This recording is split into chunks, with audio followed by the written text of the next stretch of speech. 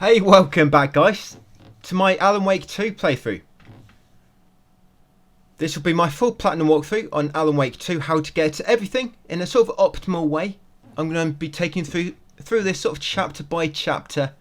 I'm going to be getting all the collectibles along the way and all the missed trophies and pretty much everything you need to acquire platinum. 100% trophies, 100% achievements. I think they might release DLC trophies for this, by the way. Apparently Nightmare and New Game Plus is going to come in a later update. I think they said they're going to release it about a month after release. So we're going to be collecting some things that are not necessarily needed for trophies, but because they're likely to, like I say, add Nightmare and a New Game Plus, it's going to be really helpful just having all these extra items and upgrades and whatnot, guys, you know, ready for when we want to play them later on and get their trophies. But yeah, for the sake of this series, so it's just going to be platinum, but we're collecting most collectibles along the way. Definitely everything needed for trophies and a few extra things which are not, like I say, just mainly to make your character a bit more stronger, ready for New Game Plus when it drops. Nightmare. Yes, I'm just getting all my settings ready. Increasing all my sort of camera sensitivity so I can spin around a bit quicker, you know, get a drop on enemies behind me, spin around really quick. Always turn my vibration strength down, and you might want to turn off controller aim assist, because on Nightmare when it drops, that's probably going to be disabled by default, you know, because it's like a hard difficulty. There might be no controller assist on that at all, so you might want to turn it off, because otherwise you're going to get dependent on it. I know you do, I get dependent on it, but if you just turn it off from the start, it'll make it much easier on Nightmare, just in case they do make it so it's disabled on it. Yeah, I picked story difficulty. Back to the beginning. There are no difficulty related trophies at the moment, and for some reason you start in as a butt naked guy. Yeah, for some reason this is the intro. They lobbed 2 butt cheeks in your face to begin the game with. But it's a very linear path to begin. You're just going to head forward. Just let your let your penis point you in the right direction. Just keep heading forward the way that's pointing. Use that as your compass, if you will. Yeah, basically just following a linear path. You can't even get lost here. There's not really any branching paths or anything. Yeah, eventually there'll be a little cutscene. This is sort of the first chapter called Return Zero. I've got a text guide for this as well, by the way. You can find linked in the description.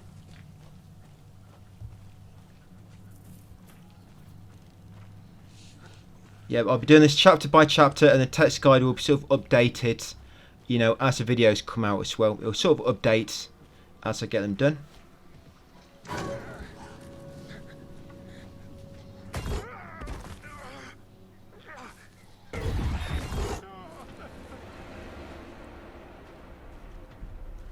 But yeah, you can't run until you get to them 2 big trees up there. You'll get a small tutorial up here. It'll just say like hold L3 or press it to sprint. And they can run a bit faster. I do not want anybody abusing photo mode in this part when it drops. Yeah, I think that's coming as well. I think they're going to drop Nightmare difficulty, New Game Plus, and photo mode. Yeah, do not use photo mode in this part, guys. Could be a nice little thumbnail, bit cheeky one.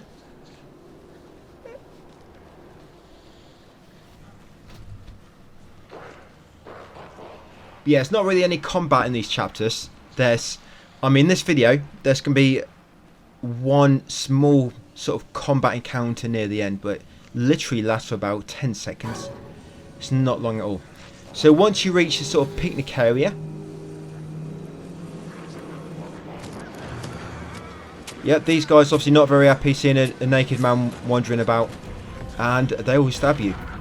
Hunting season, yep, that's your first trophy for completing that one, guys. Complete the chapter, the cult. Hardest chapter in the game, that one. No, I did not mean it the way you're thinking. Right, return 1, invitation. So we're going to come over to this map board. Interact with it to get your first map, and you'll get that trophy, Nightmare Territory. So pick that map, guys. That's it. That's one we picked up. Looks like a Last of Us map from downtown.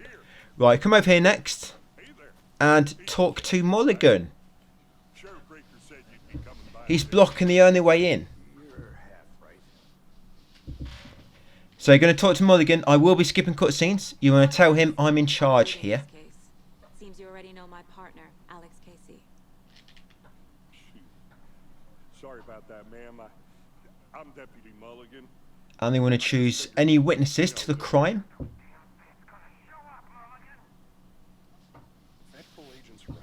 Yep, he'll mention the Bookers, so we'll probably have a chat with them later. And then we want to ask him, let's take a look at the body. Just make sure you bring him a microscope with you. Were there any witnesses? Yeah, eventually he'll move out of the way. You can hold circle to skip. Yeah, so let's take a look at the body. That's it. He should step aside now. Go on, Mulligan. Move out of the way. Chop. Chop, chop. Right, through here. Take right. Before we get to the crime scene, there's time to review the facts of the case so far. Yeah, get a tutorial in a second for the mind place. Yeah, this is the place in your mind. The facts are on the Yeah, so look at the case boards. everything we And all you don't need to do anything there. Just follow the actions which appear on screen. I press X to look at it. Use the right stick to move around. L2 and R2 to zoom in. And that's it. Once you've done all that, you should be able to press the button again, the touchpad. And come back to here, guys. Let's head down. Right, you're going to run down here. Hey, Casey. And just after dropping down, you're going to reach a road. Why now? Look, Anderson, you're a better detective than I am. You've cracked cases that had the rest of us bound. I don't want to slow you down. Are you thinking of retiring? You know what happens to cops who say this. Yeah, hop down there. Case. And you'll reach a road. Funny, Anderson. You're going to go straight across into the path opposite. Yeah, see our little rocky path over there? Go down it. And on the right, there'll be another path shortly. You want to go up here. There'll be a little sign with a guy walking up some steps. You want to go up there, guys. I'm gonna go take Case will wait for you, don't worry. You won't go far. And once you get up here, you want to go left. And you'll find a lunchbox. Yeah, this is where I am. I'm at the top. You see the yellow arrow? Yeah, that's me over there. Yeah, pick a lunchbox. Alex Casey movie lunchbox. You'll find 2 manuscript fragments and a picture inside. Incidentally having the same name. Yep, so you upgrade your weapons for them. There's a trophy for max upgrading a weapon, by the way. And you will not get enough to upgrade everything in one playthrough. So I'm not going to upgrade anything yet. But yeah, just making you aware, guys, when you do decide to upgrade something, you need to fully upgrade one weapon first. So I say, if you upgrade all different weapons, which is like, you know, one level here, one level there, you might not have enough. So you need to focus on fully upgrading one weapon to begin with. You know, just get that trophy out of the way. But that'll come later. Like I say, we're not going to be upgrading anything here. So we're going to follow Casey to the general store. And they're going to go left and then left again, guys. And this will be taking us north now. And right at the top of the slope will be another lunchbox.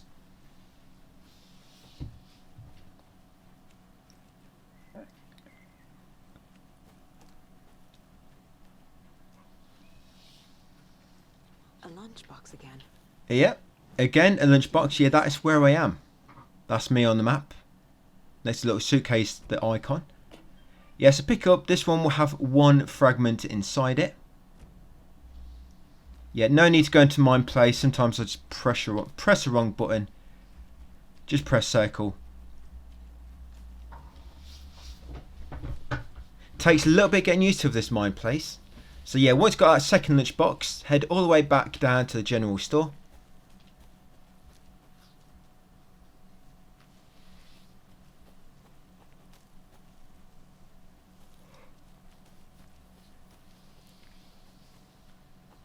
Yep, head over here and then follow these 2 now. They're going to take you to the murder site. If you know where you are, you can go straight there. But you have to wait for them. And they're mega slow.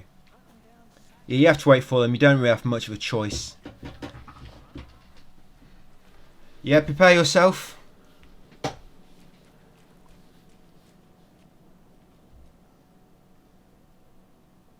Yep, it's got like a little finger there. But yeah, that's you'll find out its name in a second. So yeah, once they catch up to you, Thornton and Casey, eventually you'll be able to examine this guy.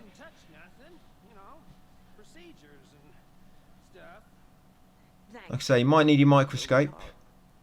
You owe me a coffee. Okay, let's start. Yeah, the X prompt should appear Does this fit the MO of the previous murders? once she mentions, does it fit the MO of the murders? Yeah, just examine him once, and then open your mind place, and you're going to place that piece of evidence, that picture, down there. Yeah, so once you place that, you can leave the mind place. That's it. Now examine the body again. Now you want to examine the heart, the chest wound, and the wrist. Chest cut open, heart removed. Yep, you'll probably find he's got a pair of tweezers stuck in his hand. Straps holding him down. Yep, and then once you've examined them 3 points of interest on the corpse, go back into your mind place and slot all them 3 pieces of evidence. All you do, you have to slot them on the actual question. Not a question, but on the, you know where it says consistent with prey? You have to use them on there, and then they're automatically going to place afterwards. Who killed him? Yeah, then once you've done so, go over there, examine the body again. Blood on the table. At evidence marker 1, then examine the spot between evidence marker 2 and 3, and then examine the tripod and the lunchbox at evidence marker 4. Knock the tripod Once you've done so, come back over to Thornton, guys, and ask him if he's identified the victim. His name is Nightingale. He was FBI. He came to town about 13 years ago. Well, he definitely wasn't a porn star. Until now. Yeah, so you find out he was actually FBI. Robert Nightingale? Yep, and Casey knew him. You probably knew him. Brothers in arms. Oh, and So yeah, after talking to Thornton, then you'll be able to talk to Casey once you find out about the victim, that he knows him. You're going to choose, you knew the victim.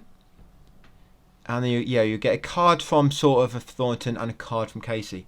Now go back into your mind place and place that evidence that you've got so far.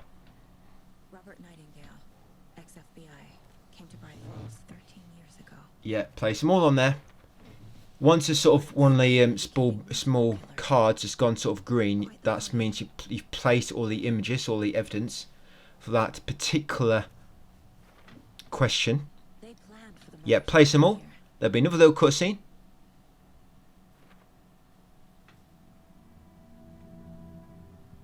Yep, and they'll be able to profile now. So now you want to interact with the middle desk and profile. Has been MIA. Select Nightingale's picture and choose both options, missing person and the other one beside it, ritual murder. Yeah, pick them both, then go back to the case board, guys, and place that new piece of evidence on the wall. The lake is connected to Right, once you've done so, we can advance a little bit. So now we're going to come back down here, we're going to take a left, there'll be a trailer at the end. Lead the way. Not a trailer, it's sort of like, I don't know, kind of a big sort of house type thing, camper house. Yeah, so the code for this, look at these ones I'm putting in, it's hard to explain. Found for a way to open this thing. You've got the hourglass, the triangle's facing inwards It'll only take a minute. at 11 o'clock and 5 o'clock. You've got two facing inward from 12 to 6, and the two facing outward from 9 to 3. Yeah, secret stashes, discover one lunchbox and one cult stash. Yeah, pick them up, you'll find a trauma pad inside and 10 ammo for your handgun. Once you've done so, come inside here, guys, go left, and you want to examine this deer on the wall. This collectible is not required for trophies, but if you get them all, it'll sort of it'll help you later with sort of upgrades and whatnot. So it's helpful to get them all. Right, then we're going to come along here, follow this path I'm taking. I'll look around. See I'll show you the map in a second. We're basically going to the far southwest corner of the map. Yeah, once you get here, go left. And this is lunchbox right in the corner. Yeah, that's where I am, guys, right in the southwest corner. Yeah, pick it up, the lunchbox. Inside, you'll find fragments ×3. Right, then go back to real world. Or fictional, the fictional world. And we're going to head back over to Casey now. If you just kind of head north from that small campsite, there'll be a ledge you can jump up. It'll be like a little shortcut back to Casey. Yeah, up here. And once you get up here, you want to go left.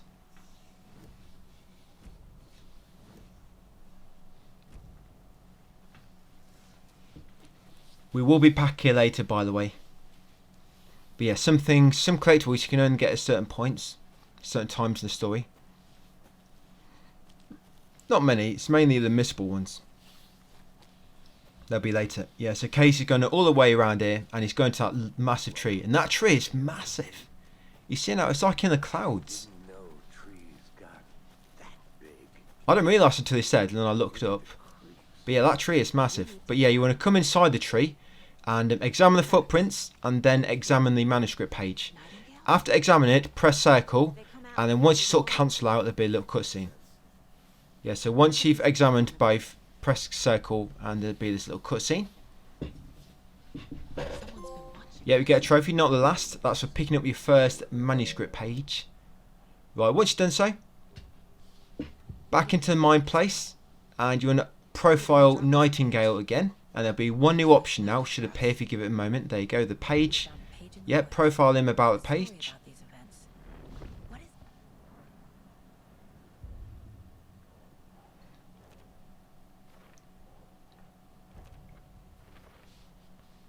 And then put down all this new evidence. But his tracks make no sense. Yeah, put all this down, and then we can advance the story a bit more.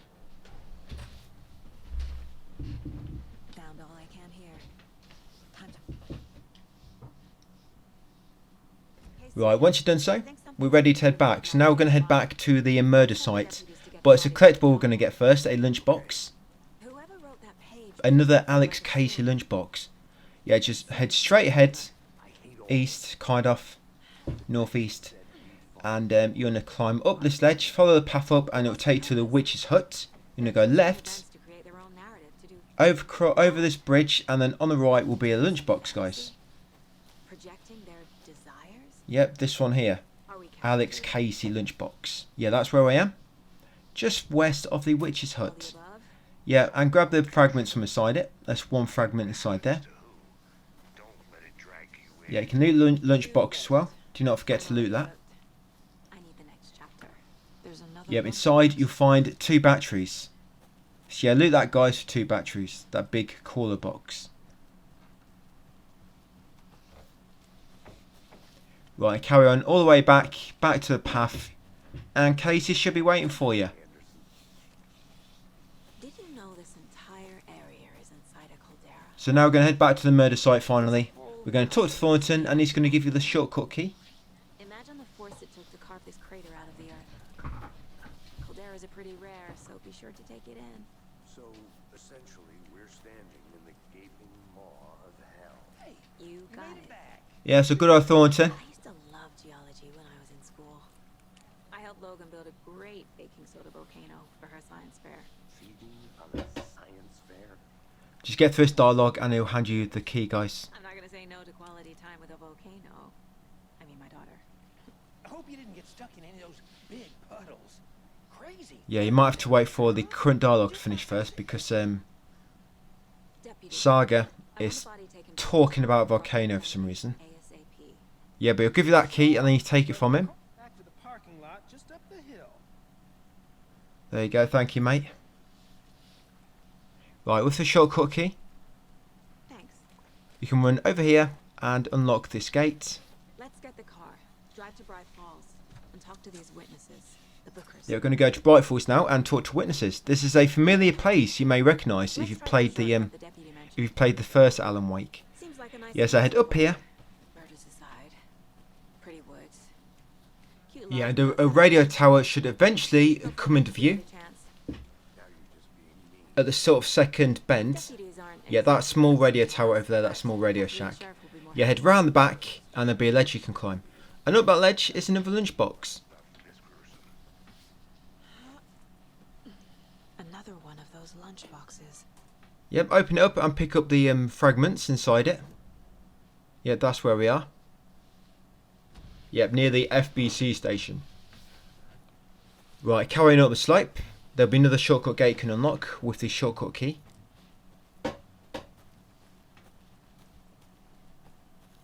Can't fit the clues all together yet. Part removed, tripod, tracks leading to a dead end. Tripod for a camera? To record a snuff film? Yeah, this one up here. And why take out his heart just to throw it away? To stuff in something for us to find. Yeah, take the left path. And that should, well, this path here, this should take straight up to the car park. It's basically a shortcut to the car park, guys, which we just took. And go to the driver's side of your car. Let's drive back to town and meet the sheriff. It's American, so yeah, car on the left. Door on the left. And yeah, definitely car on the left as well. That's it. It's okay so you can walk. That manuscript No, best take him with you. And we're going to go to Bright Falls next. so directly before. We'll be coming back later for the Deer Fest. With your technique. Right, as soon as you get control, turn around and you want to see this. You see this lodge behind, we're going to go inside it. I smell coffee. Elderwood Lodge. And you see this weirdo dancing to... Is there any music playing in there? Yeah, when you come to this private room, guys, in the far right room. And interact with this deer. And that's another one of the deer heads. That's 2 of 12, I believe. Yeah, run back. You probably should arrest this guy. Illegal dance moves, look at them. Yeah, we're going to come back outside. Now we're going to head over to the diner next. Casey slowly making his way over. So yeah, just make sure you've got that deer head from inside there. That's number 2. You can check how many deer heads you've got by if you go into your mine place, there'll be a deer head on the wall. If you interact with it, it will say like 9 left or 10 left, for example. Right, it's going to get this map on the side wall for diner. This will be the Bright Falls map. So pick it up. Yep, this is the map here, guys. And then come and talk to Sheriff Breaker, who's blocking the entry for the diner. I got you both some coffee. Oh, it's Washington's finest. He's finished his donuts, so he's about to leave and go back to the police station. Yes, just ask him a few questions, exhaust his dialogue until he steps out of the way. I think he's only got one question to ask each time. Yeah, it's pretty simple. Right, once you stepped out of the way, come into the far right of the diner and talk with the bookers. Yeah, so first you want to ask him, can you tell me what you saw? Are you the bookers? That's us. I'm Tammy, and he's Ed. Ed and Tammy. Just Ask them what they saw, yeah. And then after that So one, what did you see? you choose, why do you think it was a cult? Naked dude came out of the lake. A naked guy came out of the lake. That explains it all. The masks and knives aren't enough. Yeah, so once you've asked them 2 questions, go to Mind Place and profile the bookers. Yeah, profile them. That's it. Click their picture and choose both options. The tree. The Cult of the Tree and Cauldron Lake. Right, once you've done so, leave the Mind Place and then ask her, I think Right? you found something. These cultists may have dropped. Okay. Wow. How did you put that? Yep, and then she'll hand over this necklace. She'll actually put it on the table. Do not forget to pick it up. Yeah, there'll be a little cutscene once you pick it up. I think it's unmissable anyway. Yeah, there'll be a little cutscene once you pick it up. You'll get the photo for the maid and for the necklace. And then we'll come to this room, guys, in the corridor. First room on the right. These guys. And it's going to be your 3rd deer head. This is deer head number 3 of 12. Yeah, so once you've stroked it, come back outside. And Sheriff Breaker and Casey will be ready to head to the police station now. But we're going to come over here first and we're going to examine this setter for mayor stand. You only have to examine it. You don't have to scroll over the text like so. You just have to examine the whole sort of picture like that. Right, and there's actually a lunchbox in the park on the right. But what I like to do, I try to just get these guys up here. Because once you go in that park, they'll just stop and wait for you. But if you get them up here, there's 2 NPCs up ahead. One of them's got a red shirt on. The sheriff normally stops and talks to them. So I normally get them near it. So while I'm getting a lunchbox, they're doing the talking, getting that out of the way. Try to kill 2 birds with 1 stone there. Right, he's about there next to the guy in red. So I'm going to come in here now. Now, see that gazebo? the tree to the right of it, the lunchbox is on the right of that tree to the right. There it is. Another Alex Casey lunchbox? And inside there, guys, will be 5 manuscript pages.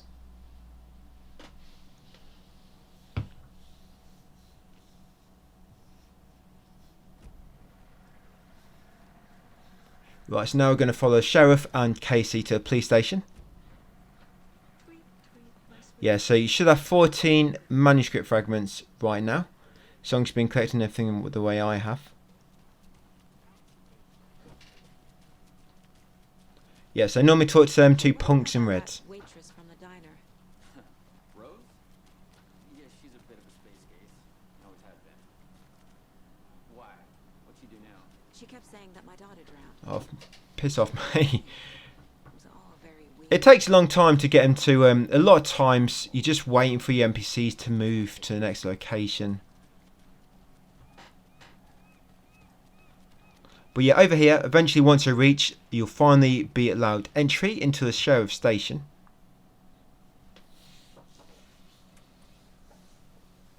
Hey, boss. Corpse is down. And once you do get access, Yep. wow, his bloody face looked weird then. Once you do get access, you want to examine the map on the far wall behind reception.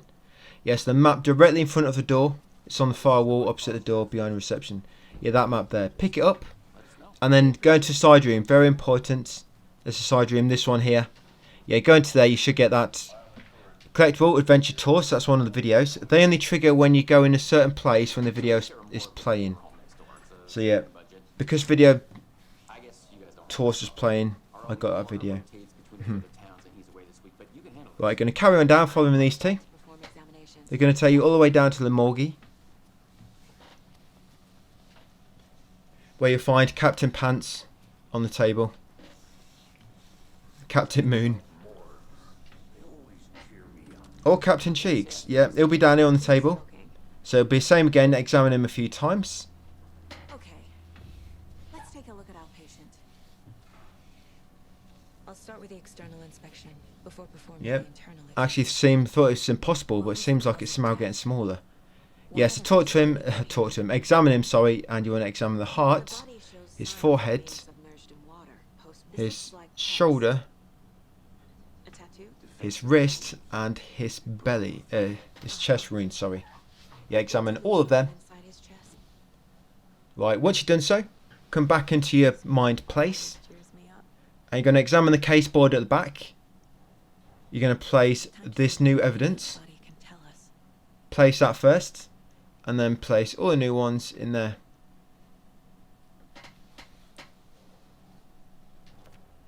That's it. A few will go at the bottom, the cause of death, and a few of them will go at the top. No. Yeah, if you're not sure where it goes, just try it on another yellow tab. Like I say, if the tab goes green, that means you found all the evidence for that tab. Yeah, so you'll have to switch them. I mean, some will go in that bottom one, Is cause of and some will go in the top one. but the corpse is bloated. There's And then once you slot them all, there'll be a small little cutscene. And you want to leave the mine place and examine Nightingale again for another cutscene and for a little encounter with a naked man. Yeah, your first time fighting a naked man in this game. So you have to wait. You want to go in the light and wait for him to run behind you. He might try to whip you with his penis, but it's got really short range on it, like a mega short range. So you don't really have to worry about that. But yeah, wait for him to go behind you. If you go out too soon, he will instant kill you. From behind, if you know what I mean. Gotta get it back. Yeah, so once he's gone behind you, run through here, pick up your gun off the floor, turn around, and get ready to shoot him in the head. 2 headshots will kill him on easy. And you want to go for headshots anyway if you can, because there's a trophy for killing enemies with headshots 5 times. That is enemy number 1. I mean, yeah, he's may not be dead, we'll see. Yeah, you get a trophy, guys. Somebody's home. We've not quite properly finished chapter yet. The page But yeah, predicted all straight this. after you get control back, pick up the manuscript page on the left. Saga had to pursue Nightingale into the Yep, and then once you pick that up, we're going to examine it. A ritual. Saga would learn how. Stop the monster. Yeah, examine it in the mind place. Yeah, that manuscript page. Dead man turned into And then we're also going to place new evidence on the wall. So yeah, read the manuscript page and then place new evidence on the wall. Where did Nightingale go?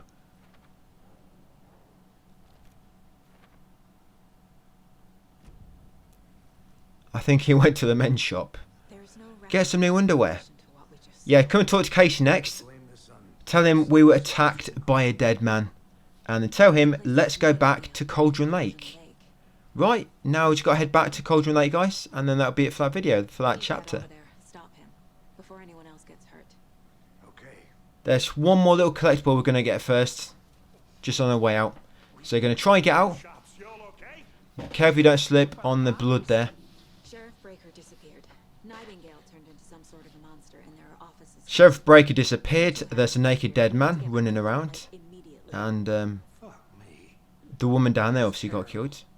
We'll do what we can. Yeah, so once you let you get past, carry on up, take a right. You should know your way out. Because it's the same way we came in. Yeah, up here into the corridor. Take a right, go out the front door. Verifying pair. Yep, go left. And his cult are dangerous. We need to be prepared. And there's a Setter for Mayor sign. So you see over there on the right. Can you call it in, Casey? I had no idea what this woman's doing. She's tried to hide from somebody. She's really good at blending in. I hardly noticed her. I only noticed her because I almost tripped over it. Yep. Setter for Mayor. You don't have to actually read the text on it. Just examine it. Won't roll over. And that'll be one of the Setter for Mayor collectibles. So we've got two. How many of them? Think we'll actually find Nightingale? I think there's 6 of them. So that's 2. Yep. And then come into your car, guys, on the driver's side and go to Cauldron Lake. And then that'll be it for that video. So yes, as soon as you arrive, the next chapter sort of begins. You'll get a text on screen.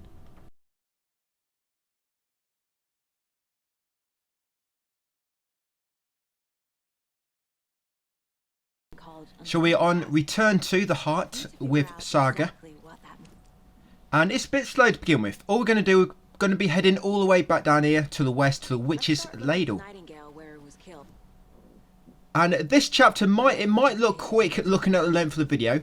Because they're behind. But I feel like this is one we could spend a lot of time Things are happening here. just doing loads of misc Operating stuff. on different rules. There's lots of documents to read on this, lots of opportunities to go into your mind place and put all different clues down. A lot to do. I had to do quite a bit of messing about on this to figure out exactly what's needed to progress the story. It refers to them. So everything I'm showing you here is sort of, I'm quite confident it's a minimal you have to do to progress the story. So anything else you're not going to see me doing. So if you want to explore more of the lore yourself, guys, or more of the optional sort of story content, you can do all that yourself. Just explore a bit more, pick up all the documents which I don't pick up, I don't get the feeling and Nightingale whatnot. was responsible. So yeah, we're heading all the way back west to Witch's Ladle. We're actually going to open up the rest of the Cauldron Lake in this video as well. So we'll be fighting the boss. Yep, there's another naked guy in this one. But that might be it. We'll have to wait and see. That might be it for the rest of the video. Rest of the guide, sorry. But yeah, just straight past the crime scene. Just carry on west. And when we get to Witch's Ladle, you'll see it's a little bit different. I mean, it's water in different areas to what it wasn't before. And all of the massive deep lake at the bottom, it's more shallow now. So you can sort of walk out into it. Yeah, these footprints will sort of lead you down to it. You look for any further And the game just sort of prompts you to examine them back at the crime scene, but you don't have to, as you can see. Yeah, it's a supply box here attached to the tree. I'm just going to refer to them as a wall box, because sometimes it might be attached to a wall, sometimes to a tree, sometimes to a post. But yeah, they normally got random supplies inside, so you might not get exactly what I did. And you see that tourist sign we just ran past? Remember that, so we need to come back to it later to progress the story. So yeah, you're coming all the way back down here, where we found them footprints earlier, was it? And the manuscript page. And once you get the opportunity to do so, you're going to boost your torch, like focus your torch to destroy that darkness. Saga And then stepped into the witch's hut. Examine the gap in the tree and you'll find a manuscript page. That stood out to Saga. But we're not going to open up the mind place just yet. So you probably notice, yeah, manuscript page. In the bottom left hand corner, you've got a prompt saying there's something interesting to look at in the mind place. But yeah, if you go there now, you can just be going back there shortly. So I'm just trying to do all the visits to the mine place. You know, keep them optimal. Do only what is necessary. And you don't need to visit the mine place yet. But we will do shortly. So we'll just wait till we get this other clue. So yeah, now you're going to come back up here, guys. You're going to climb up here. This will lead you to the witch's hut. But that witch's hut, we're going to go left. And you can actually pick up this fuse already. So ignore that box. It's a broken fuse in there. You're going to come over to this campsite, go left, and there'll be a tray on top of the barrel. Take out the good fuse. Yep, that's been beneath a roof.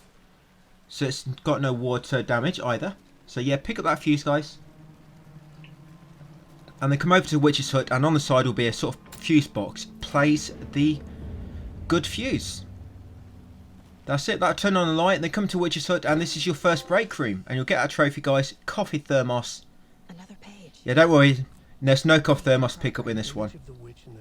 Yep, so, not with Saga anyway. So now you pick up this manuscript page on the shelf in the corner. You have to pick this up to progress the story. And for some reason, you can loot this drawer, but you have to view the map in order for it to become interactable. See, now it says X. I don't know why. Maybe if I stood there for 10 minutes, it would still work. But yeah, I'm just going to make a manual save now. Yeah, whenever you want to make a manual save, you have to find these sort of break rooms, and it will let you make a manual save. Assuming you've turned on the light. There's another one in this sort of region. You can't access it until you activate a generator nearby, Last of Us style. Yeah, so now we've got our manuscript page in the break room. We're going to go to the mine place, and we're going to place all this sort of evidence at the moment on the case boards. Just a case board evidence on the main case. That's all you need to do. This one here, which should already be open when you come into a mine place. Yeah, place them two on there. Yeah, that one goes back on the one there. That's it, like so. To get into the overlap, I need to find Nightingale. There'll be a few more cutscenes with Saga. Right, now you're going to open the profile page, and you're going to profile Nightingale. Yeah, we're going to choose all the options here. The heart, the overlap, and then the third one which appears. The heart, where is it? So yeah, examine all three of them. Yep, another cutscene. And find out where his heart apparently is. It's not in his body. Nightingale's heart is at the general store. Right, go back to the case boards. I was going to place that final photo of Nightingale. No, you actually place it on the far right. I actually forgot where to place this one. Yeah, go to the far right, and that's where you place it. Yep, over here. Yep, where is the heart?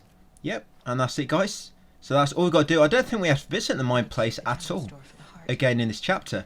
I think you do get, the game does advise you to, but you don't have to progress the story.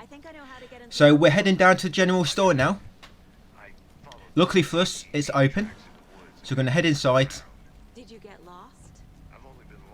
My monitor is so bloody dark. I can't see where I'm going at the moment. Yeah, so head to the general store. And now you've progressed the story. You'll see a deer in headlights. And you'll see a first sort of taken enemy. So use the torch to focus on his darkness shield to destroy it. You'll get a trophy, darkness coiled. And then shoot him in his heart, his weak point. Or his source point, whatever you want to call it. And you get a trophy, guys, chased the source. Right, once you've done so, loot, come to this room where you came from. Loot that box with supplies inside. And see that freezer? Focus your torch to destroy the darkness. And then grab Nightingale's cold heart from inside. The text on the heart is... I feel like I recognize this. The fridge. Yeah, we get a small little cutscene afterwards. Right, going to grab some more loot. There'll be a manuscript page on the floor down here. Makes total sense. Yeah, so pick that up.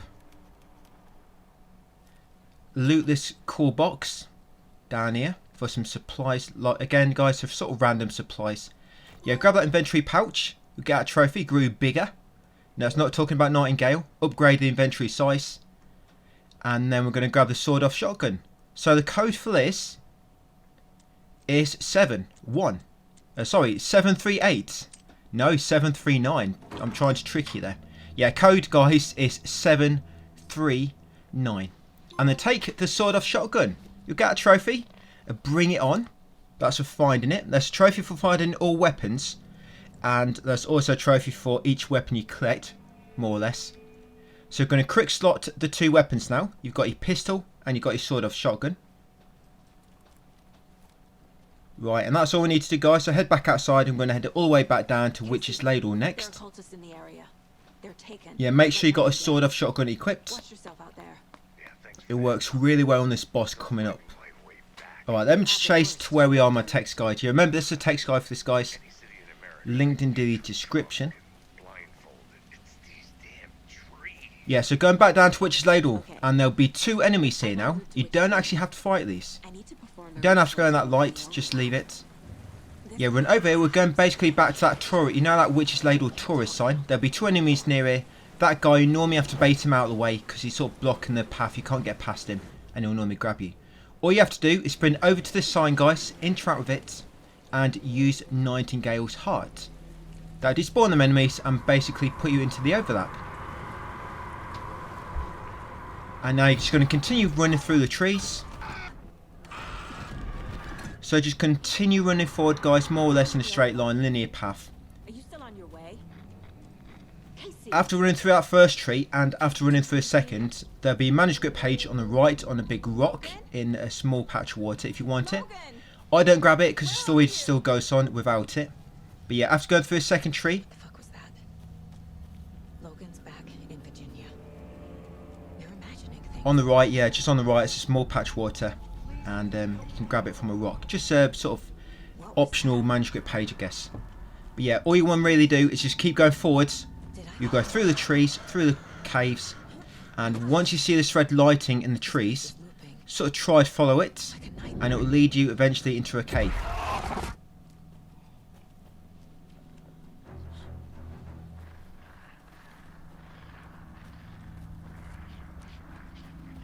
Yeah, you'll jump up a ledge and then you'll jump down a ledge just before the cave. He's here. Head through the cave and it'll bring you out near a waterfall and a small stream. At the side of the stream there's some supplies. I think these supplies are always the same. It's like they're coming in over a bad I mean, I've done this bit a few times and they've always seemed to be the same. You'll get battery, Nightingale's pad. shotgun bullets and a first aid or trauma pack. But yeah, pick them up, go left across the stream and then climb up this ledge on the right. Carry on forwards.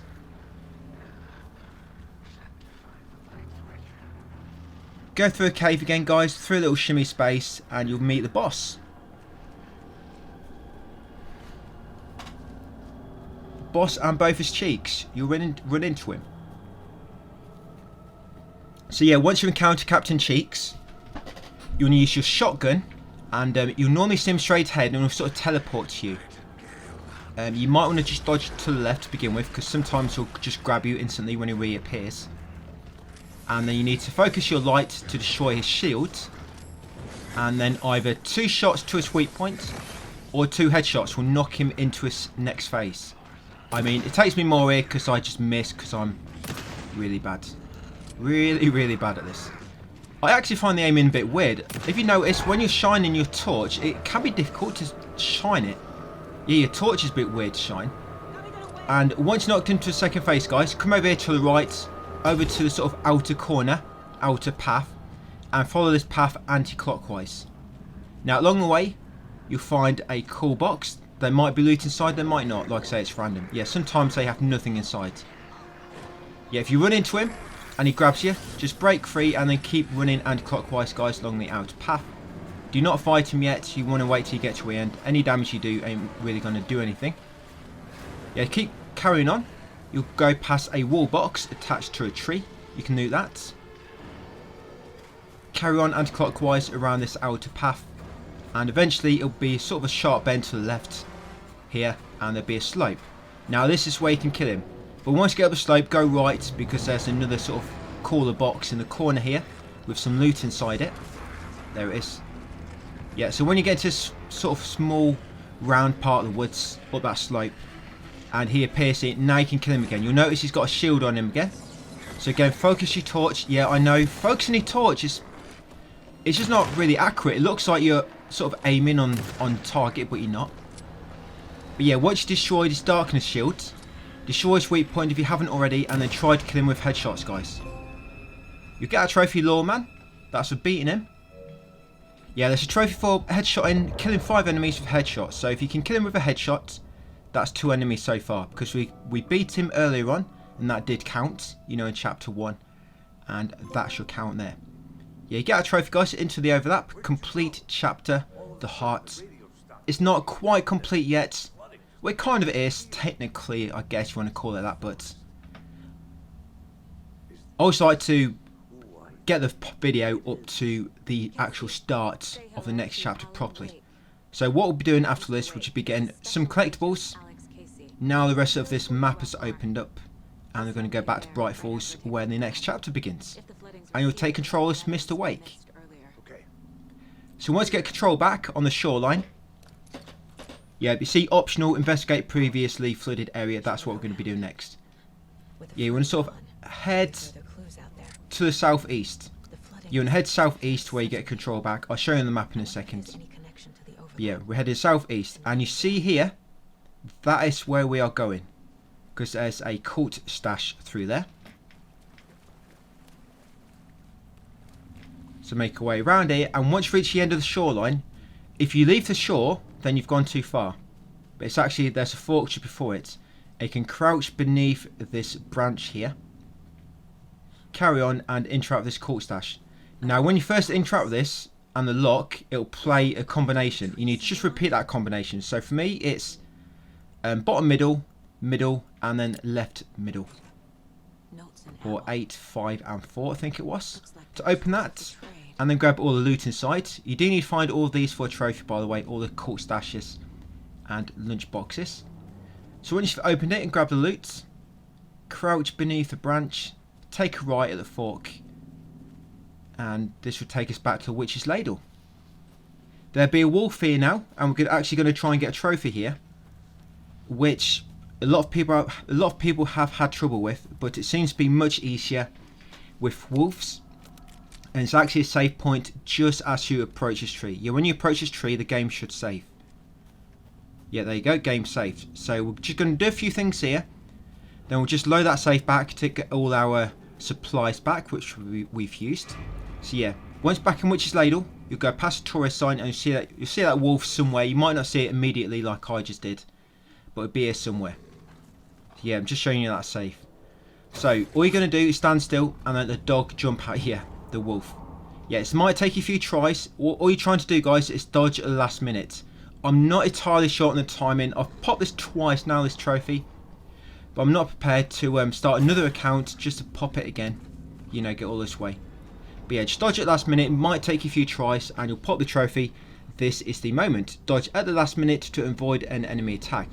I'm just going to skip ahead slightly, guys, to where the trophy pops for me. Yeah, here we go. It wasn't too bad. I mean, that's just like an extra 2 minutes that I cut out. But yeah, I don't know why it popped actually, because he actually hit me. He hit me, but I still dodge at last minute. So I guess I'm just not very good at dodging. But yeah, just dodge at last minute, guys. Hopefully you won't take damage. But yeah, once you've got that trophy, next we're going to heal ourselves. You get a trophy for healing yourself. If you haven't, you might already have this, but yeah, you get a trophy. Felt good. Use a healing item. And then next, you should have a hand flare from that last cult stash. If not, don't worry, you can just get this at any point later. Yeah, it's going to ignite the flare. That will scare the enemy away, and you get a trophy, guys, shining in the light. Ignite a hand flare to keep enemies at bay. And now all we're going to do is just reload that recent autosave to get all our supplies back. Yep, and you'll spawn just before the tree leading to the Witch's Ladle. Right, so now to go collectible hunting. Use the caseboard. Right, so back past the tourist sign.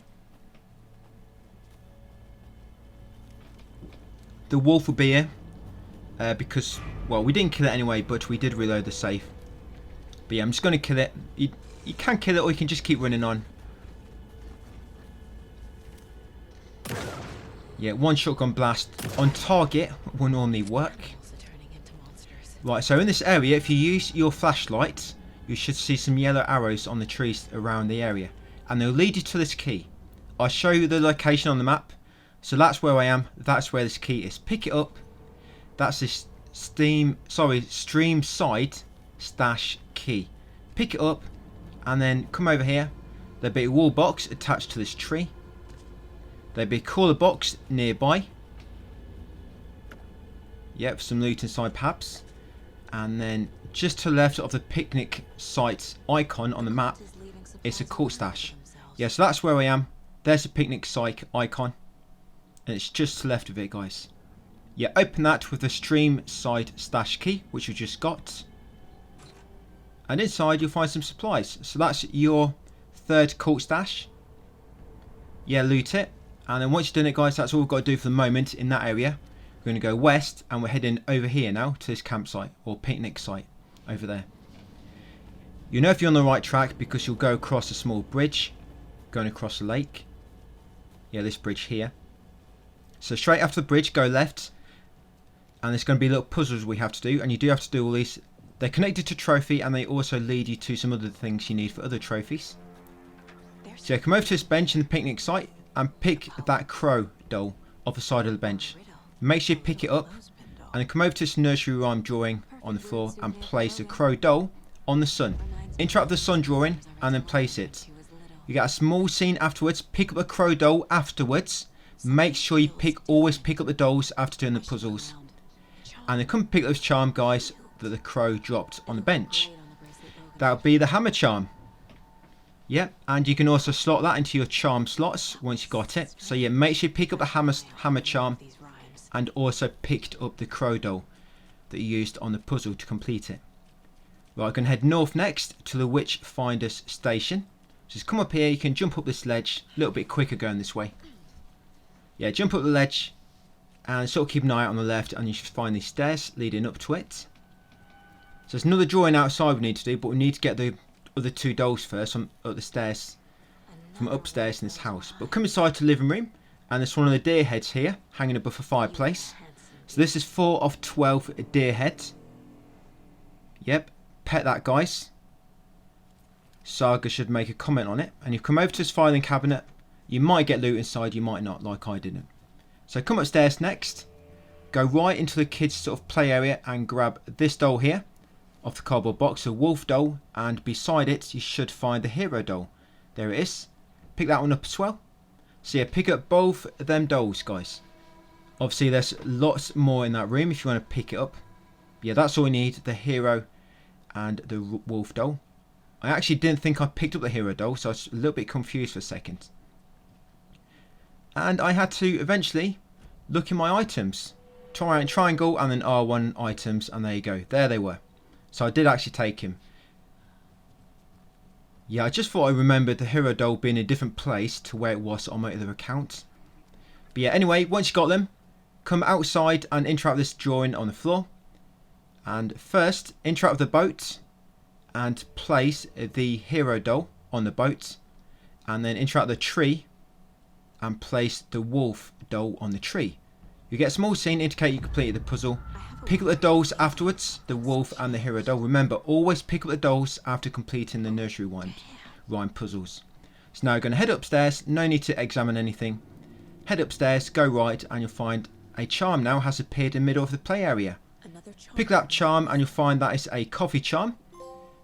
And place that in your charm slots and you'll get a trophy, guys. Fill in the shape. That's for equipping a charm in all 3 of your charm slots. And that charm we just got, the coffee mug charm, that's basically like a sort of auto revive thing. If you die, it revives you, but it breaks. But it's actually a trophy for using that. So keep that equipped, and eventually we'll let ourselves get killed, guys, and that'll pop a trophy. You do find more of them. Right, and then you're going to come outside. You're going to go northeast from the Witchfinder Station, and it's going to lead you to a lunchbox. I'll show you the map in a second. Yes, just over here, lunchbox. Yep, and that is where we are, guys. Do you see it? That's where we am. That's where lunchbox is. Come over there, open lunchbox, and then pick up the manuscript fragments ×9 from the side. That's lunchbox 7 of 22. And then go east, drop down this ledge to find yourself in the stream site. From here, go south. You might find a wall box here attached to a tree which you can't open. It's got a lock on. You actually need a screwdriver which you find later in the game to open them. But yeah, don't worry about it. It's only a supply box. So yeah, come along here. Go beneath that tree. This is the private cabin. And if you start this generator, it will turn it into a break room. Yeah, so just start this up Last of Us style. There you go. That should turn on the lights. And then you can head inside and save the game if you want to. But what you need to do is come over here to the nursery rhyme puzzle. Okay, so for this one, you want to place the crow doll on the hatchling or the baby chicken. Yes, the crow on the baby chicken, the hero doll on the heart, and the wolf doll on the house. Yep, that should complete that nursery rhyme. Make sure you pick all three of them back up afterwards, the hero, wolf and crow doll. If you want once done, you can head inside the break room and save your game.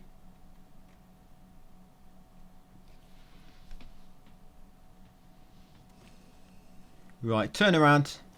I had to pause halfway through this, that's why it says a long time played since my last save. Yep, that's that wall box which you can't get yet. Yeah, there might be some random enemies. What happens when you complete these puzzles? They normally spawn random enemies near the rewards. So yeah, come up here, you'll find the bird nest, not the bird nest, but sort of bird house just drop down. And there'll be a charm there, guys. Kalevala, the Knight's Charm. Pick that one up. Yeah, do not forget to pick up that charm. And then come around the back of the private cabin.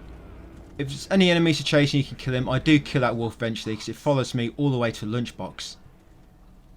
Yeah, come to this court stash behind the private cabin on the southeast side. And the code for this, guys, is 658. Open that court stash. This is court stash number 4 of 22. Open it, grab the loot, and then make your way to this river to the southeast. And you're going to follow this river all the way to the east, and then all the way to the north as it bends north. And at the end, you'll find a lunchbox. Yeah, this wall follows me all the way back. All the way up here. I thought he would have gave up by now. Yes, you've got a wall box there if you want it, attached to the rock. With some random supplies inside. Yeah, jump over that branch in the water. Another charm. Yeah, I'm just getting rid of that wolf finally. Logan made me this bracelet. Yeah, jump over that branch and you'll find the lunchbox just before the waterfall. And another There it is. lunchbox. That should be lunchbox 8 of 21. Yeah, that's that charm we just got, by the way, earlier.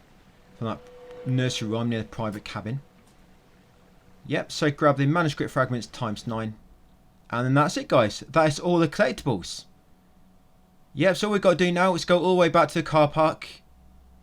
Yep, so go south to general store, past general store to the murder site, and then go east through the shortcuts all the way back to the car park. And then get in your car and go to Bright Falls. So yeah, I guess when you're skipping most of the story, not most of the story, but when you know exactly what you need to do to progress, it's very quick getting through these. I mean, it's took us, what, 25 minutes, and we're already making our way back to the car. And I've been looking at some 100% playthroughs, seeing how long it's taken them. And these first few chapters have taken hours. So yeah, much quicker when you know exactly what needs to be done. The thing is, this really going to help when they release a DLC and the Nightmare.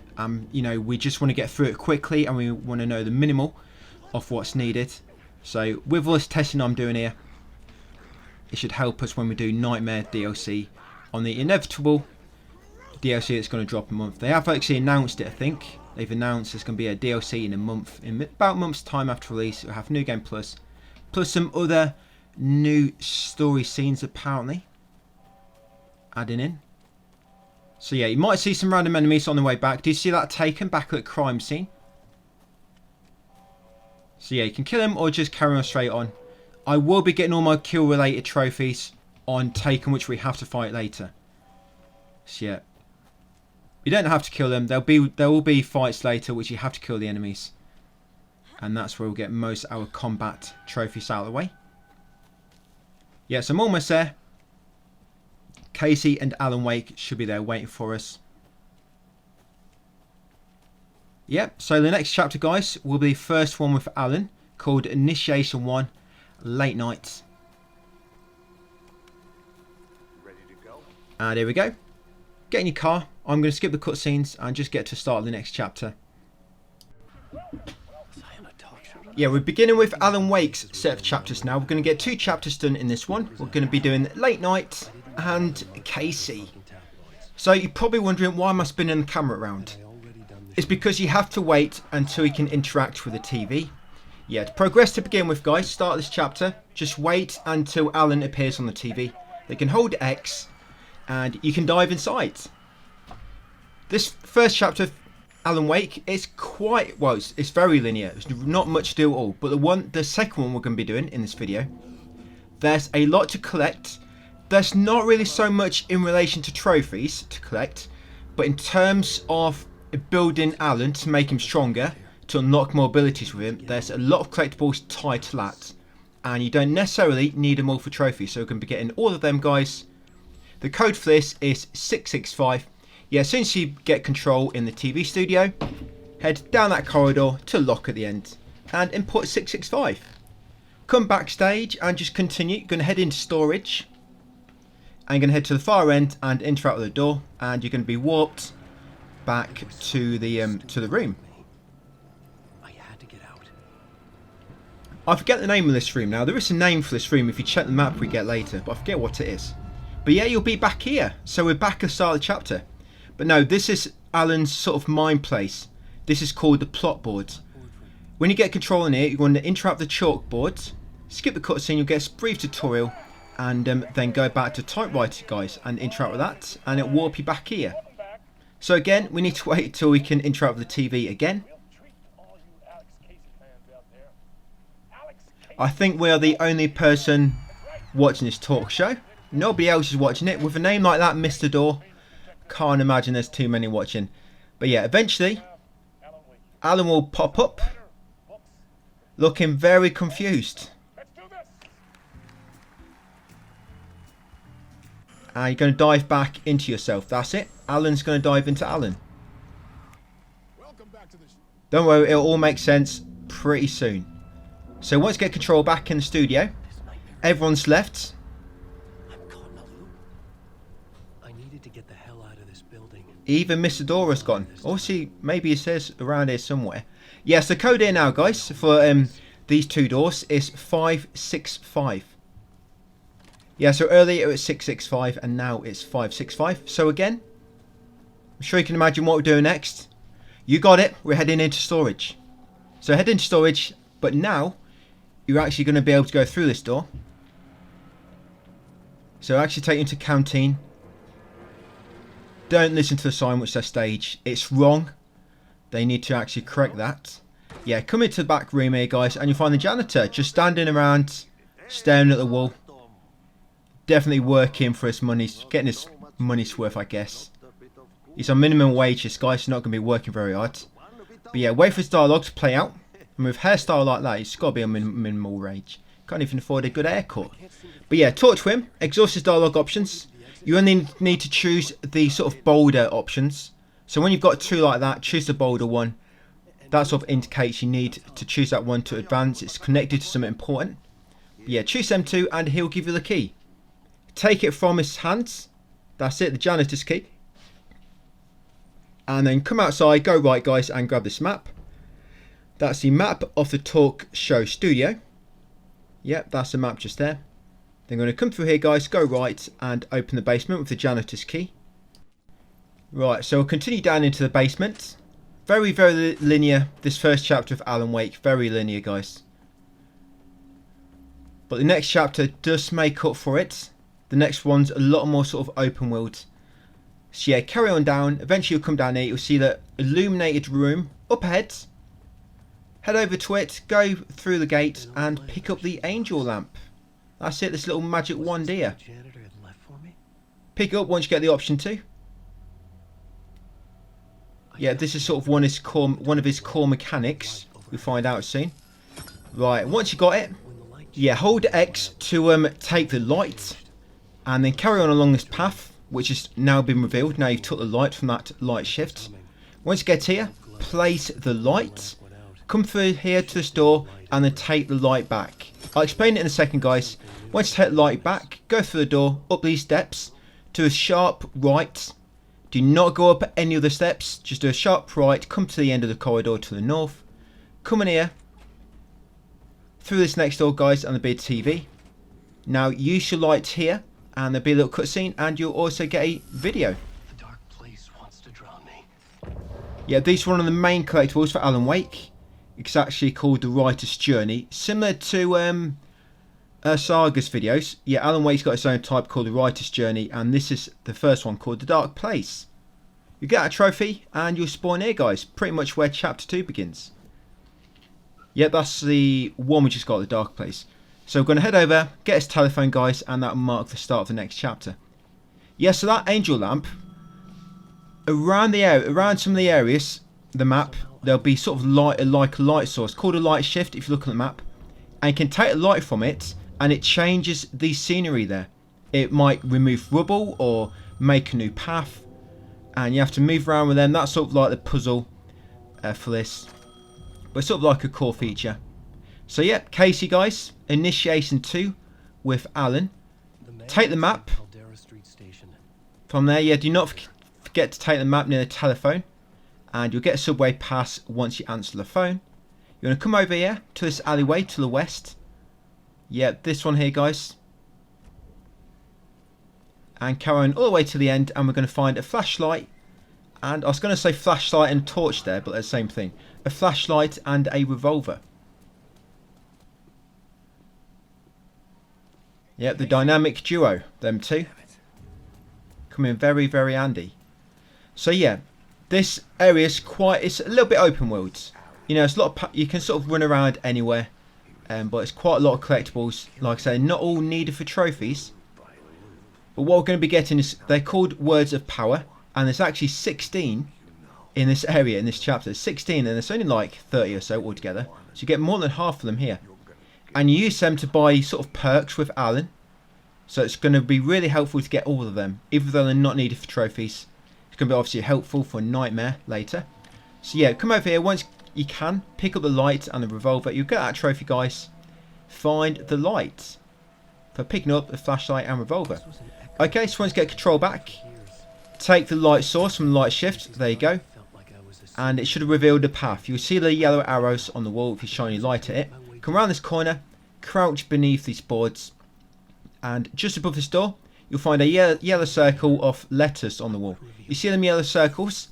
They're what give you your words of power. The first one you find, get that trophy, carry his words. Discover a word of power. Yep, so that's the first one, guys. We're going to get 16 of them. And if you look on here, this is what they do. So depending on what word you get, you can use them to buy one of these upgrades. Yep, so that's what you use them for, guys. Buy different upgrades. Right, and you're going to open that door once you've got it. Remember, that's the first words of power. We're going to get 16 in this one. Yes, carry on all the way back along the alley. You're going to get ambushed now on the way back by a guy near the end, was Shadow. You're going to use your torch on him, guys. His torch to make him visible, and then you're going to shoot him. Try and go for headshot. Yep, I got a trophy that aimed ahead. Defeat 5 enemies with headshots. I don't even know how I hit him in the head then. I couldn't even see it. I just knew I hit him somewhere. Luckily for me, it was his head. But don't worry, you get that trophy. Just keep going with headshots until you get that trophy. So pop these 2 darkness barriers to get past. Come these steps back to the street. Take a left and come over to this TV store. Now go over to the window and the TVs will start playing, and that will trigger that video, guys. That's one of the writer's journey. Yep, and that one is writing. So make sure you get that. All of them are needed for a trophy. Right, then we're going to head back to the south, because over here is another words of power. You do get a sort of extended map later in this chapter, which actually reveals all these on the map. But we're getting them all in an optimal manner, guys. You don't have to keep running back on yourself all the time. So yeah, over here, see the arrow pointed down there? It is on the floor. That's where I am. I try to show you the map each time. Yep, so there it is. Yeah, when you get close enough, you will see it appear on the map. That's a word of fix. Different ones will allow you to buy upgrades with, you know, in different sort of perk.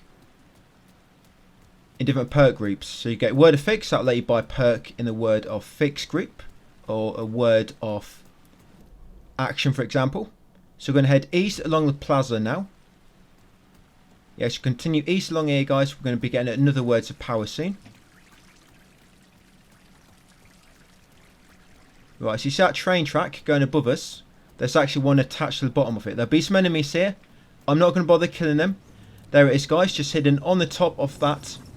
Just beneath it on like the north side of the frame. You can find it attached to. So get that one. And then continue north, guys. Yeah, that's a word of action. Continue north and you'll come over here. You want to place that light here. Which you took from near the start of the chapter. Sorry, that you took near the flashlight and revolver. Place it there and it will allow you to access the staircase. Come up the steps, head across the platform. Yeah, I can imagine you getting very lost on this chapter without me to guide you through it. Especially when it comes to collecting everything. So yeah, come across here, climb this ladder. Just keep an eye out for when I show the map if you get a bit lost. Right, I will show it occasionally. Yeah, so up the ladder, over here, through this door on the rooftop.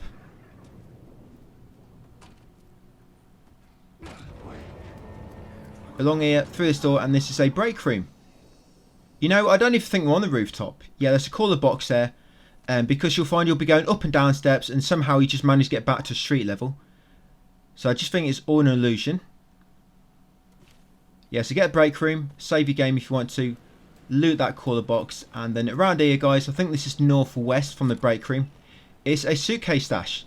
These are not needed, but as you can see, they've got loads of materials inside, and they normally appear on your map once you get the extended map in a second. Yeah, that's where I am. So it wasn't northwest, it was sort of southwest from the break room in the corner. Yeah, once you got it, head over here, guys, to the east, up the steps, and into this illuminated room at the top. You'll find Timmy.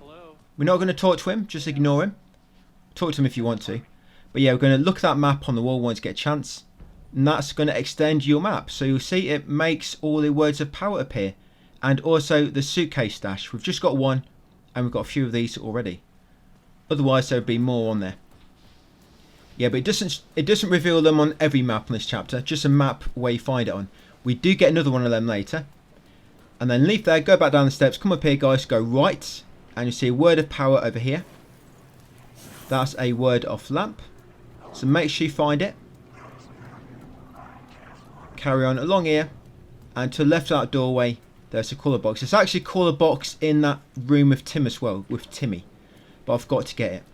Yeah, some echoes around, but I'm leaving the echoes because they're not needed for trophies. Right, through here, through this door. And they don't really give you any good, you know, anything that's going to increase, make your build better or anything. Yeah, so once you get outside, up the ladder. Yeah, so we're on the ground therefore, but we actually just went up. We went up some steps from the rooftop, so I don't know. But yeah, climb that ladder. Come around the back here. And there's another word of power. This one is a word of war. And then just to the left, you'll find another caller box. We're going to head back across here and go back down the ladder. You'll find another secret stash in a second, guys. So that's where we are. Yeah, them sort of yellow circles look like sort of targets. They're just echoes. Up to you if you want to get them. Yeah, so go around the side of this tow truck and you'll find another secret stash. Yeah, around the front of it.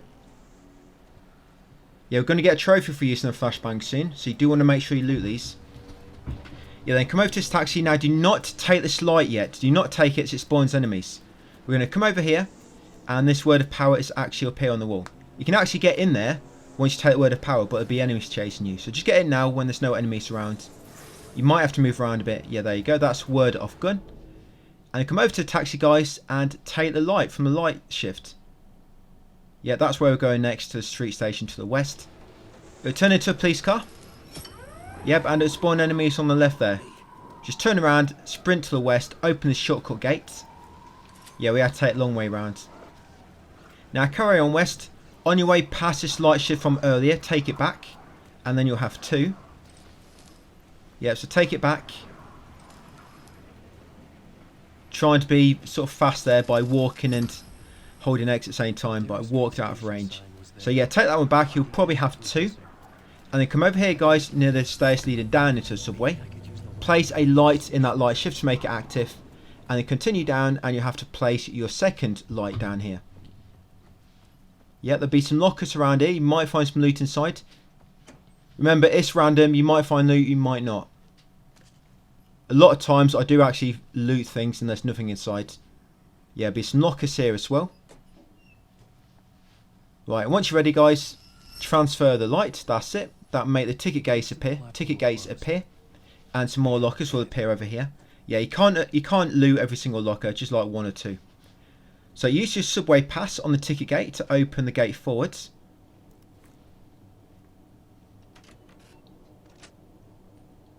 Yeah, then head through the gate, go left, and there'll be a little scene. Just wait for this to play out because it's going to make an echo appear. It would work in my writing, but I need Yeah, some of these echoes, some of them you need to get to progress because they'll give you like a clue or a plot element. Yes, once that echo appears, line it up. Sometimes you just have to move forwards and sort of slot it in by moving forward and back and being in the right angle, like I just did there. So once you trigger the echo, let it play out. You'll get a plot element, guys, for this one called Missing FBI Agent.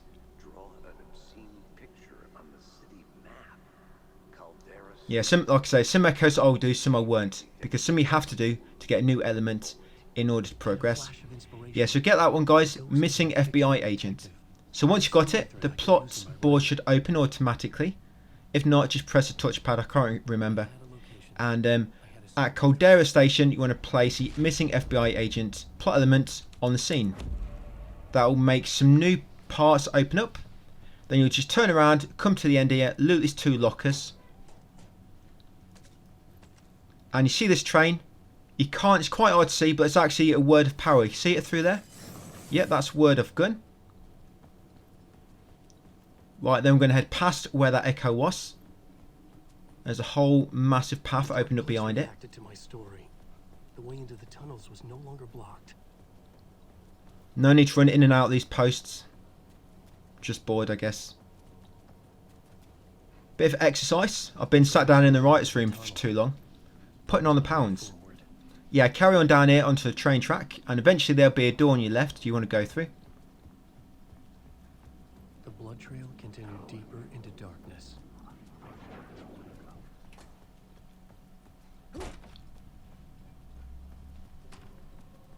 You'll come down here onto another train track. You'll see a break room up ahead with Lost wrote above it. No, I'm not lost. But yeah, come in here and you can make a save, guys.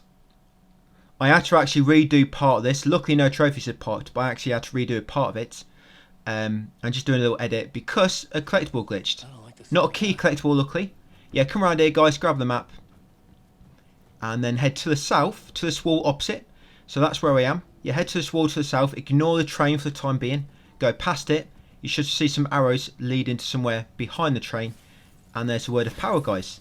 That's the word of AIDS. Yeah, that's where I am. So once you've got that word of aid, continue east. And there'll be a suitcase over here.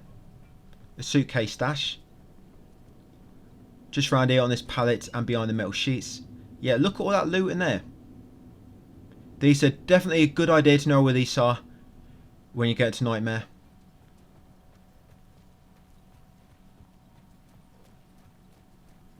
And now we're going to head into the train, guys, because you need to go inside it to progress.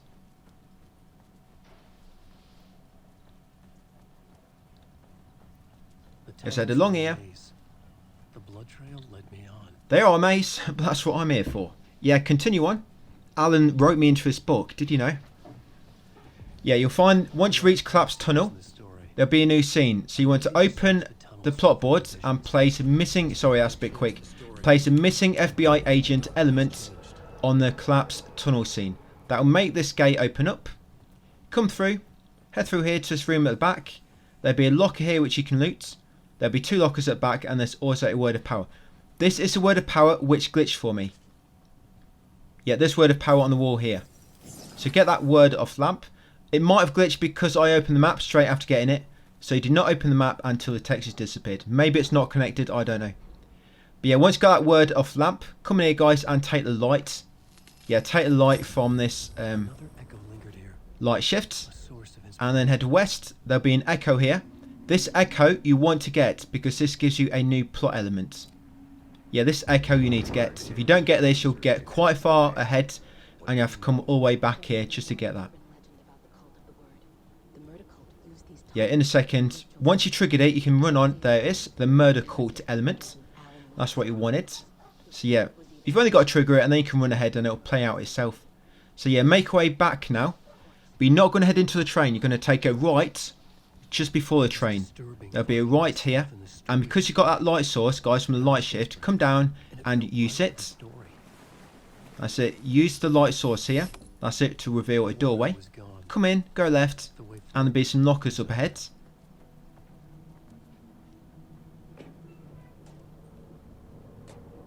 Yep. Did I get nothing? Literally nothing in them. Yeah, so after that, go in the first door on your right. This will lead you up to Timmy, or looks like the what's his face? Iceman from X-Men. Yeah, so that map, that'll give you all the words of powers and suitcase stashes on your map in the subway. So get that map, come in the back room, guys. Stick a peg on your nose, it stinks in there, and loot that locker. That's all you need in there. You can come down, back down now, and there'll be some lockers on your left here you can loot. Hopefully I'll get some goodies in these. Right, come up here next. Now, that door, a Taken is going to burst through. You can kill him if you want. Or just run past him like I do, it's up to you. But yeah, once you get through this doorway, go right, and there's 2 lockers you can loot. You don't have to loot these, I guess. I've got so much ammo. I'm just showing you where all these places I can loot items from. Right, carrying up the steps, and there'll be a break room.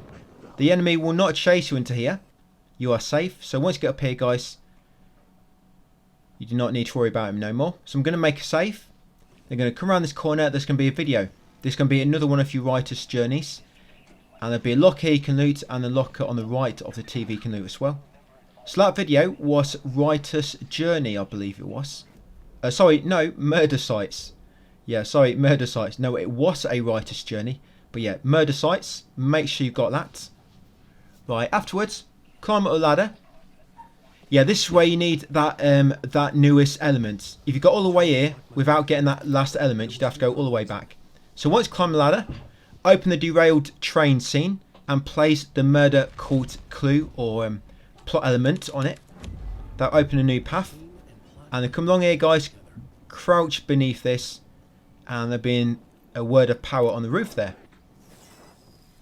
That's it. That's a word of war. You might want to get that word of war before placing the plot element. So I think that's what spawns this enemy when you place a plot element on the derailed train.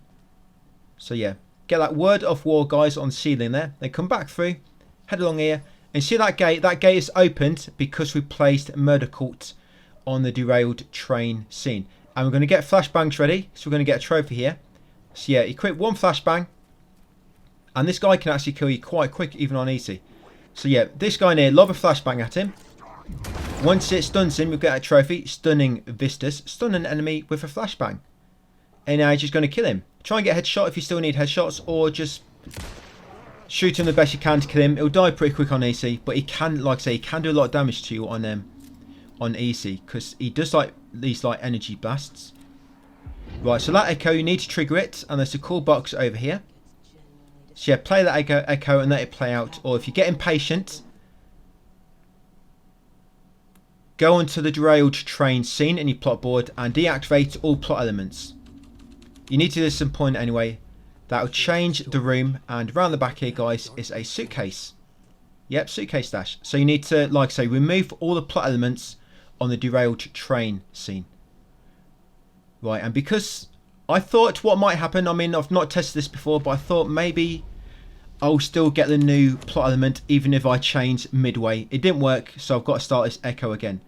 So yeah, start it again. If you did mess it up like I did, just place murder cult back on the derailed train and wait for the echo to play out. You need this echo to play out because it gives you the torch bearer plot element. Yeah, so just wait for the dialogue, and there it is, plot element torch bearers. So now go back onto the derailed train and place torch bearers onto it, guys. Once you do that, you'll be able to head inside the train. There you go, a path will appear. Head inside and you'll see all the carnage. The subway car had become a burnt husk. I could get through it. Yeah, so make your way through here. How far are we in? 25 minutes. Getting near the end, guys. This video actually ends just... I mean, it does end at the end. It does finish at the end of the chapter, but I also like to start these as, you know, when you get the text for the new chapter on screen. But problem is, this next chapter, there's no autosave. There's no autosave when you start it. For some reason, you'll get the chapter text on the screen, but there's no autosave. So if I end the video there, when you come to follow me tomorrow or whatever, or try to continue, and you know, if you did leave it until next time, you're going to spawn back in at the end of the previous part. So yeah, but yeah, come down that ladder, guys, and shoot that board, and round the back of it is a word of action. Yeah, so you climb down the ladder, go behind the ladder, there'll be a wooden board, shoot it, and there's a word of action behind the wooden boards. Once you got words of power, come down here, there'll be some gates on your left, go through, and the word of power is on the wall above that kiosk. You see it there? That's a word of fix, so make sure you get the word of fix, guys. And there'll be about 3 or 4 taken in here, so you might not want to grab the loot, so you might just want to grab the word of power and then get out, because chances are there's not going to be much loot in them anyway. But I'm just trying to show you where they are. I should have left it, but you got them lockers in the corner, you got a few lockers there on the left, you got some over here which I'm looting now. And then once you're ready, guys, I mean, you do need the word of power, that's important, but anything else, just ignore it and come straight down here, down these steps. So down here, go left, you'll see a room with a light on. Inside it's a break room. So I'm going to save my game, turn around, and you can actually loot one of these lockers. Right, come over here and take... Oh yeah, that's what I was going to do. Yeah, so my inventory is getting pretty full, and because I'm not killing anything, I'm building up so much supplies, so I'm going to deposit a lot. Yeah, I'm going to store them all in the shoebox. Yeah, you need a item box when you've got a shoebox to store everything in. It's cheaper to post to, you know, your next location. So yeah, grab everything from in, put everything away, guys, which you have too much off. I've got too many first aid kits, too many batteries, I've got too many trauma packs, too many hand flares, so yeah, put all them away. I'm going to keep my weapon ammo, but yeah, everything else can go away. So once you're done, come over here, take the light from there, and then come over here, and this is actually a second light, it's not the same one. So take this second light, you see just above my ammo, there's 2 lights there now. Come around here, and place the light back, and now you'll be behind the gate. Now follow the path to the end. I know them bits get a bit confusing, but hopefully I've made them relatively understandable. So come over here, and now place one of the lights here. That's it, just place that light there, and then go back. And that should have revealed a path forward back here. So yeah, go all the way back now, guys, and take this light back. That's it, keep it on you. Right, now go right to this new path which is open to find yourself in the main part of the subway again, which is flooded. Right, in here, turn left, and there's going to be a word of power on the wall right in the corner. I go a bit too far, I don't know why, I think it's because I didn't see it. Normally I would have seen it by now, but I guess I just missed it.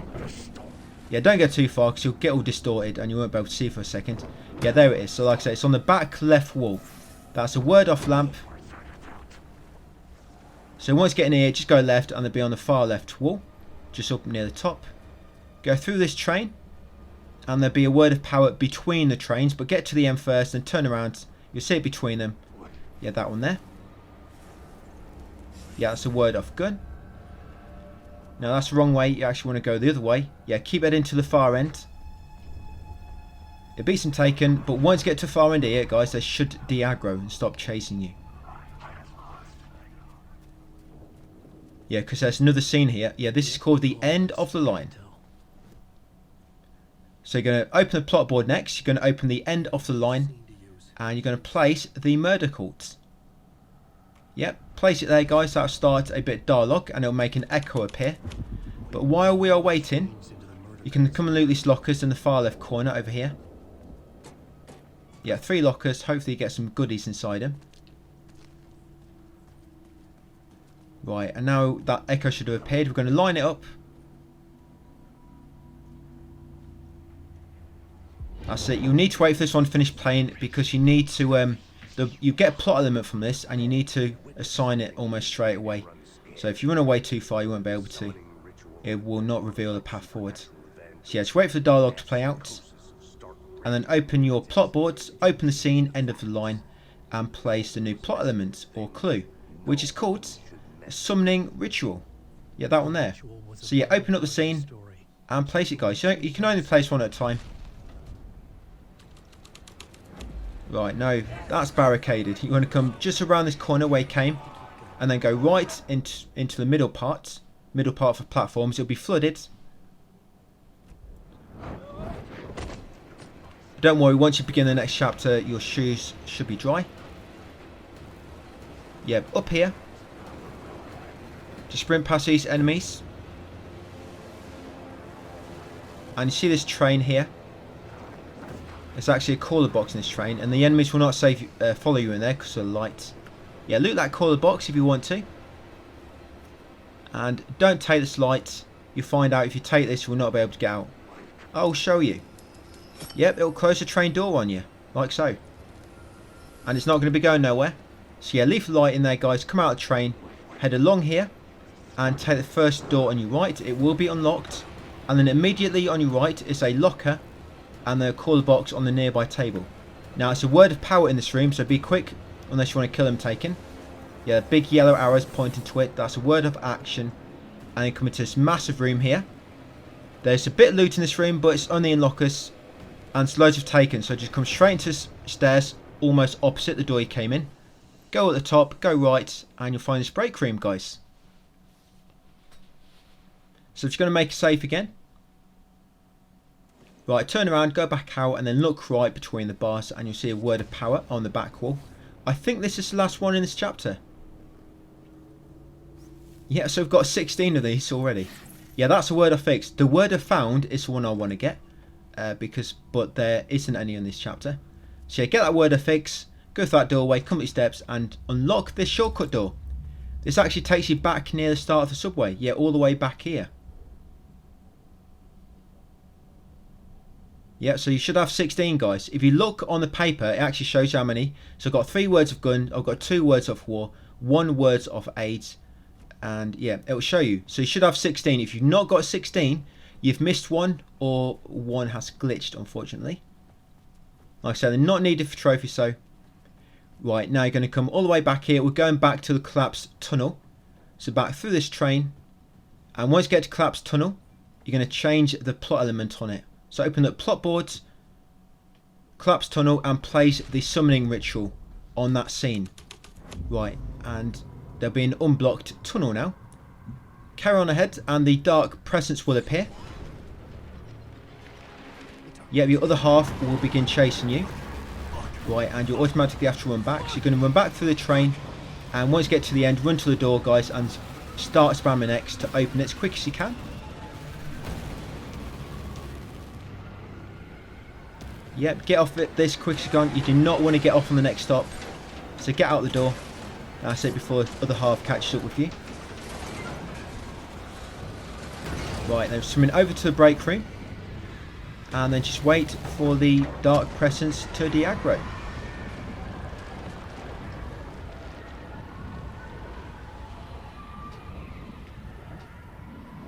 That's it, wait for the dark presence to calm down. The other half to calm down.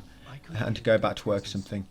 That's it. Once dark presence has despawned, Alan will likely say something like, you know, the dark presence has gone, as an example. Right, and then come back to the tunnel. Now, as you approach the tunnel, the dark presence is going to appear again on the right. So I was actually looking down at my notes then, wasn't paying attention. But yeah, do not go too far right, you might die like I did. Just carry on towards the tunnel and go straight down it. This is pretty much the end of the chapter, guys. Like I say, I don't get right to the very end where the you actually get a text for the next one. It actually, there's a tower you have to go to after this. Literally, after we end this video, it's literally a few minutes away. It's not far. But like I say, it's no autosave when you trigger the text for the next chapter.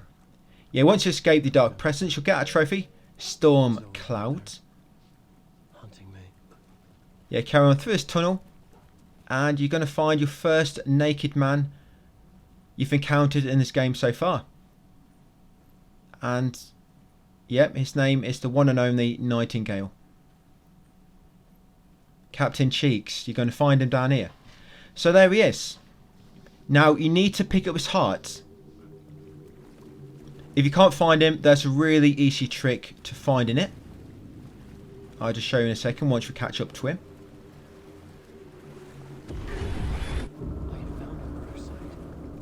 Yeah, if you look on his genitals, it actually pointing to it. So follow where it's pointed to, and there it is, guys, the heart. Just in case you couldn't find it. And yeah, that's it. You'll get another trophy.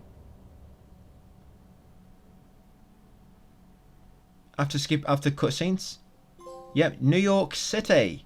Yep, complete chapter, Casey. So I'm going to do, guys, head forward. You'll see a game saved, autosave icon in the corner. This chapter is Initiation 3, Haunting. And all we're doing to begin with, you're going to head outside, over to the massive tower. Head inside, take the elevator up to the top. And just do a bit of story in the room at the top, the apartment. And that's pretty much this chapter. But the next chapter is literally about 15 minutes long. And that's me doing things very, very fast. When you come here, guys, and go out of Subway, just take this light back. You might not need it for anything, but take it back just in case. So at the moment, see on the right there, I've got 2 lights with me. And then when you get outside the subway back to the surface, you can take this 3rd light. That's it.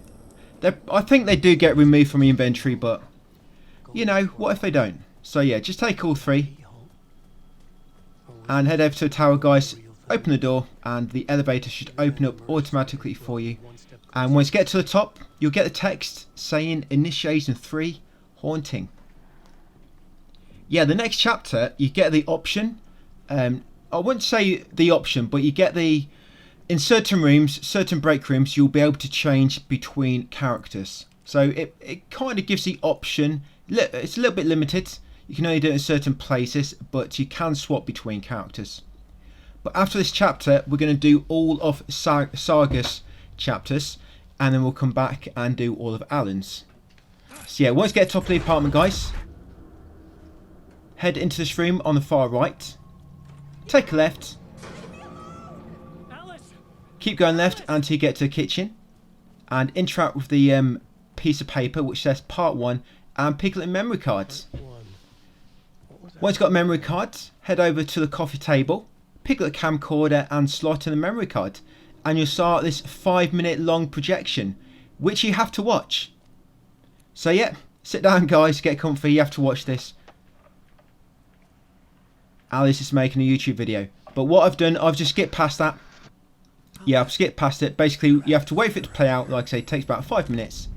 And then interact with the projector afterwards. And that finishes that chapter. Very, very quick to do that one. You get that trophy, guys, return this. Actually, a quick chapter. 2 chapters from now. That one takes 3 minutes. I think that's probably the quickest chapter yet. But yeah, this next one, guys, will be Return 3 Local Girl. We're going to be back at Saga. We're going to get 2 trophies here. We've just got that one called Return. That's for completing chapter Haunting. And you're going to get another one in a second called The Other Side. And that's change between stories once. Yeah, this chapter, there's so many collectibles and it's a big area. And it's made me realise that the collectible hunting in this game is a little bit tedious. Because it just makes you take ages to get through chapters. Some of them anyway. So once you spawn in, you're going to talk to Alex Wake. Now you're going to talk to Alan and you're going to choose Herd of the Cult of the Tree. And you're going to choose Are They Working with Scratch? Yes, they have the clicker. Yes, choose both options. Obviously I'm going to try and skip the dialogue when I can. And then after you've got both options from him, you're going to open the mind place and you're going to profile Alan Wake, and you're going to profile him. You're going to ask about the cult and the clicker. You're going to check Scratch, and you're going to scratch and Wake. Once you've done so, talk to Alan again and tell him you're hiding pages. And he'll push a manuscript page over to you. Doesn't matter what side of the table you're standing on. He'll always push it to the same side. Yeah, as if to try and push it into that bin below it. But yeah, pick up that manuscript page. And then once you've picked it up, open the mind place again. And place all the clues on the case board. And then leave the mind place and you'll be able to leave this room. There's actually a break room in the corner, by the way, if you need to save your game manually. A cultist stared at her. And a shoe box if you need to change your shoes. Yeah, so open the caseboard after picking up that page and then place all this evidence on the caseboard. The main piece is this picture of Alan here. Yeah, place that. You get a small cutscene and then you get a few more clues that you can place. Yep, these ones here. They're for later, which is now. So yep, place them on there where it's a clicker and place the other one on where it's a clicker as well. That's it. Leave a mine place, come over to the store guys and it should open in a second. And you'll say that you can sort of progress. It's all on the page. The clicker. So come through here, luckily that guy's not dancing no more. I'll head to Watery and find this trailer. Casey, Luckily for him. Yeah, come in here and you'll get that video guys, Coffee Worlds. It will automatically play on the TV, just above reception. Just make sure you got that. Yeah, Coffee Worlds. That's one of Keller ads for Saga. And then come over to your car guys and head to Watery. Yeah, so this place is massive and there's so many collectibles, very tedious. But we're actually going to get about 6 or 7 trophies out of the way in this area. I had to split this one between 2 videos, otherwise this video would have been over an hour long guys. And I'm trying to keep this at like 30 minute lengths because it's easy for me to work with. And it's nice when you try and make them a segmented series. The page placed me in a trailer. Yeah, so that's one you should have got guys, Coffee World. And once you spawn in, go right across the road and you'll find a Mayor Setter stand. This is the Mayor Setter will stand up for justice. Yeah, so get that one. I think that's 3 out of 6. And then come into Soyomi Hall nearby and take the map. Take the map for Watery on the left. Once you've got the map, come in this far room and there'll be a deer head. There should be deer head number 5 of 12. That's it. Give it a bit of attention guys. Give it a stroke. Shoebox again. You might want to put your wellies on because we're going to be running through a lot of mud in this area. Yeah, I'm just going to... You'll see me doing this a lot now, just trying to clear out my inventory. My inventory in this chapter is going to really quickly build up. Trust me. My shoebox is almost full at the end of this chapter. So much loot pick up. Guess because we're in story mode. And I've tried so many buttons to try and make it so you can just pick some up and then send it straight there. Nothing seems to work. I always have to manually move it left and then go back again. So unless it's something I've missed, if you find a way to do it guys, let me know. But hopefully it's something they patch in, a quality of life feature. I'm sure I've tried everything. No button will let me just immediately transport from the right to the shoebox and then back again. Always have to move left or right manually. But yeah, put everything in the shoebox except for your weapons and some ammo, I guess. Yep, in that toilet is a colour box. Yeah, you also want to keep some flashbangs on you guys. And flashbangs. And some batteries and also some propane tanks. You'll find out why shortly because we're going to be using them to pop some misc trophies. Yeah, so now we're heading all the way to the west. Now we've done them little bits and bobs in the hall. Yes, we've got the map. We've petted the deer heads.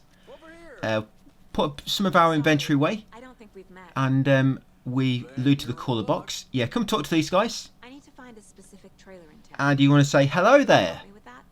Yep, give them a little NPC type wave. Yep, and then say I'm looking for a trailer. And then once you've asked them that, open the mine place and you want to profile them about the trailer. Go back and now you can tell them I'd like to see my I would like trailer. To see the trailer. Do you have a spare set of keys? Good for you. Yeah, my trailer. Yeah, I have a spare set. They're just Right, find out he's got a spare set, but inconveniently they are in a Coffee World shop, the gift shop, which is actually locked. But no fear, because I will get you into that shop. All we need to find is a screwdriver. Okay, so you're going to carry on north along this path and there'll be a wall box on the right attached to the tree. And it's empty. Hopefully you find something inside there. But yeah, you also want some batteries. Did I say that? Yeah, you want some batteries. Basically, when we put stuff away, if there's anything I keep, that's sort of what you want to keep on you.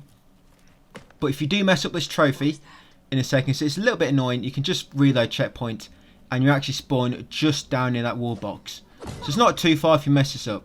Yeah, just reload checkpoint if you run out of battery and you respawn back near that wall box. Okay, so this is a new enemy type called a taken thrower. Yeah, so what you need to do, you probably want to wait till a bit further up. Yep, leave him there, just keep running straight on. You'll see I give up in a second. Basically, what you want to try and do, this enemy, they normally lob a weapon at you and then they try to dash away to somewhere else. And when they go to dash, you need to stun them to stop them from dashing. I think I just get it right in the last part of my battery. This is what I said with bring battery. You need to wait till he's about to dash away. Sometimes he will copy himself. If you dispel all his darkness or do enough damage. Yes, you want to kill his copy. His copy won't sort of dash around like he will. His copy will just sort of go straight for you. Yes, once he's got rid of his copy, wait for him to go to dash. You'll see me do it in a second. There he goes. That's it. So wait for him to about to dash and then boost your light at him.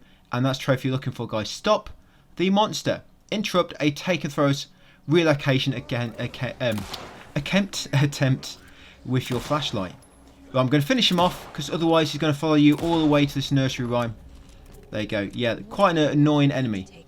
So now, carry on east and take the next path to the right, which will lead you to this sort of ledge to the south. And there'll be a nursery rhyme. So yeah, just here on the map, guys. That's where you want to go. Now there's going to be 3 dolls here. 3 dolls. You've got the deer doll, the moose, and there's also another doll there. So you have the deer. Oh, sorry, it's a deer and the moose. Now I'm thinking about somewhere else. And then interact with the nursery rhyme, guys. And you want to place a moose doll on the tree. That's all you want to do. So pick up the moose doll, pick up the deer doll, and place a moose doll on the tree. And pick the doll back up afterwards. And then come north, there'll be a statue which has appeared, and grab the coffee mug charm from its feet, guys. So yeah, I hope I explained them steps well enough for you. I was a little bit behind with the gameplay, but just try and play catch up sometimes with this commentary. But yeah, just make sure, always remember, when you do nursery rhymes, always pick up your dolls afterwards because you need them for other nursery rhymes. Do not forget to pick them up. If you do forget, they normally should show on the map anyway, so you can tell. So when you get to the next fork, go right and it'll lead you to this cult stash. And this will be a memory lock. So whatever order you see the lights illuminating, you're going to press that same order, guys, to open your lock. It's randomized. Inside, I think most of them always have the same contents. Should probably got the same, guys. Propane tank and some ammo. Now go back to the fork and now take the alternate path to the west. And you'll see a cabin in the distance. We're going to head over to that cabin. Yes, wall box A, but you can't open it because you need a screwdriver. No, my luck, if I did come all the way back for that, it's probably have nothing inside. So all you need to really backtrack for is collectibles, really, not just, you know, random loot. So yeah, you're going to start this generator. And this will trigger this break room. I don't go inside it, but I'm just showing you where the generator is. And if you want to turn on the lights, there'll be a wall box attached to the side of the break room. And then come over here, guys, there'll be a cult stash. Yep, now the code for this is 527. Yeah, 527. In here, it's going to be a crossbow. You'll get a trophy for this. Greatest hits. Find the crossbow. Yep, and another weapon. There's a trophy for killing an enemy in 1 hit with a bolt from this, which we'll get shortly. Yeah, just to the right of this, you'll find, I think it's 6 crossbow bolts, all stuck in this wood. Yeah, so look at this wood to the right. You'll find about 6 bolts all scattered around. Right, once you've got them all, go back to the path, guys. And then continue northwest. And when you get to the next fork, you want to go right. Yeah, I'll show you the map occasionally, guys, just show you sort of where we are in relation to collectibles and whatnot. Yeah, so to the fork next, go right at the next fork, and there'll be a wall box shortly on your left. Yep, carrying up the hill, and you'll reach a safe haven near a radio tower. Yeah, so we're heading to this the northern radio tower at the moment. Yes, carrying up, you'll reach a safe haven.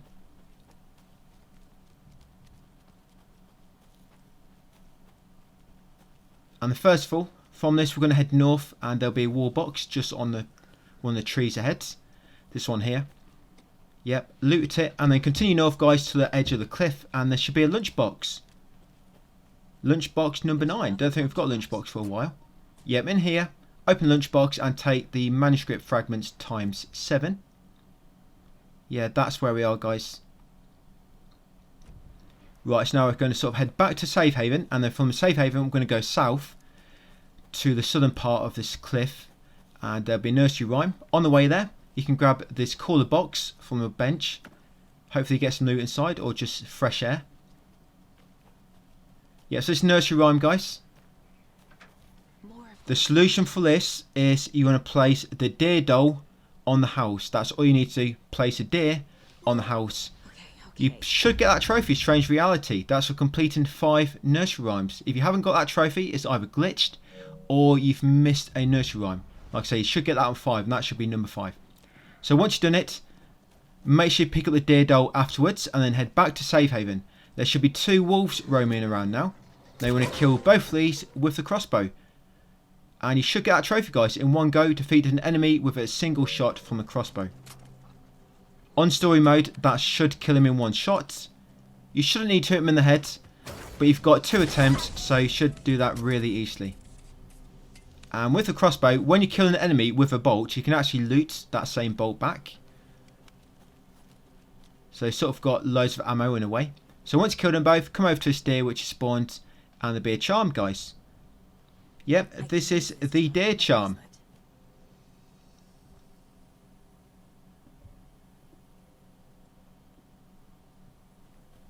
Yeah, so I switched out my maximum health charm and placed the deer charm. I'm just checking there exactly how much health it increases. It gives you quite a bit more health, that does. The maximum health one. The thing is, you do want one there's a charm you want for later. It increases. The ones I've got equipped at the moment are the coffee mug charms. The one which increases how much stagger, increases stagger damage you do on enemies, and also makes it so they stagger you less often. And that'll be helpful for the boss later. But now what you're going to do, go back to the fork, go right, come down the hill, and there'll always be this guy at the bottom. Now you're going to let him grab you. This way you need a flashbang in your inventory. Not all enemies will grab you, only certain ones will. Some of them just knock you down. But this guy will eventually. Yep, and when he grabs you, hold up, press R2 to use a hand flare, and you get a trophy, guys, to escape its gravity. Once you've done so, you're going to lob over a paint tank on the floor next to him and shoot it. For another trophy, gone for good. Yep, just defeat an enemy with an explosive. If you throw it and he moves away, just wait for him to go close to it again and then shoot it, or pick it up and lob it again. It's up to you. But yeah, got a few missed trophies out of the way there. Carry on down these steps.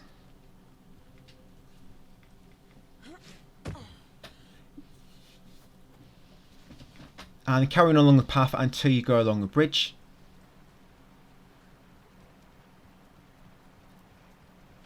Once you get along the bridge, look out for this fork coming up. Yeah, just here. Yeah, this fork, go right and go up the hill. And you reach a small camping site. In this camping site, beside the tent is a lunchbox. Yeah, this lunchbox here, guys. Make sure you loot it and take out the fragments. Times 5. Yep, that is where I am. And over here on the bench, guys, is a cooler box. Loot that as well. Right, come back to the fork, go right, and climb up a few ledges, and it's going to take you to the entrance to Coffee World. Coffee World is a really weird name for an amusement park.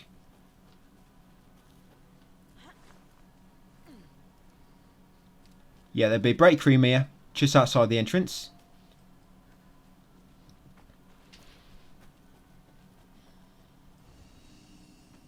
Yeah, inside this break room you'll find a cooler box.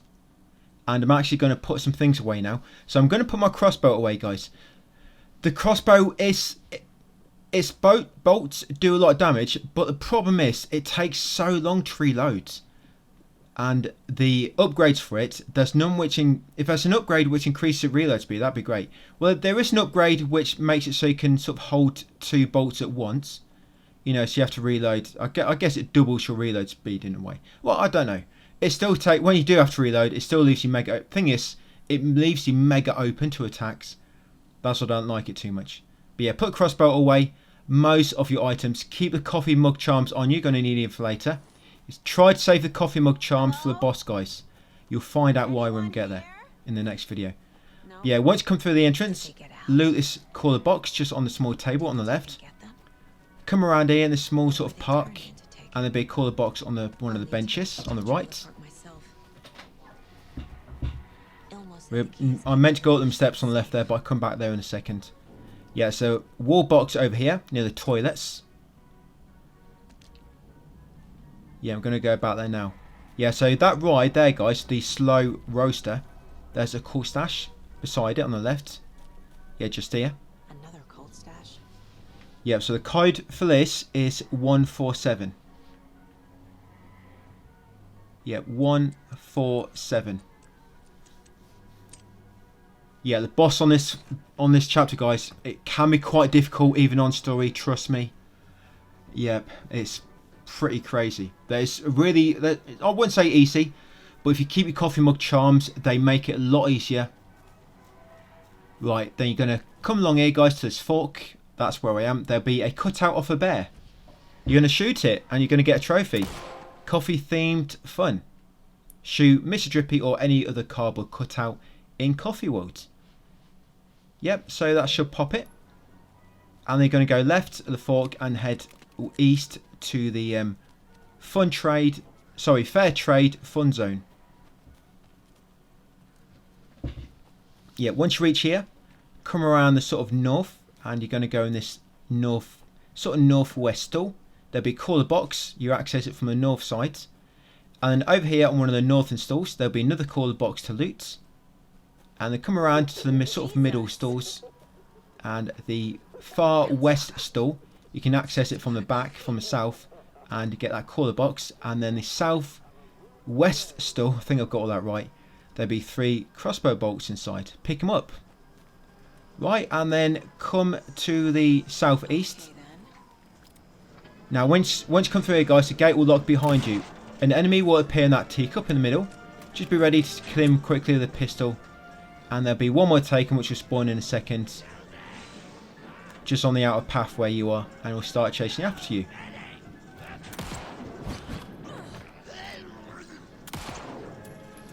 Yep, so kill him next. That's it. Once you kill both enemies, that's it. You don't have to worry about any of them hitting you from behind. And they come to this power box at the back. Good to have a And take the screwdriver. You'll get a trophy, Finding a Way. The game has a little bit of a sort of Metroidvania element where sometimes you'll reach an area and you can't access all the collectibles there yet because you need a item or something to unlock it. That's the same here. There's some parts you need bolt cutters, so we are going to have to come back to this area later, guys. Not the whole of the area, mainly just the southwest and the far west of this whole area.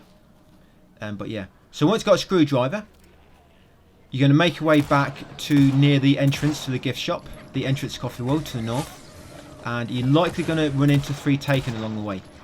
If you do, try to kill them all, guys, because they're going to be chasing you around. They'll chase you to the gift shop. So yeah, just try to kill them 3 quickly. You can kill them even when the darkness is around them. I think you probably just take reduced damage. Yes, come over to a gift shop, use the screwdriver to open the padlock. Yeah, so all these padlocks on certain things now, the padlocks, a lot of them you can just break with a screwdriver. Some you still need the key for, but yeah, a lot of them, the rusty padlocks, you can use the screwdriver to break. So once you get into a gift shop, loot the cooler box on the left and then come to a safe behind the counter, and it's quite difficult to see, guys. The code for this is 146. Yeah, 146. The keys to my trailer. Right, so you've got the key. So we've not used any clues whatsoever, and we've still managed to get it. Yeah, I think if you're playing blind, you could spend hours literally hours on this chapter. Right, so now what we're going to do, go back to fork, go right, and then take a left. That'll bring you into here near this little park. Loot the wall box, and you'll find a mare setter stand. This is see when you ask Mare Setter will speak. Yeah, so take that Mare Setter stand. I think that's 4 of 6. And that's where I am, guys. So just in that part near the coffee wall text. The small park. And you see that massive Mr. Drippy statue near the gazebo? You're going to go up and you're going to go behind it. Come up to him from behind. And pick up the Coffee World stash key beneath him. Yeah, so that's where I am. Pick up the Coffee World stash key from beneath that Mr. Drippy statue. And come over to the statue, the gazebo. And to the north on a bench from it is a colour box. And then from the southeast from it, there'll be a wall box attached to this broken tree, just to the side of the shack. Yeah, you can loot that as well. Right, now we're going to leave Coffee Wood for the time being. So go back to gazebo and then go south. And that should lead you out. Yeah, see what I mean, guys? There's tons to collect in here. And there's so much story as well, you know, in terms of collectibles and whatnot to pick up. And you spend a lot of time on your case boards, but a lot of it you don't need to.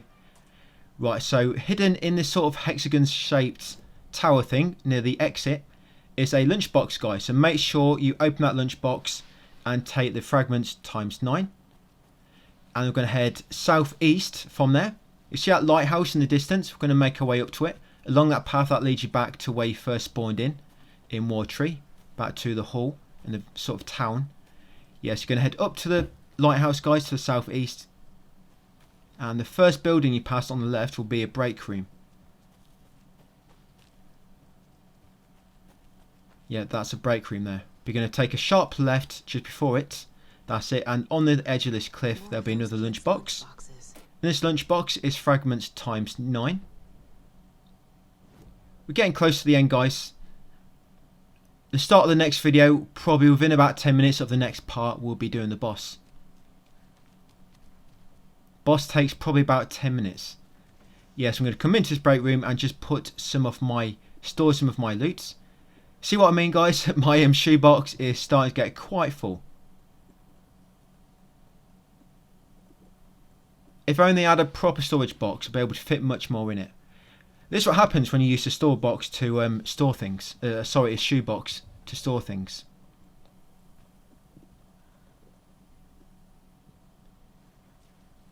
Yeah, so like I say, keep your coffee mug charms on you. And then once you've stored most your excess stock, you're going to come back up the path, go right, there'll be a wall box. Use the screwdriver to break it. That's it. From the wall box, go right, and there'll be a ledge you can climb up. Climb up here, and then go sort of left and forward, and it'll lead you to Court Stash on the right. Now, the code for this, try to pay attention to my screen. So I have got sort of explained this in text in my text guide. So the top of the lock, that is 2 stacked triangles pointing north. So they're stacked. South. So the top one is 2 stacked triangles but pointing south. The middle is 2 stacked triangles pointing north, and the bottom is 2 triangles side by side pointing south. Yeah, take the loot from it, right, and go back and climb back down the ledge. This lighthouse, by the way, the door is locked at the moment, but once you've looted every single Court Stash, the last one will have the key in to access this lighthouse. And all that's inside is just some supplies really, and a page, manuscript page. Nothing needed for trophies, so I don't think I'll be coming back here. Yeah, you want to kill these 3 taken. When it comes to them, take a throwers, try to kill them before they get a chance to copy themselves. Obviously, because if you let them copy themselves, you're going to waste twice as much ammo on them. And once you've killed all 3 of them enemies, come up here, guys, and take the Trickster's doll, the Trickster doll, the Wise Elder doll, and also the Mother doll. Yeah, take all 3 of them from near the lighthouse. I think when it comes to these dolls, they can appear in a lot of different places, but it depends on what place you go to first. So yeah, but they should be there. And you're going to come down here, guys, to this nursery rhyme puzzle.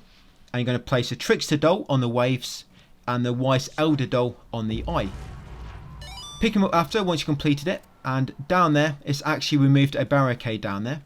So we're not going to get that charm later. Now. We will be getting it later in the next video. What is this? Yeah. because it's right back down on the road, we'd have to go all the way back down again. We've removed the barricade, so all we do at the end of the next video, we'll grab that charm on the way back to town, guys. So don't worry, we are going to get it later.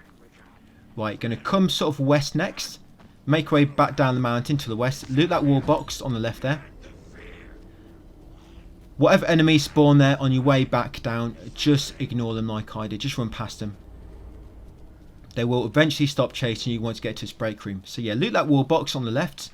And then keep coming down the hill. We're heading west now to the trailer park. There'll be a break room down here. We're going to head inside the break room. And there'll be a filing cabinet inside which you can loot.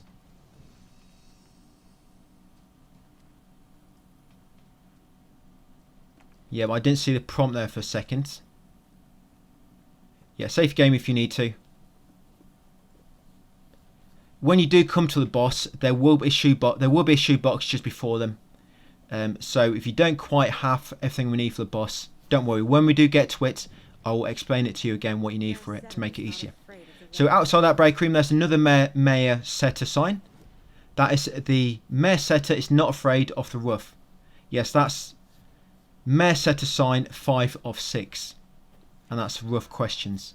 And come over here, guys, to trailer park, and use the trailer park key to open the main gate. I need to stay focused. Right, you remember these guys from the first game? Thor and Odin. So to begin with, you're going to come in this trailer park in the middle. That's it, once you get control back, and there'll be a TV commercial. I'm surprised I didn't get a notification there, so I'm a bit worried. But yeah, that video will start playing. Maybe it's because the text is still playing from them, guys. But yeah, you'll get parade floats. That is the video, parade floats. Just make sure you got that from the TV. Yeah, parade floats. And then on the wall nearby is another deer head, guys. This is the 6 deer head, 6 of 12. So yep, give it a bit of TLC there. Make sure you don't forget to stroke it. And stick your fingers in its eyes. And then loot the drawer in the kitchen. And then head into this trailer park, the one behind the gods. Anderson 2. That's your trailer, by the way. The door will be open. Come in, go right. And loot the kitchen drawer. And then come in the back room, guys, and pick up the photo. And that's all you need to do here. Pick up the photo, guys. A big cutscene and advance the story.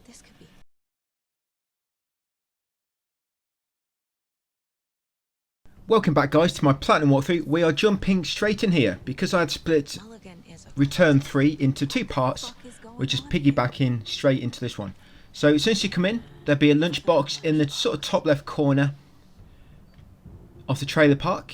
Yeah, just over here, guys. Top left corner, northwest corner. Pick up that lunchbox, take out the fragments. There should be 7 fragments inside there.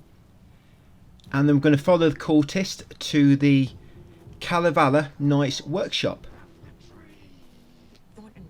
We'll be doing the boss soon. We're also going to be doing chapter Return 4 in this video as well. But Return 4, literally about 3 minutes long. It's a mega quick chapter. But Return 5 will be a similar length to this. It's not as long. Return 5 probably takes about 45 minutes. So I'll probably split that one into 2 videos as well. Yeah, that lock later, you have to get the bolt cutters, which we'll be getting in Return 5. So we'll actually have to come back here, guys, later on. So if you do miss anything, don't worry, we will be coming back here later. So when we get into workshop, just going to grab all the loot. There's a little bit on the right there in that drawer. Then come back the other side, past the entrance. You got some loot in this here.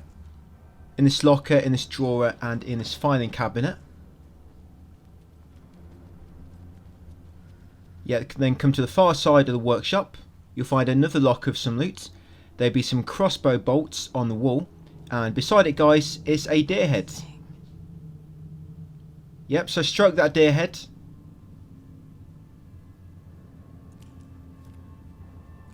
Yep, there she is. Give a little pet. That should be deer head number 7 of 12. Yeah, I don't know why it's running around there without my light on. And then come to this office in the north side. There's a filing cabinet in here. You can loot this one here. In Return 5, by the way, I actually stop looting just random loot. Because I actually start running out of inventory space. And we get a charm, which makes everything appear on your map anyway. Alright, so you're going to unlock this door, guys. Be a way to get The code for this is the top one is 2 stacked triangles, one facing north, the other one facing south, and they're both facing outwards. Okay, the middle one is one southeast and the other northwest, and they're both facing inwards. And the bottom one, guys, is one facing south and the other facing north, but they're facing inwards. hideout. Yeah, then once you come in, if you need, just pause the video to see the lock. Fuse. Yeah, and once you get inside, Handy. I mean, it's quite hard to describe. You need an image, really. That's where video comes in handy. Yeah, make sure you grab that fuse off that table. Very important. Grab the fuse, guys. And then come over to this map board and take the 3 maps. It doesn't look like you took anything, but what that actually does, it puts all the cult stashes on your map. So yeah, now all the cult stashes can be seen on your map, guys. Well, the ones you don't have anyway. Yep, and because we took all 3 maps, they'll be in all the other areas as well. Cauldron Lake and Bright Falls, so it'll come in handy later. Right, once you've done so, come down this ladder. There's a shoebox here. You might want to put some of your items away, just to clear up your inventory a bit. I'm not going to be using a crossbow. You might want to keep some flashbangs on you. Well, the hand flares. You might want to keep a few of them on you. There's a base. You always want a few healing items, and them coffee mug charms, we're going to be using them on the boss, which will probably be in like the next 5 or 10 minutes. So yeah, come down this ladder, go into the door behind it, and you'll find it's sort of like chapel / shrine type area. And then pick up the doorbell. Yeah, it looks like a doorbell, don't it? Pick up the doorbell from the altar. That's what they're all worshipping, doorbells. They're playing with me. I was so close. There's a lot of power within the doorbell. Yep, and then come up this ladder, go back once you've interacted with the clicker. Once you get back upstairs, go back into workshop. You'll find the path on the left is blocked, so you're forced to go right around here. Now a new enemy type will appear from this boards on the right, the Taken Bruiser. Just boost him with your light, guys, to remove his darkness, and a few headshots and he'll die quick enough. Yep, I don't take any credit for that. I am on story difficulty. Now where's that parade? Right, yeah. A massive cup in there, teacup. This is where they do the repairs on all the teacups. Right, there'll be some darkness blocking the exit now, I guess, so that you can't just run away from the enemy. But you can't just stand near them darkness nodes with a flare in your hand, and it destroys them all. So once you get outside, pick up this manuscript page on the parade float. Very important, pick up the manuscript page, guys. What I'm advising here is all you need to do to progress the story. If you don't do these steps, you will not be able to pick up some items needed to progress the story. So yeah, pick that page. To the witch side. You don't need to do anything else on the parade float for now. Here, it's a And then parade. come over to a small table. Pick up this manuscript page. This is one Well, examine it disturbing parade and float. collect all 4 clues. So this is the cost. They're pretty much all the items you've got to get Looks like to only progress the 4 story. So pieces all 4 clues, The mask that's is it. Make sure you got all 4 of them. busted. Yep, then you want to open up your mind place. Easy. Espresso Express. Got it. I can't make out what it says. Fair trade. Yep, and place all the clues. Most of them will place automatically. You'll find if you progress the story so much and you've not visited the mind place and you go to caseboard, a lot of times it just automatically puts them on the caseboard for you. Saves quite a bit of time, especially when you're watching a guide and you're shown how to do everything. So yeah, everything would be placed automatically. Pretty much. I mean, I don't think I'm even doing anything here. Right, now, once you get control finally, place these last few clues which we've just gotten on here. On the parade float sort of evidence part. Yeah, place all of them. Makes sense. Right, once you've done them, go into profile and profile the Collectibles, and you want to choose the option, the Moose Skull Mask. Right, once you've done so, go back to caseboard with your new piece of evidence and place it on that clue, the Moose Skull Mask. Yeah, place that picture of the Collectibles. Right, now go back into profile, profile the deputies, Mask is missing. and choose the Moose Skull Mask. And then choose that next option which just appeared, the Moose Skull Mask, where is it? And once you know all that, guys, this mask will appear. So if you don't do all them steps, the mask won't appear. That's pretty much the minimum you need to do. And then you come through this gate to the east, unlock it, and here it is, guys. Pick up the Moose Skull Mask. It will just appear on the side of the well. If it's not appeared, it's because you've not done one of them steps I've just done. You can either rewind the video, guys, if not there, or just check my text guide and you'll find everything explained in text, which might be a bit easier. And then come up here, guys, to parade float and place it on the green guy. Yeah, once you place it there, we're going to come around the north side of the workshop. There'll be 2 boats and a small shack. Just beside this shack on the left is a lunchbox. Loot this lunchbox, you'll find 6 fragments inside. Yep, I am just there. That's where she is. Yep, in Coffee World. That's where we're going next, Coffee World. Right, so we're going to go back to that well where we just got the mask. But we're going to go south from there.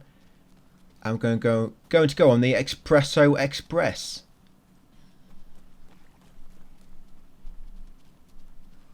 Yep, and once you reach it, go around the outside on the right.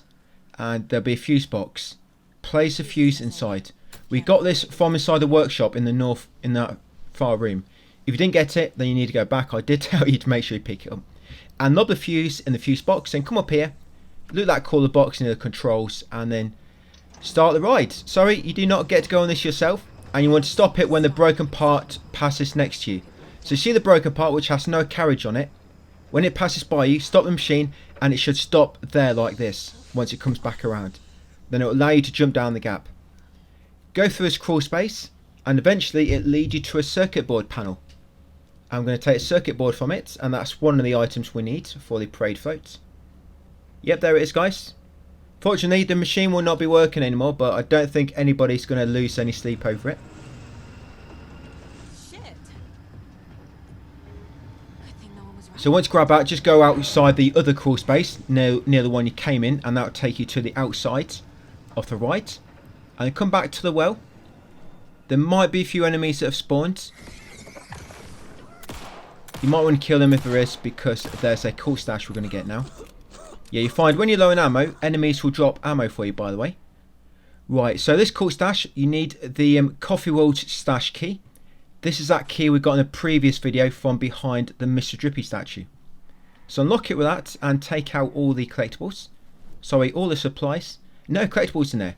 Just supplies which probably never going to get used.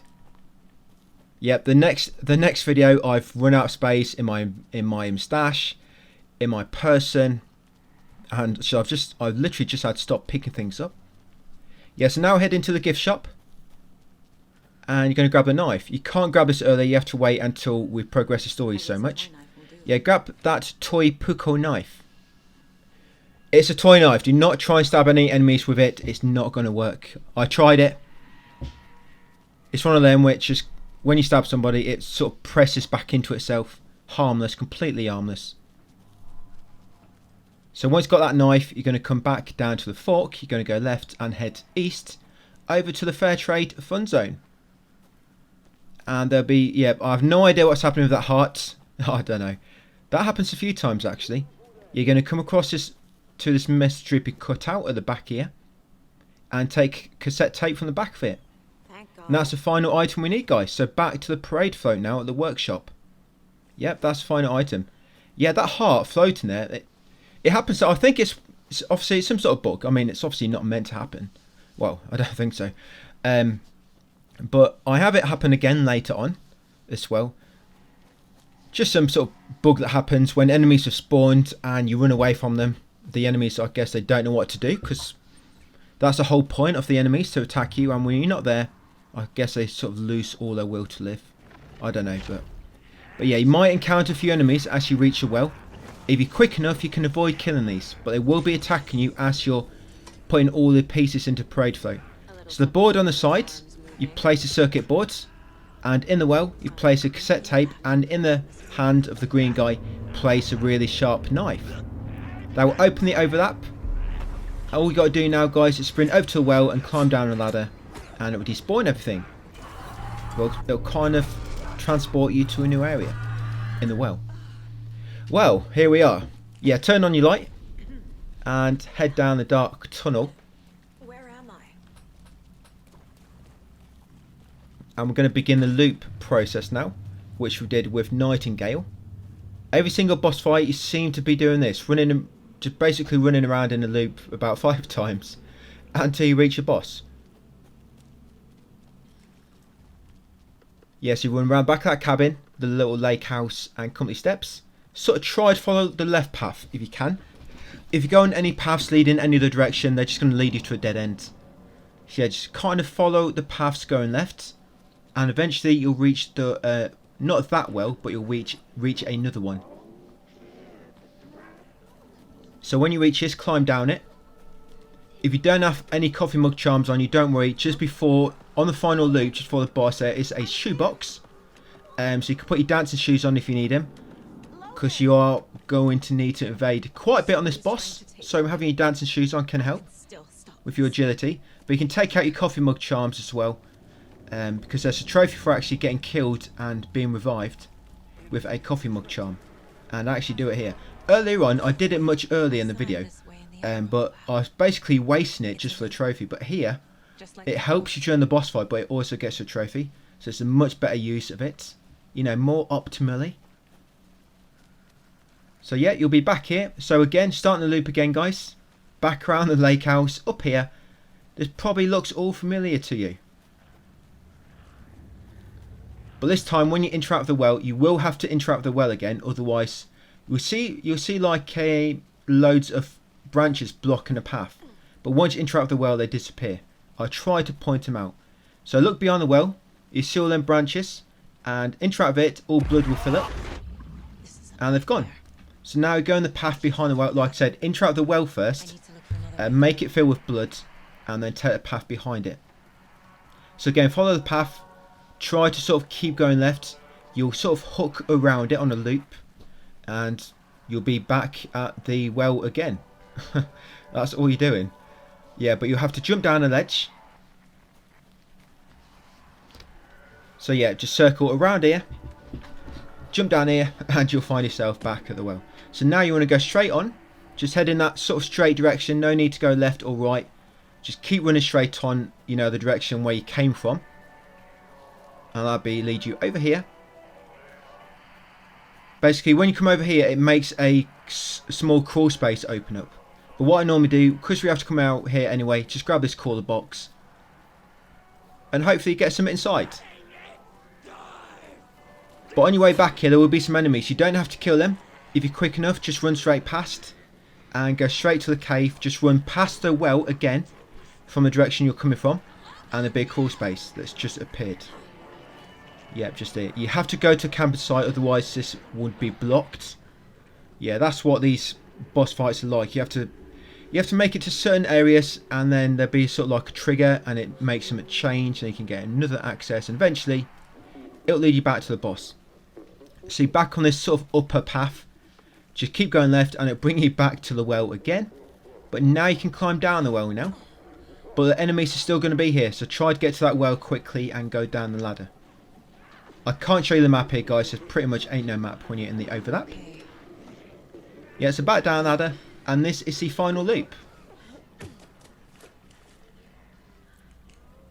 So turn on the light behind the cabin again, and just before you reach the steps, the first set of steps behind the cabin will be a shoebox and a crawler box. And when you get to that shoebox, that's where you're going to sort of take out any things you're going to need, guys, for the boss fight. Yeah, like I say, you want your coffee mug charms. You have to. I'm not sure if you have them both equipped, if it will waste them. I'm not sure that works. So just equip one at a time. Then once you've used it, equip the other one, just in case. I'm worried about if you use two, it's going to use them both at the same time. Yep, all you want is your shotgun and your pistol. That should do the job. Take some healing items with you just in case. And you want to try to take the other two charms. You want the charms which make it so you do more stagger on enemies, and also so they have less chance to interrupt you. That's really going to help. And of course you want some batteries. Right, so this boss fight, guys. You're heading back to the well, and that's when the boss fight is going to begin. So you've got Mulligan and Thornton. So you normally fight them both. They'll keep respawning, but you fight one at a time. Thornton will jump on the cliffs around you and lob axes. It'll be similar to a take and thrower. And then once you killed him, Mulligan will appear and he'll just sort of walk towards you with a shotgun. They've both got sort of shotguns. But like I say, once you killed one, the other one, they'll just keep respawning, one after the other. But to kill them, you actually have to get rid of all the darkness nodes to begin with around the area. Then once you've got rid of them all, then they'll both spawn at once, and then when you kill them, that'll be it. They'll be dead properly. So what I do, make sure you've got a coffee mug charm equipped, and just focus on getting rid of all the darkness nodes. There's one in the middle, and the rest are sort of near the outside of the area. That's 2, 3 here. They do a lot of damage. That's where the coffee mug charms come useful. So that's 3. Yeah, so coffee mug, a cooler box at the back of the area, and a wall box on the right side of the area. I think that is darkness node 4. What you can do, when you hear the gun reload, dodge, because normally a shot comes after that. And back to life, that's trophy just got for using a coffee mug to come back to life. So quickly equip the other one. That's it. Yeah, they take a lot of damage off you, don't they? And it's a bit annoying, so you keep getting staggered when you're trying to pop these. Is that 4? That's 5. I think there's 6. I think there's 6 altogether. Yeah, look how quick these guys kill you, even on story difficulty. Yeah, that's where them coffee mug charms just come useful, because you can just let the boss shoot at you, you can just tank the damage, and just focus on getting rid of these. Next time they won't be coming back. Right, once you've got them all, yeah, there will be an autosave. Any bosses on the map will despawn, and now they'll both come out the well together. Now wait, don't attack straight away, so I think they're immune. You want to kill Mulligan first, let Thornton warp away, and just focus on Mulligan. Yeah, I messed up a little bit there. You could probably pop a hand flare as well here, just to keep him at bay. Yeah, but just focus on him quickly. Try not to let him get a shot off, guys. You will do a lot of damage. Normally I can get rid of him really quick, but I think I just messed up my shotgun there. Yeah, then once you got rid of him, reload your weapons. Make sure they're both reloaded, and then quickly unload everything into Thornton before he gets a chance to copy himself. He will copy himself. If he does, I think you're looking for the bloodied version. Yeah, the one which is bloodied is the original. And that's it. Yep, you get a trophy, guys. Brightfall's finest, if you say so. And that's for killing them both. Yeah, so if you do try and shoot them before you get rid of all the darkness nodes, yeah, you get a trophy for finishing a chapter, guys, back in War Tree. Yeah, if you do try to kill them before you get rid of all the darkness nodes, like I said, they will keep respawning. But when you've killed one, they will drop ammo. Oh, look at that new milestone.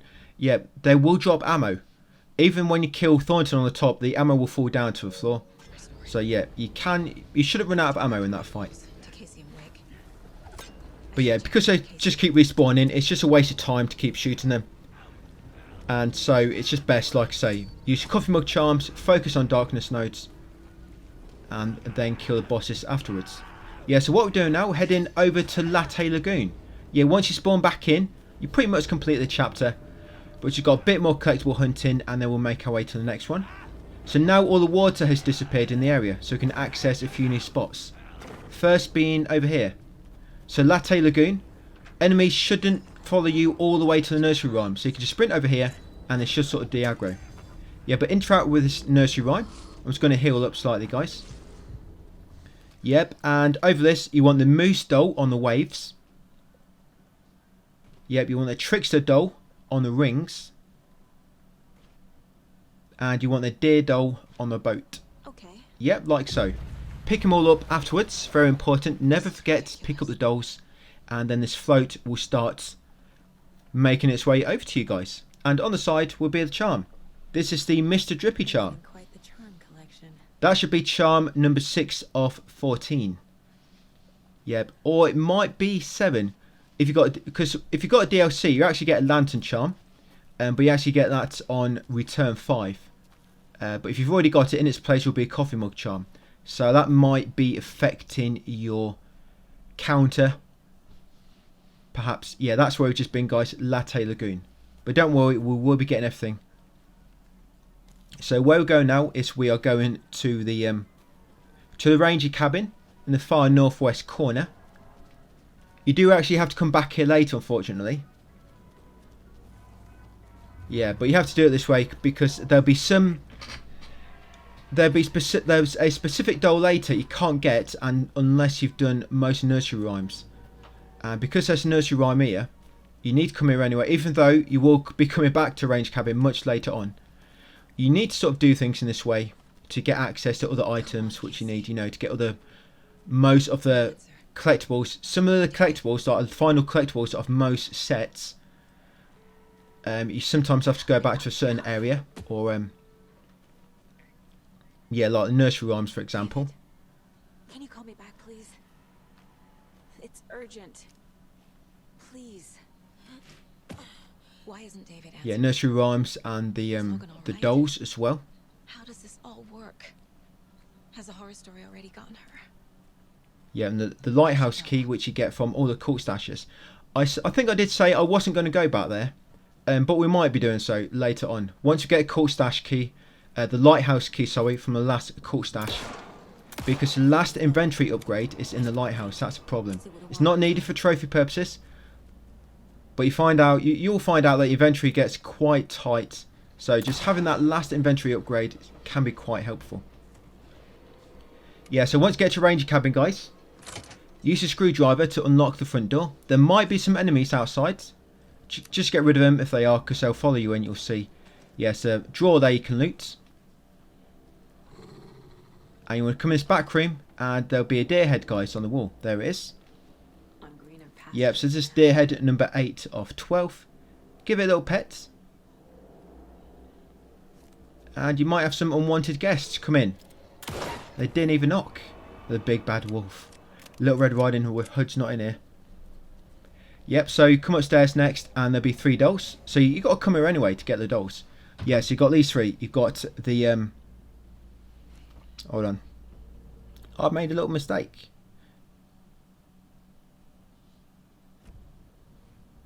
Yeah, I've skipped ahead in my text, guys, slightly. Whoa, I've gone way too far. Yeah, so we just got the bear doll, the maiden doll, guys, and the monster doll from upstairs. Make sure you pick them up. And then come back downstairs and out the back door. Yeah, be a small outhouse for toolbox and you can loot if you want.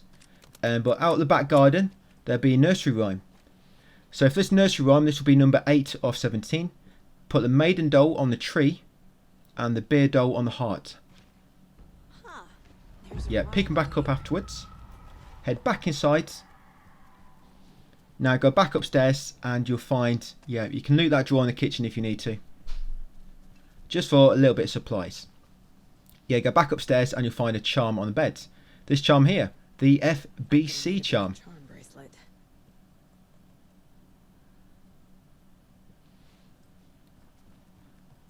It's a pretty weird charm, that is.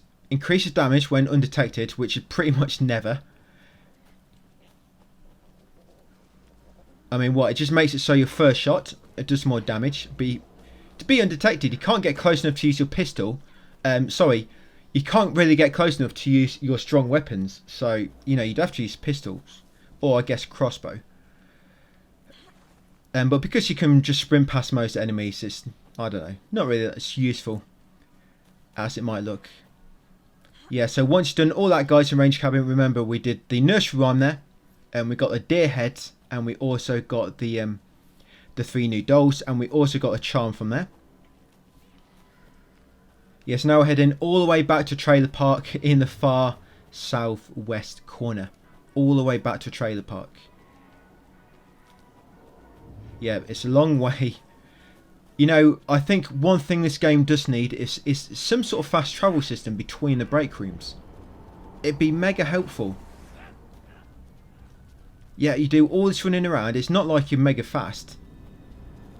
But yeah, it'd be nice to have some sort of fast travel. I'm not quite sure if games like this should have. I don't know. Because if you're just fast traveling anyway, you're not going to encounter any enemies, are you? But just for sake, you know, for the sake of backtracking, it'd be really helpful. Yeah, I did try to see if you swap to Alan Wake, if you can sort of like swap back and make it so you actually swap back, but you spawn in a different break room. But no, you seem to spawn back in the same one, which you swap character in, unfortunately. Yeah, so back in the trailer park. So now the water's gone down, you can access the back part of the trailer park now. Yeah, so you see this, if you open your map, you should see this cult stash, which is over here. Yeah, that one there. That's cult stash number 10 of 22, I believe. Yeah, but over here, on this lamppost near the cult stash, guys, just on the little box on it, is a key. That's a trailer park stash key. You need that to open the stash. So pick it up and then come over to it and open it, guys. Yep, grab a loot inside if you've got space. All you need to do is make sure you unlock the cult stash, and that makes it count towards the all stashes and all lunchboxes trophy. And then come to the dock, and there'll be a doll, guys, on one of the benches, the child doll. Yep, pick it up. If you actually come here before the ranger cabin, there'll be more dolls on that bench. Yeah, so pick up that, guys, the child doll. Come to the end of the dock, go right, find a caller box, and then go on the opposite corner of the dock, and you'll find a nursery rhyme. So for this one, you want to put the wise elder doll on the waves, and the bear doll on the sweeties. Yeah. Pick them back up afterwards. Never forget to pick them up. Right, and then back to the land. You'll find there'll be a strong enemy spawn on the right, and behind him, in the fish cleaning station, it's a charm. Yeah, you can try and grab it if you can, and then just run past him. Yeah, that is the Coffee World token charm. And what that does is it increases all the supplies you find. I think that's probably why I end up with too many supplies in the next few videos. Yeah, my inventory is totally full. My shoebox and my my person. Gets pretty crazy because you'll find more weapons and they take up quite a lot of space. You get a hunting rifle soon, which takes up like 4 or 5 slots. You get pump action shotgun, takes a few more as well. So yeah, I end up discarding quite a bit. It's mainly the crossbow bolts. I don't know why it gives you so many of them. They need to give you more stacks. You need to be able to hold more in one stack. You get a rocket flare later, and it only lets you hold one at a time in one stack, and they take up so much space. Granted, they're very powerful, but yeah, you want to make your way back, guys, back to the road. Yeah, that's our new charm, Coffee World token charm. As you can see, it increases the supplies you find within the world. So I'm always going to have that equipped. Obviously, having been able to find more supplies is always a good thing.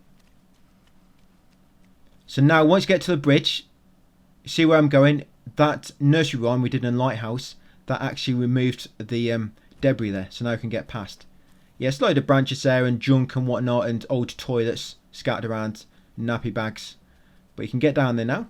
And in this corner, guys, there'll be a charm. Perfect for my bracelet. Yep, and that is the lighthouse charm. Increases maximum amount of health, restored in safe havens.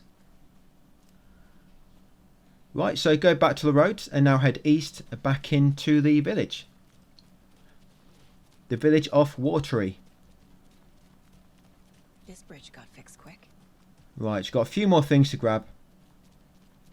And then we're good, guys.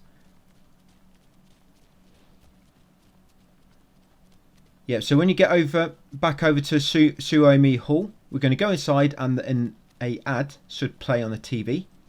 This will be the Koskelis ad, the Alma beer commercial.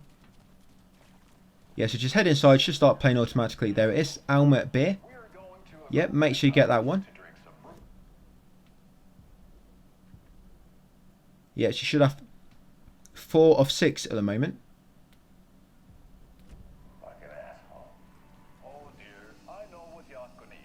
Yeah, I've got way too many bolts.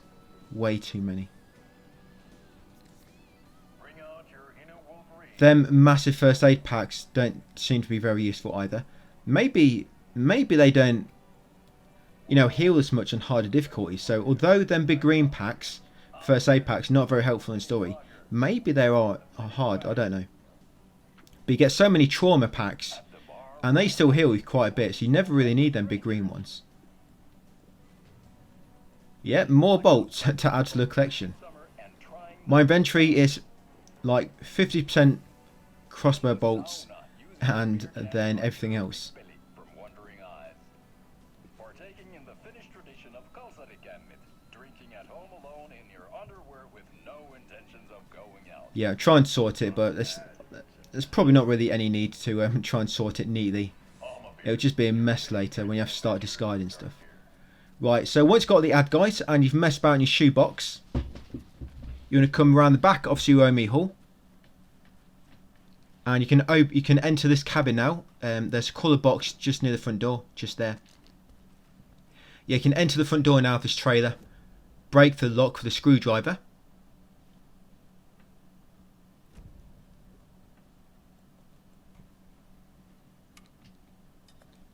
Very, very strong screwdriver there. It's made of vibranium. That's why it breaks all padlocks. Yeah, now come in this room on the left, and there'll be a nursery rhyme. So you want to put the maiden doll on the house and the trickster doll on the rings. Sure. Yep. Pick them back up afterwards, the dolls. And then go outside and in the coffee box, guys. The mailbox. I've got coffee on my mind. Yep. You'll get a coffee mug charm. There's too much coffee in this game. Yeah, so take another coffee mug charm. What you might want to do with them charms, guys, is save them for Nightmare, perhaps. We might need them on a boss later, but yeah, just try not to put them coffee mug charms in storage. Like I said, it might come in very useful for him. That same boss, but a Nightmare, when they release an update in about a month. Yeah, so this is the final cult stash for now. Yeah, so come to the far southeast corner of the dock, and the code for this is 496. Yep, 496. Yep, that's my car. Yeah, that's roughly what my map looks like at the moment. So we've got everything that we can access at this moment in time. So now we're going to jump in the car, guys. Head to Bright Falls. Yep, and that will trigger the next chapter automatically. Right, so return 4. Yeah, we're going to quickly do this one. No chance. Yep, I know there's only a few minutes left in the video. It's really that quick. So you'll actually be taking control. I had escaped the dark place. No, it's not Saga. I know she looks a bit different. You're Alan now. So you're going to come back into the lobby. Nothing to collect here, guys, except for a weapon. Yeah, come out the back door into the kitchen here. Yep, and then out this far door. Pick up the flashlight and the shotgun. These are unmissable. There'll be darkness nodes blocking the exit, and you need to pick up the flashlight to get rid of them. And yeah, you'll get a trophy, guys. Yippee-ki-yay. That's for picking up the shotgun. Right, so once you've got your flashlight and the shotgun, come over here and destroy these darkness nodes. Now be careful, because a taken bruiser will charge at you. Yeah, once you've got rid of them. There he is. No need to kill him. Just run past him, juke his attack, and now just carry on running along the path. That's pretty much all you have to do. When you get to safe havens, you will find a wall box, Alan Wake 1 style. Yeah, this is how it used to be in Alan Wake 1. You sort of have to run from safe haven to safe haven, otherwise enemies will keep spawning. And you pick up, there'll be like a little bit of loot in each safe haven. Yeah, this part's probably about closest we're going to get to Alan Wake 1. Yeah, so just carry on along the path towards the gunshots. Look out! It's him! Yeah, eventually you'll sort of trip on a banana skin. Just pick yourself back up. You've got this. Do not lose confidence in yourself. Yeah, just carry on up. Go left. Like I say, carry on towards the gunshots. And as you cross a bridge,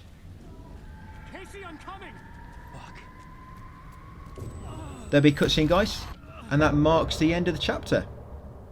And you get another trophy, We Watch in the Night. Complete chapter, no chance.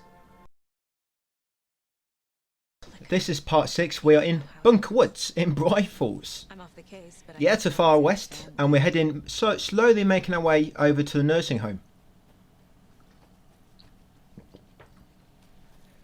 So we're going to begin by heading across this bridge, and there'll be a break room just on your left if you want to make a save or clear out some of your inventory if you've got space in the shoebox.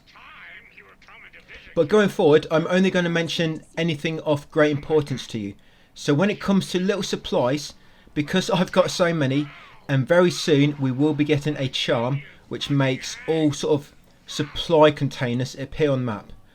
So once you get that, you just have to open the map and you can see if anything's nearby. Something is off at But that on story difficulty, we've just got so many supplies to use. I'm running out of inventory space. So yeah, going forward, guys, I'm not going to mention any supplies, only main collectibles and anything else of importance. So yeah, we're going to be sort of going down there next. So that cool stash. Over here is a lunchbox. Yeah, lunchbox there. And then obviously make our way west, guys, to Bright Falls. Sorry, not Bright Falls, to the nursing home. Yeah, we're coming up to the northwest to begin with. There's a cool stash up here and a nursery rhyme.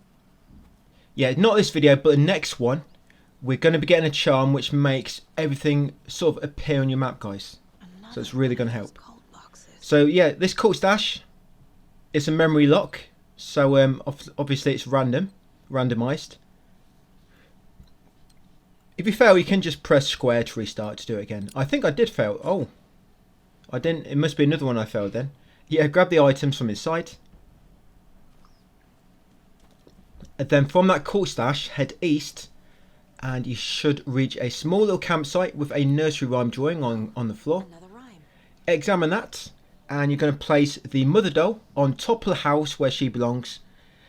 And yeah, and the father doll in the basement. But no, yeah, mother doll on the house and the child doll in the tree.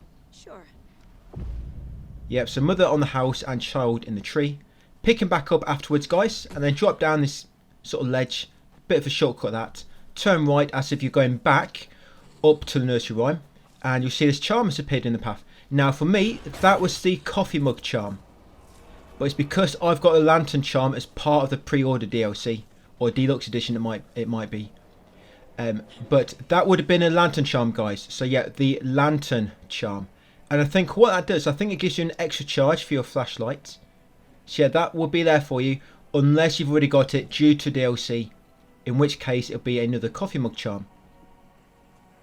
Yeah, I think it's that charm on the left. The leftmost charm in my shoebox. That is the lantern charm. So yeah, it's lantern if you haven't got it. If you have, it's a coffee mug. So next up, come down behind the cabin. There'll be a ledge you can drop down. There'll be a cooler box just to the right in this sort of light. I don't know where that light's coming from. I tried looking in the sky, seeing it's coming from a car or something. I have no idea where that light's coming from. But anyway, yeah, that cooler box. Loot it if you want to, then carry on south and you'll find a sort of car. And on the back is a cult stash, guys. This cult stash, the code is 177. Yes, 177. That should appear on your map anyway because of that cool map we got back on the back in Watery. Yeah, so just over here. No, I thought I was going to show you then on map, guess not. But come up this path, sort of heading to the north, and yeah, my accuracy is really bad at the moment. This wolf chases me all over the shop, and I just can't seem to hit him. Very embarrassing. Yeah, it was very embarrassing recording this part. I almost restarted it, but I just went with it in the end. Yeah, this lunchbox, guys, that is where it is. Wait, I'll get back to it in a minute. Oh, it's this dog. This dog keeps attacking me. Look at my accuracy here. In that lunchbox, guys, you got fragments times 7. Yep, no doubt this bloody wolf is going to troll me again. But yeah, from that truck, you just follow the path up the hill, and when you get to the next fort, you sort of take a tight left, and it'll lead you along that little ridge. I did show it on the map briefly when we went past the break room near the start of the chapter. Yeah, then you just continue on, and you'll get to the nursing home eventually. Head into the sort of west, northwest. A charm, my bracelet. And we're going to get a final Mayor Setter sign in a second. I know Logan and I never lived here. This will be number 6 of 6. And there'll be a little message. You see that small piece of paper in the top right hand corner? That confirms it's your last one. And it says you can meet Mayor Setter at Suomi Hall. And that's the vote Mayor Setter to sit in office sign. That one is. But yeah, that'll be the last one. And in the next video, Mayor Setter actually going to give us, he's the one who gives us a charm to make everything appear on your map. But only as Saga. But yeah, finally got the chapter message. Return 5 old gods. Very old gods. But yeah, just ring the doorbell. Rose will calmly answer the door. What's up? You want to have a bit of a laugh, press the doorbell and then run and hide around the corner and then keep pressing it. Not a bad time, is it? Oh, no. I can imagine that probably doesn't do anything. But yeah, when she answers the door, you want to choose, I'm here to see Tor and Odin. So And glad you're Tor here. actually called me over. But Odin and Tor can't see anyone today. I was just And on then the phone she'll with Tor. grant you He access, invited me finally, over. Sorry. into this It's very been secretive area, it seems. Too much fun on our trip to Watery and need to rest. Sure. Right, so Always love is a there, feast. it seems in this part, it seems like you've got to do so much, but there isn't. Very minimal steps if you know exactly what to do. I always Which dreamed I'll of be living in a haunted Victorian explaining. manor. So come in the room when you write to begin with. There'll be a lunchbox with fragments times 5. Another And then take the map from the wall for the Valhalla nursing home. Come back into the main hallway and then go right into here. And this video will start playing on the TV. Bright Falls Blend. You have to go into the back into the main hallway and enter that room from the main hallway. Otherwise the video will not trigger. Yep, so just get that video, guys. That will be video number 5 of 6. Cost Keller ad. Yeah, it's a Bright Falls Blend, that one. Right, then we're going to come up to the next floor. Go into this room, and it's actually a break room. Yeah, this is the actual lounge on the second floor. Make safe if you want to, and then come and pet the deer head. This should be deer head number 9 of 12. Yep, also, just before you came up here, you probably didn't see, but walk close enough to Rose so she starts walking around the nursing home to sort of give you a bit of a tour. Just start it. Once you start the tour, come upstairs. It will just save you a bit of time. Then you have to go into Tor's room He was drunk. until you get that clue about the sort of broken item on the floor. Once you get that clue, because you need it, guys, come in here, talk to Odin. Yeah, talk to Odin and choose Odin. Can you hear me? He won't answer, but we're still going to ask him a question again. And then we're going to say, I have some questions for you. Questions. Odin? He's going to give you the typical Geralt response. Yep, and then once you spoke to him, guys. He's in no shape to talk. Yep, eventually you'll get a sort of a profiling clue. We're not going to look at that yet. Come downstairs. Now, if Rose is still here, then you didn't trigger her to move. You'll just have to wait. But yeah, normally she should eventually get to here, when she just does a normal walk around. So get to here, and then once you come to here, it will start her to do another slight tour. And once I trigger the second one, that's when I come in here and do my profiling. So what you need to do, Odin's in rough shape. you need to open up the mind place. You need to profile Odin and check Hangover, the cult photo, our connection, Tor in danger, and the clicker. And then open the caseboard and place all the clues. Basically, just profile Odin, choose every option, guys, and then open the caseboard and place all the clues. Pretty much all you need to do. The reason I'm doing it now is because you need the clue from Odin for profiling him. When we spoke to him, you need the clue from Tor's bedroom, and you need a profile about. You need the clue from, what's her name, Rose. You need the clue from Rose to sort of progress the story. So yeah, put all these down. Yeah, you'll see one of these will be Rose. There's the broken item on Tor's floor. And there is Rose. So yeah, that's it. And then now you should be able to ask her and tell her that I know that Tor's in Wellness Centre. Yeah, tell her you know that Tor's in Wellness Centre. Yeah, by the time you've done all that, she should have got to the chair, guys, to be sitting down. And then once you tell her that you know he's in the Wellness Centre, she'll open the door for you and you can head on through. If you want a text list of guys of exactly what I'm talking about there, just look in my text guide. It might be easier for you to see what I'm doing there. Yeah, then come in the Wellness Centre, take the map on the left, take a right into the corridor, and they're going to come down here. There's a break room over there, by the way, on the right. Yeah, just pointing my gun. There's a break room there if you need it. Yeah, come through here, guys. Rehabilitation Centre, I think it's called. Take the door on the left. It's me. Come on. Yeah, take the door on the left, and then come through here into the sort of northeast wing. Carry on all the way to the top, and then take a left, and you'll head into the security office. Now, once you get into the security office, the code for the computer is 170823. Yep. I know you only have to press square to go back. I couldn't see the square icon on my screen because my screen's too bright, and I couldn't select it, so I thought you couldn't, and then I realised afterwards the square icon is there. So if you make a mistake, press square to delete it. But yeah, 170823, and then press the button to unlock all the doors. Once all the doors are unlocked, come back to reception. Come through here, guys, go behind reception, like directly behind it, here, and take the doorknob from the box. Yeah, it's just always a good idea to have a spare set of doorknobs behind reception. Right, once you've got a doorknob, come back in security and use the knob on this door. Yeah, use the knob to penetrate the keyhole there. And in this room, guys, take the hunting rifle. You've got that trophy ready for a fight. And I never use this weapon. I never use it. And once you've got a hunting rifle, guys, pet the deer in the corner. There should be deer number 10 of 12. Yep, so that's deer number 10 of 12. Now, once you've done so, go back into rehabilitation, and you want to kill the enemy inside. It's a weird sort of enemy, sort of like two enemies stuck together with their legs cut off. Pretty weird. Yeah, I'm just going into the break room, guys. Just clear out my inventory slightly.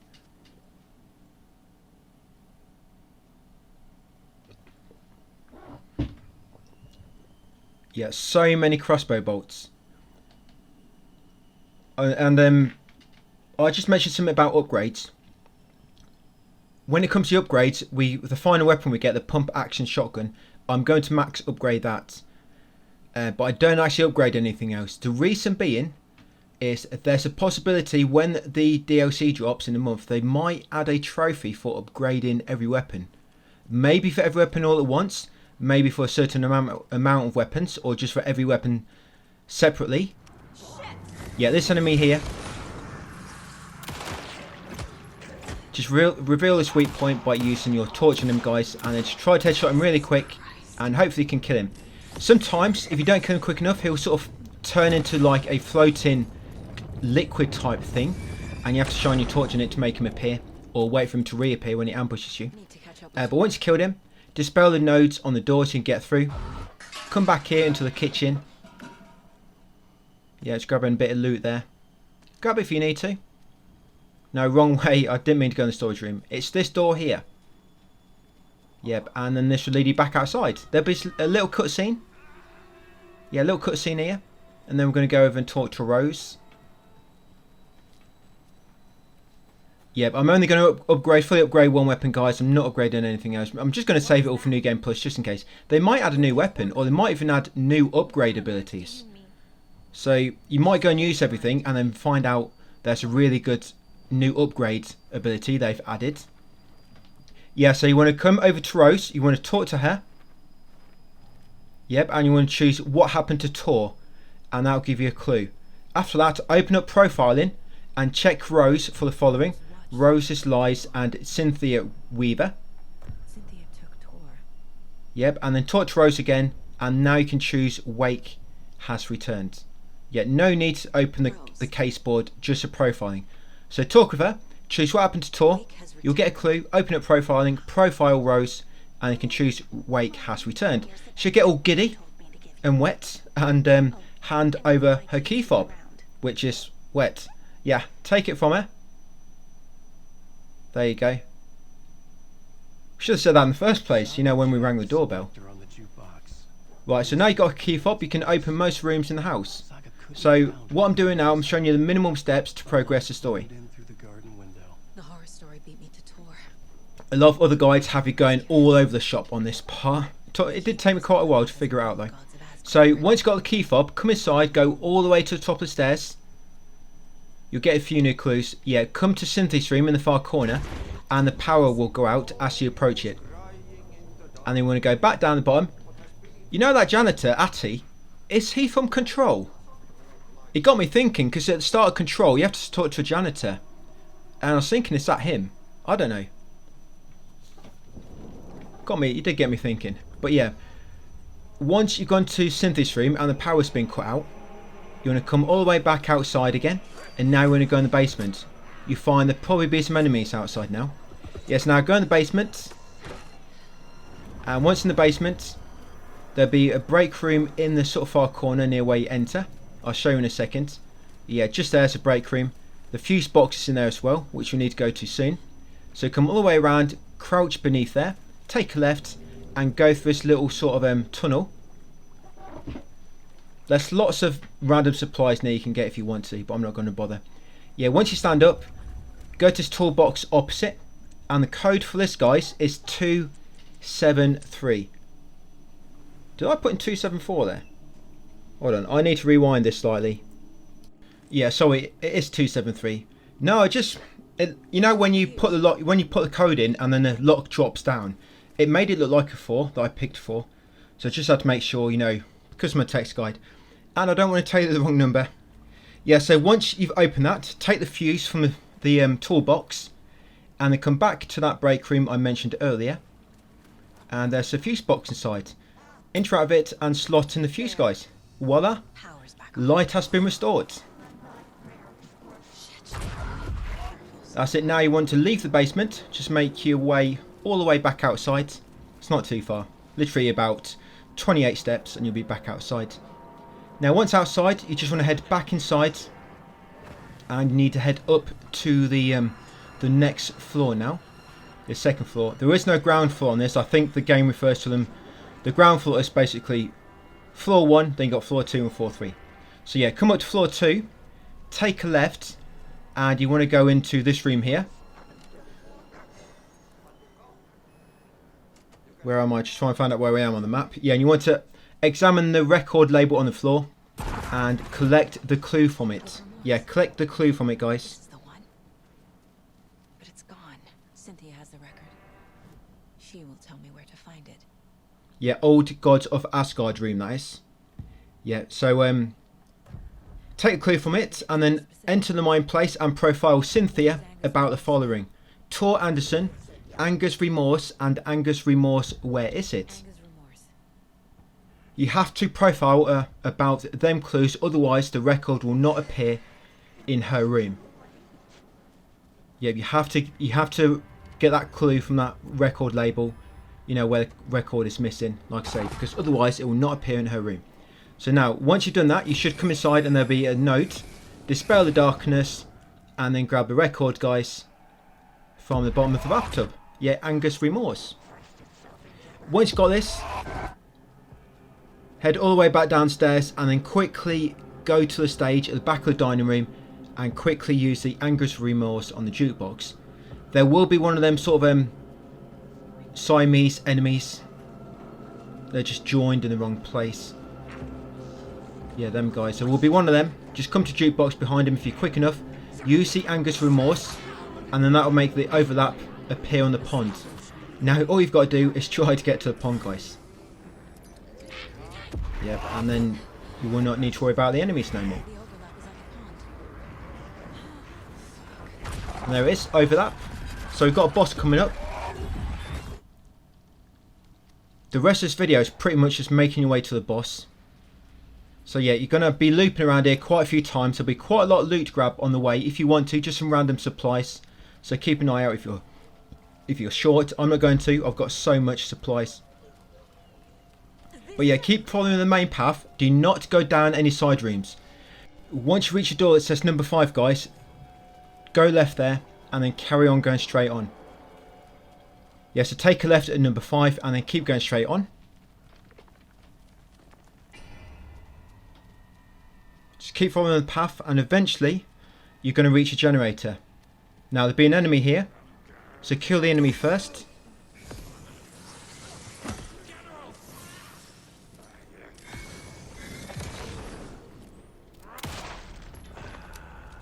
Yeah, once you kill the enemy, activate the generator.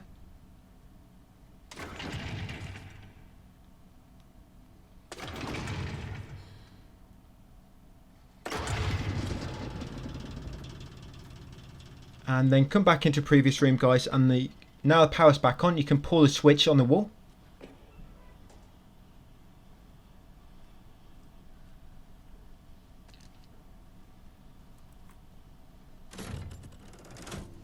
Yep, and you turn the lights on, and then come to this gate near the generator, and you'll find yourself back at the start, guys, in a second. Yeah, so back here, let's begin that again. Getting a sense of deja vu here, actually. Yeah, carry on. You see the graffiti, take a right. You see the path has slightly changed now, very slightly. Now you'll be forced to go into tunnel 3. You'll be forced. Just keep running until you get to a dead end.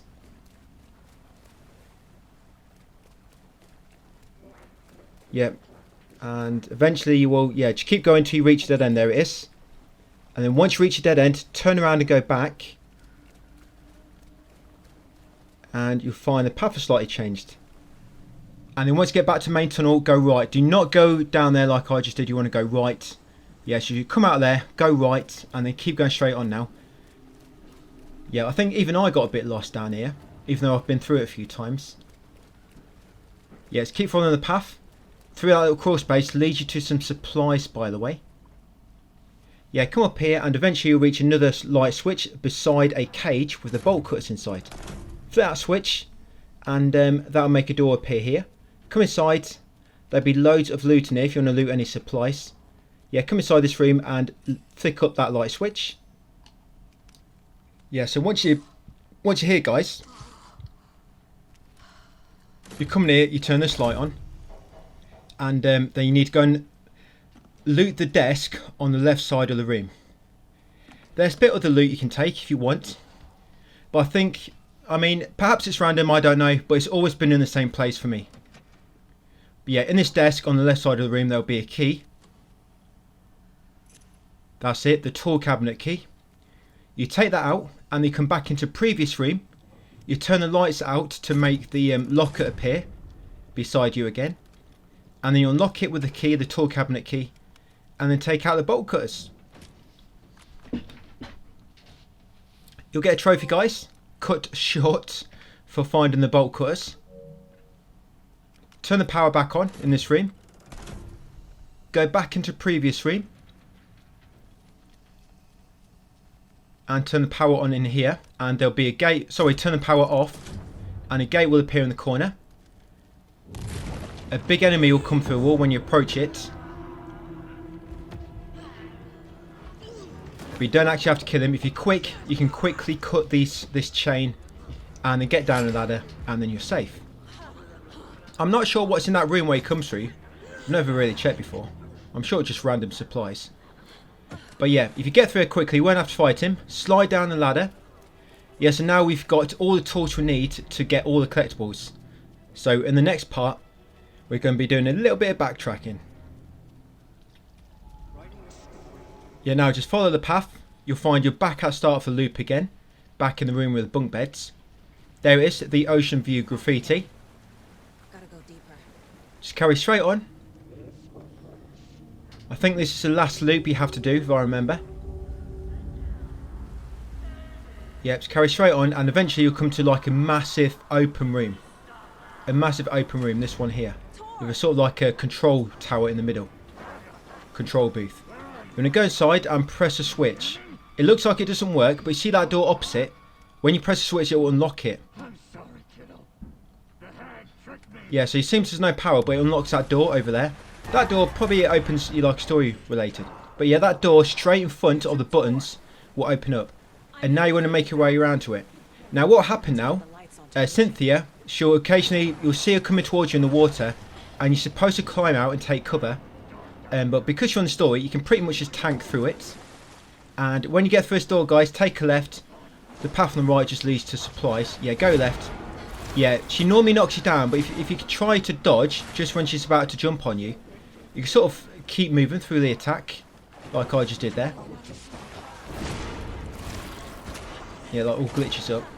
But yeah, just keep going on around the around anti-clockwise around this outer ring, and eventually you'll come to a room on the right you can climb up to, and there'll be a generator. You'll start this up. Yep, give it 3 tugs. 3 tugs and it'll climax. And then drop down. And then if you go right, you can actually climb up here, a little shortcut. Oh, this is it. I need to put this in my text guide. So I actually noticed a shortcut when I was recording this. Yeah, so just go right from there, climb the ledge nearby where you drop down, and there's a little shortcut. Drop down back into this room with the control booth. Come back into the middle and press the button now, guys. And you'll turn on the power. Now get ready for a boss fight. Yeah, it's a little supply box there, I guess, if you need it. Yes, now what you want to do, you want to go behind the little control booth. There'll be some steps behind it. These steps here.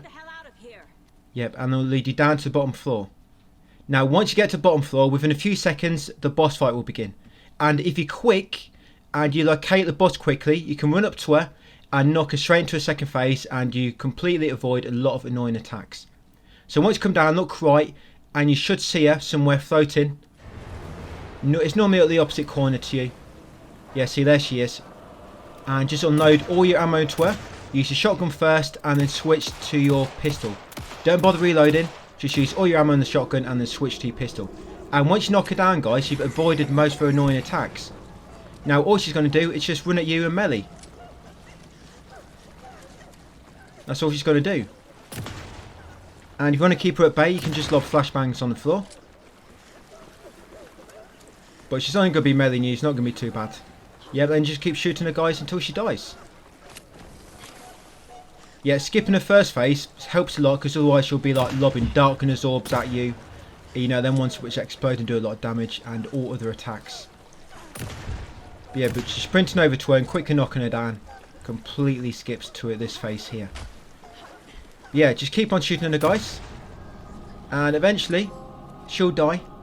And you'll get that trophy, Guild in Love. Defeat Cynthia. And we're actually going to be ending the video in a second. Yeah, you'll get the end of chapter trophy as well, not long after. Yep, the old gods. And then once you get control back, guys, there'll be a autosave, and I'm actually going to end the video here. So we're going to jump straight in and have a quick chat with Tor. You're going to tell him you and I need to have a chat. And they're going to open up the mine place, and you're going to profile Tor, and pretty much just check everything on his profile tab. So yeah, just talk to him. You'll get the prompt come up that there's a profiling clue on him. Yep, just profile everything, and that's all you need to do, guys. Yep, so that is it. Quick chat, profile him, and then the objective should update to head back to the sheriff station. You get loads of other random clues from him, but you don't need to do anything with them. So we're going to come to this sort of gate up to the southwest, if my memory's not going to let me down. Yep, and now you can cut this lock. Now you've got the bolt cutters. And if you come over here, yeah, sort of where the path splits, just keep going west, and eventually you'll reach this lunchbox. I'll show you in a second where it is. So yeah, this is where I am, guys. So that lunchbox just there. Yep. So open that lunchbox if there's any nice mouldy sandwiches inside, and take out the fragments. That is fragments times 9, and that is the 17th lunchbox out of 21. Yeah, by the way, I've got the full text guide. It's ready for this, so if you want to push on, just look at the text guide, link to description, and you can do so, guys. If you're not patient enough to wait for my videos to drop. So that key is just there. Better show you that on the map. So that's the Bunker Woods stash key. Pick that up first, and then come over here to the stash nearby. Yep, use the Bunker Woods stash key on the box. Now with these rocket flares you're going to start finding, you want to try to save them because they're good on a few bosses in the game. Yeah, some bosses in the game, they get rid of them very, very quickly. Yeah, they come in really useful. Yeah, I'm trying to get down to that path here, but I seem to have took the wrong turn. So just bear with me while I get back down to the track. Yeah, so you get a lunchbox, get the stash key, loot the cult stash, and then carry on to the east, guys, via this sort of southeast path. There'll be a building sort of opposite to the south. That's a break room. If you want to go over to it, you can start a generator up and turn on lights. That building just there. I'm not going to go. Instead, I'm just going to keep going left towards our next objective. Yep, to that coal stash. Yeah, it's that coal stash, guys. I'll try to explain the code in a second. It's one of them symbol combinations, which can be a bit tricky to explain in text. So the top one is 2 triangles pointing outwards to the east and the west. It might be enemies, so you can either kill him or just do what I'm doing. Probably should have just killed him. Yeah, so top one is 2 triangles pointing to the east and to the west outwards. Middle one is 2 triangles pointing south, but a side by side. And the bottom one is 2 stacked triangles facing inwards, but north and south. So yeah, bottom one is 2 triangles facing inwards, but facing north and south. Right, so pick up the goodies from this side. Like I say, any rocket flares, try to keep them. Unfortunately, you can only hold 1 in 1 slot, so they do take up quite a bit of space.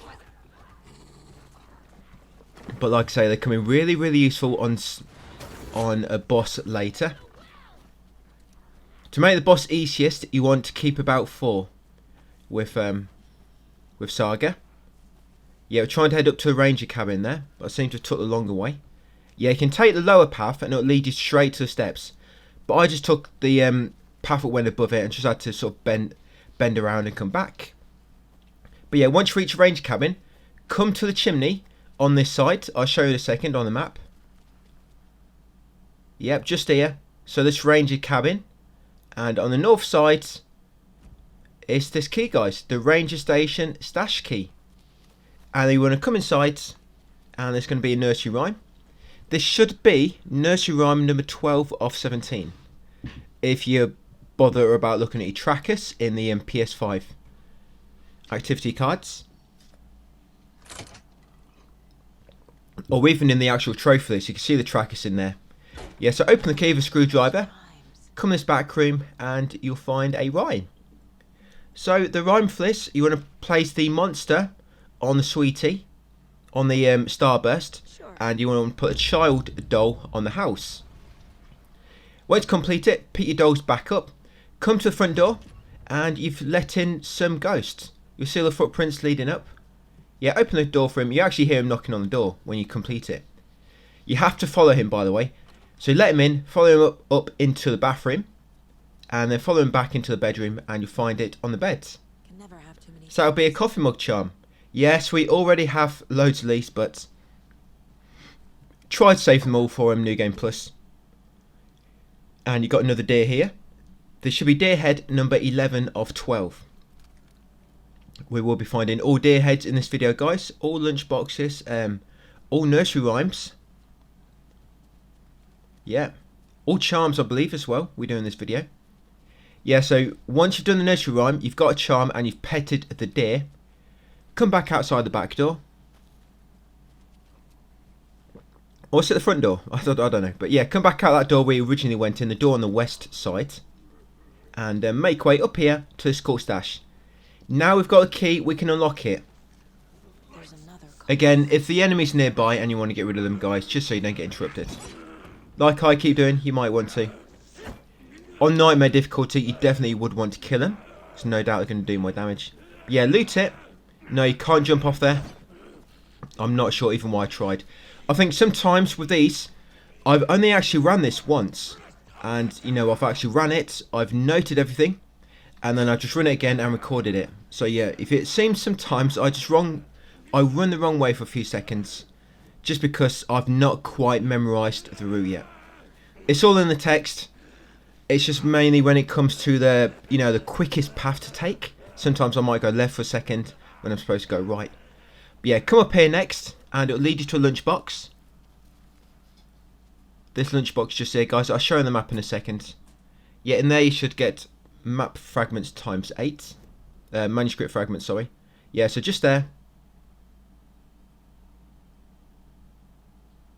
Yeah, I think this is going to take me about 6 hours, I think. It's going to be about 12 videos long, I reckon. But I reckon you could get this platinum in under 5 hours if you really memorise this route. You know, and probably did not get as many supplies as I get. Actually, no, I probably do get too many. I mean, I have stopped picking up all the supplies, but by now, I've still got too many. Maybe under 4 hours, if you're very, very, you know, like, perfect. Perhaps. But we're going to come to this nursery rhyme, guys, on the beach. Yeah, this is nursery rhyme 13 of 17. You're going to place the mother doll on the boat, the child on the rings, and the monster on the wave. Pick him up afterwards. And then head to that capsized boat to the east. That small boat to the northeast. And there'll be a charm there, guys. There'll be 2 enemies nearby. Just be quick and you shouldn't have to fight them. That charm is a Valhalla nursing home charm. And then just over here, guys, slightly north from that charm is a lunchbox, guys. You'll find manuscript fragments ×6. I did show you there on the map briefly. Yep, and then we're going to follow the main path to the northeast, cross this bridge, and once you pass the bridge, take a right. Yes, yeah, I've got 4 rocket flares there. Yeah, that's our charm we just got. Increases effectiveness of healing items. Yeah, so you'll come over the bridge, you'll see the boatyard up ahead, and you want to go right.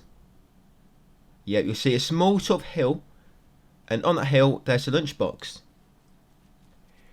Yep, some peanut butter sandwiches inside.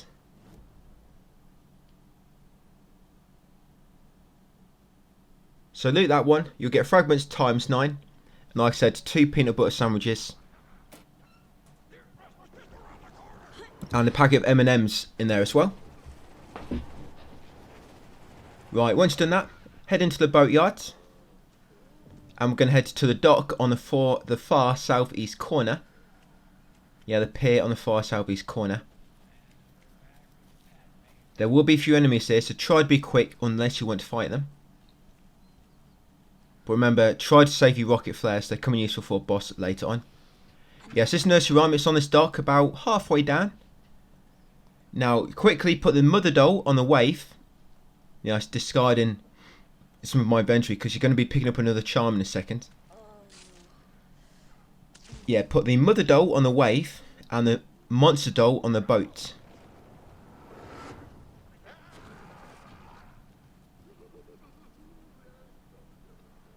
Yeah, wave, mother. No, I've got them mixed up. Wave needs to be in the mother. And monster on the boat. Yeah, this is what I mean. Oh, it's this bloody guys. Yeah, monster doll on the boat. I think I did kill this guy actually, yeah. Look at that, 1-hit knockout. No. Try to forget that it's on story mode for a second. That was pure skill based. Yeah, and the monster on the boat. Right, pick up the dolls back up afterwards. Now head back to the west and you're going to find a charm just in front of a boat on its side. You see that boat up ahead on its side? Yep, just in front. There it is. And that's the anchor charm. Right, once you've done so, just head east now. We're going to leave the boatyard and go back to the Elder something lodge. Forget the name now. Yeah, cut that for bolt cutters. Luckily, you can actually cut them from the other side. Right, quickly get through there, guys, and the enemies should stop chasing you once you get further near the lodge. But as you go over here, you see this white van? There's a cult stash here. Another one of those cult boxes. Yeah, and this one's a memory puzzle of the Elderwood Lodge. Yes, it's a memory puzzle, guys.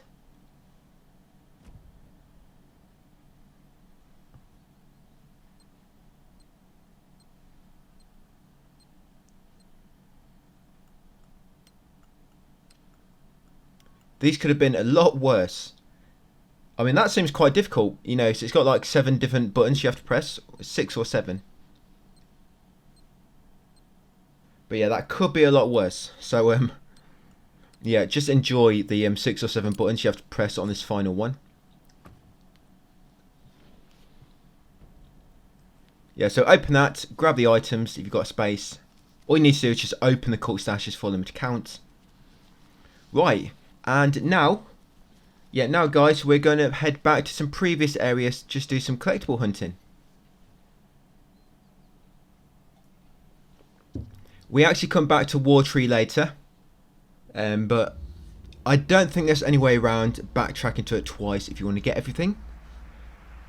Because, I mean, we come back later with the lighthouse key to get the inventory pouch upgrade. I mean, that is optional, but it's going to be handy for New Game Plus. I'll come back to that in a minute, guys. But once you arrive, come back into Suomi Hall, and there'll be a dog on the stage. That is, believe it or not, that is the mayor, Mayor Setter. And stroke him, you get a trophy, guys, the nice things in life.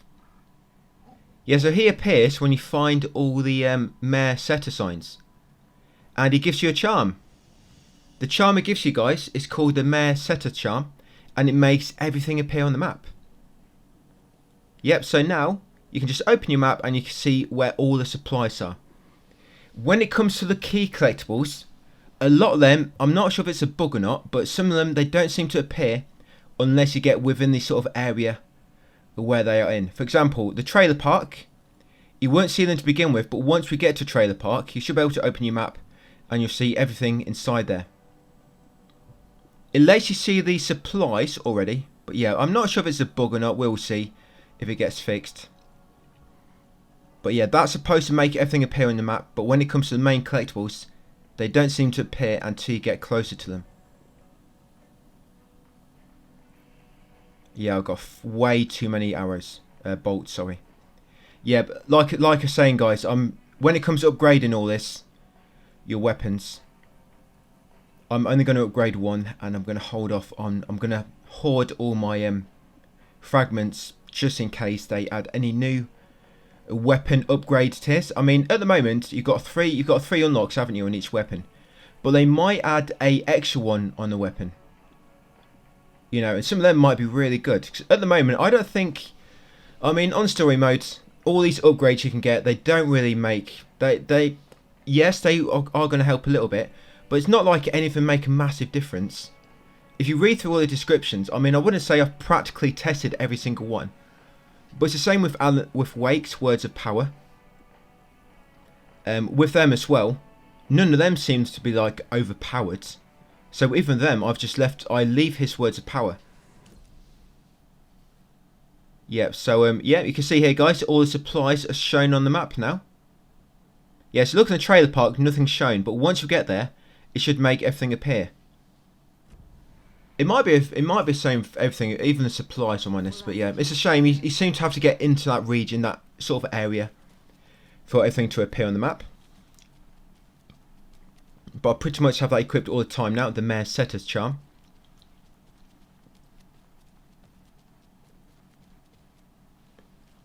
You know, I forgot what I was talking about now when we first came in.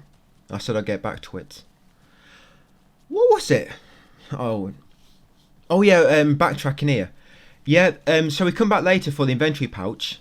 That's the only reason I have to come back here. And it is optional, you don't need it for trophies. But the thing is, in order to get the final nursery rhyme in Cauldron Lake, you need to get all the nursery rhymes beforehand, and one of them is here.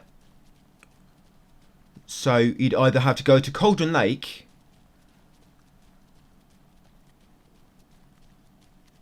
what you'd have to do is you'd have to wait and come here at the end. Yeah, come here at the end when, you know, for the point of no return. You'd have to come here at the end and then go to Cauldron Lake after that. That's the only way, I think, to remove one of these times when we backtrack to War Tree. But it means you'd have to leave the backtracking till much later, and so you wouldn't get Mayor Setter Charm as early as what we do so. That's the only problem, I guess. But I guess if you want to make it a bit more optimal, you just use backtrack until a little bit later. Yeah, so once you get down here, guys, use the bolt cutters to cut that chain on the gate in this trailer. Come inside, go left, and you'll find this nursery rhyme. So this one, place a wise elder doll on the eye and the deer doll on the heart.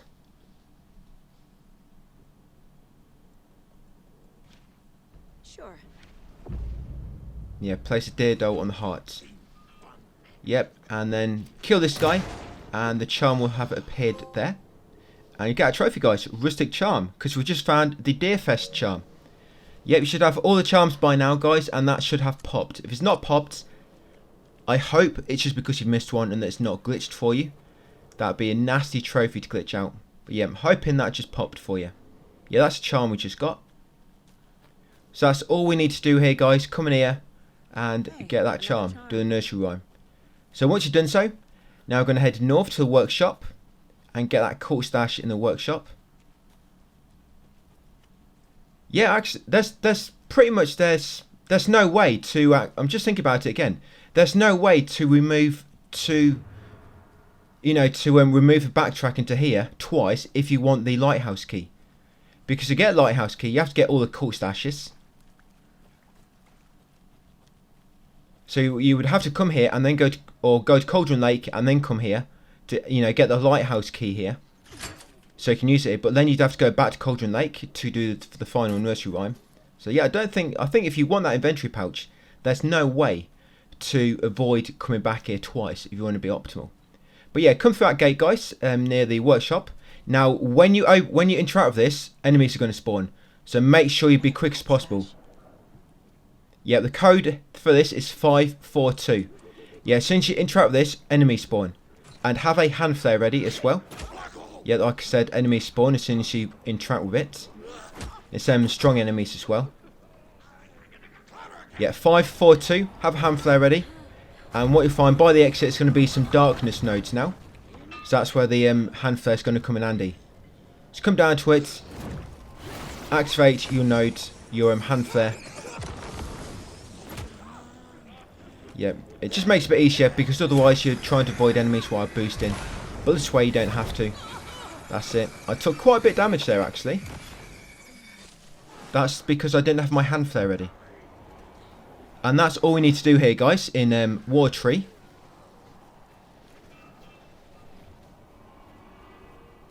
Yeah, I know it does probably sound a bit confusing when I'm talking about, how many trips do we have to make to come back here, But yeah, I think if you want to get the inventory pouch, there's no way to avoid an extra trip back to War Tree. I mean, what we're doing now, this is it. We don't have to come back at all for trophies. Just come back here later on if you want to get the inventory pouch from the lighthouse. That is all. So I guess for trophies, yeah, you only have to come back here once. It's a shame though that Alan, Wake, he only gets one extra inventory upgrade. Because his inventory does get quite tight as well. Because he gets a new weapon which takes up a lot of space. I guess you do control Saga more, don't you? She's got more sections where you're fighting enemies. Wake doesn't really have that many. So I guess that's their reasoning behind it. So what we're doing now, we're going to head back to the car, guys, and head over to Cauldron Lake. And do some backtracking there. You do go back to Cauldron Lake later at the point of no return. But a lot of it becomes closed off. So you have to sort of go back now. Yeah, so Cauldron Lake. So we're going to do some bits in Cauldron Lake. Then we're going to head back to Bright Falls. Advance the story a bit more, guys. And then that'll be it for this video. Like I say, we're going to be about 12 parts long. So not too much left to go. So what, 5 parts left? It might be 11 yet, we'll see. I've got everything recorded, but I've not quite looked at everything yet to see how long it's all going to be. I might do it after this video actually, just transfer everything to my computer and see how long each part is, and see exactly how many parts it's going to be. So yeah, once you spawn in, you're going to go north through a hole in the fence, and then go north a bit, and then go east, and you'll come over here. There'll be a gate leading to the rental cabins, just there. Now you've got a bolt cutter, so you can head inside. Yeah, nice bit of backtracking here.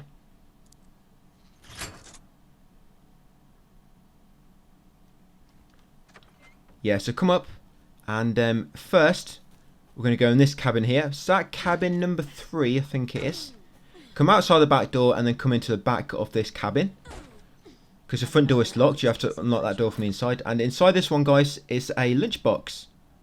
Yep, that's the final lunchbox. So that should be 21 of 21 lunchboxes. And that should be fragments times 9. Yeah, that's where I am.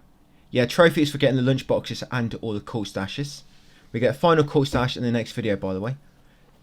But at the end of this video, you should have only one cool stash remaining, I think, before popping that trophy. Yes, you get a lunchbox. Go north and crouch beneath that log. Come in this room, go all the way through the house, and then enter this house from the front, this cabin. Cabin number 4. Another rhyme. Inside is a nursery rhyme. This should be rhyme number 16. 16? Yeah, 16, guys. So for this one, you want to place a hero doll on the rings, the monster on the hatchling, and the crow on the eye.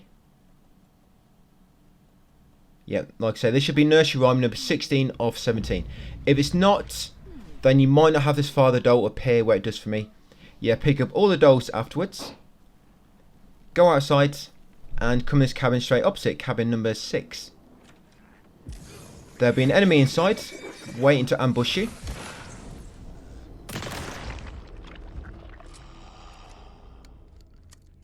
And another charm. Yep, and get that charm, guys. That's going to be a coffee mug charm. And on the floor, beside it, you'll find a sort of case with a father doll inside. Now, this is a bit buggy. You might, I don't know why, but trying to pick this up is a bit buggy.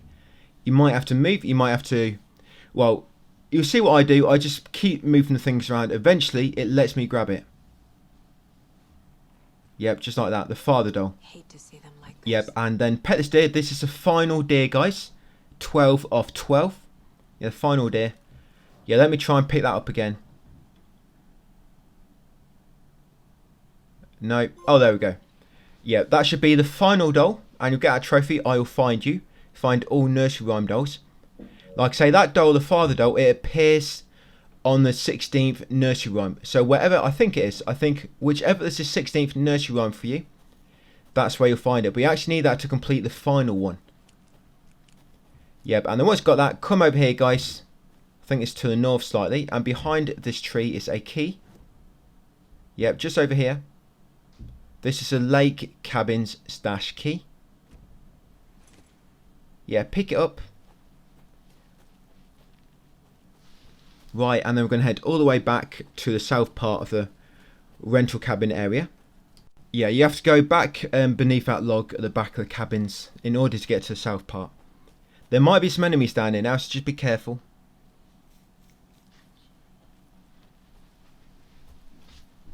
But in this far south cabin, I think it's cabin number 1, there'll be a cool stash in here in the bathroom. Yep, in the bathroom, guys. Ignore that clue I just got. I think I pressed X on something by mistake. Never mind. Yeah, it's not needed for anything. Yeah, so use the lake cabin stash key on this cool stash in the bathroom. And pick up some goodies inside. Like I say, them rocket flares do come in really useful for killing enemies. You know, they'll actually be really useful on New Game Plus. On, you know, killing the bosses really, you know, really quickly. On Nightmare. Because they do a lot of damage to the bosses, they do. Yeah, and now we have to head all the way over here, guys. To the Witchfinder Station. I know it's a massive trek, but you have no choice if you want all the trophies. Yeah, so I'm pretty much just going to go back down that them wooden steps to the northwest, go down towards the witch hut, and then sort of take a right before it, go down the hill onto the lake. And from there, make our way all the way to the northwest to the Witchfinder Station. Yeah, it's a massive trek, I know, but yeah, there's pretty much no choice, you have to. The final nursery rhyme will always appear in this Witchfinder Station once you've got all of them. And you need all the dolls as well to do it. Yeah, you need all the dolls because you have to put a father doll down. Basically, what happened, there'd be like all the clues, like little drawings, they'll be scattered throughout the house. You'll like have to go in the kitchen, put a doll down in the kitchen, go to the living room, put a doll down in the living room. It's like that type of thing. So yeah, that's what you have to do here. But afterwards, you want to make sure you pick up all your dolls. No idea if you're going to be able to transfer your dolls into New Game Plus when they update the game. No idea. It's like that's something it's hard to sort of decide on. You think because it's kind of maybe they're like a key item, they're going to take them out of your inventory, but no idea with them. It would be handy, you know, with some of the because it let you. You might be able to get loads of coffee mug charms, because what might happen on New Game Plus, because if you go to get a charm you've already got, the nursery rhymes might give you coffee mug charms in their place. You know, like what happens with the lantern charm. If you've already got the DLC, you already got it via DLC, it gives you lantern a coffee mug charm instead. That might happen on New Game Plus. Yeah, but all the nursery rhymes you do again, they might drop coffee mug charms, or maybe they're just not. You're not able to do them. I don't know. We'll see. But yeah, almost there, guys. Witchfinder Station. You have to come all the way back along here when you do on the next chapter. Actually, not the next chapter. I think it's 2 chapters away or so. It might be the next one. But you have to come back here at some point. The story will bring you back here, but a lot of the area will be locked off, and you don't actually go that far from Witchfinder Station. Because most of it's locked off, you probably can't access it. But yeah, once you come in, guys, to Witchfinder Station, come to the right in the living room and place the father doll on the eye. So father doll on the eye, and they come in this room on the small bedroom on the left, downstairs. Hero doll on the sun. Yep, hero doll on the sun. And they go into the kitchen. Put the mother doll on the heart. Yeah, mother doll on the heart, guys. And they're going to head upstairs and put the trickster on the waif. Trickster on the waif, which is in the bathroom, of course, water, bathroom. And the child doll in the child's play area. So yeah, pretty much it seems like they've gone with the normal habitat, I guess.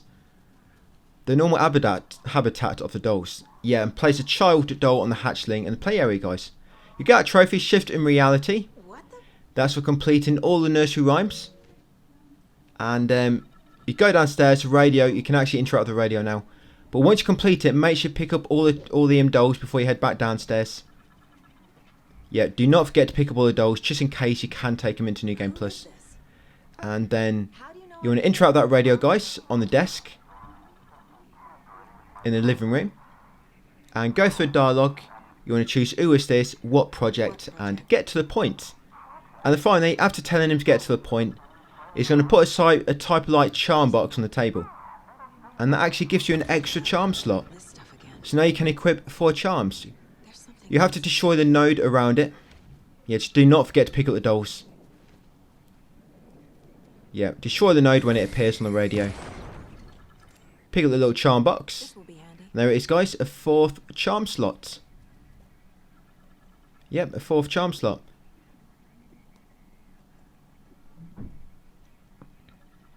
So now what we're going to do, we're going to head all the way back to Bright Falls.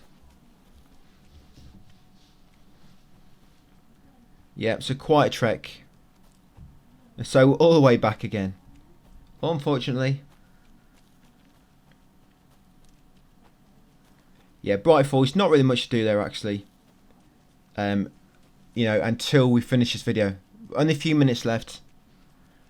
We're going to get a cool stash, which will have an inventory upgrade inside. We'll get another cool stash. And then we'll head into a police station. And then that's pretty much it, guys. The start of the next chapter. Which is called Return 6. Scratch. Yeah, so back to the car. And go for a drive back to Bright Falls. Definitely putting in the miles on the car in this video. Putting a lot of miles on it. Yeah, if you lose track of where you are, just check the map. Press the touchpad. And it'll bring it up for you.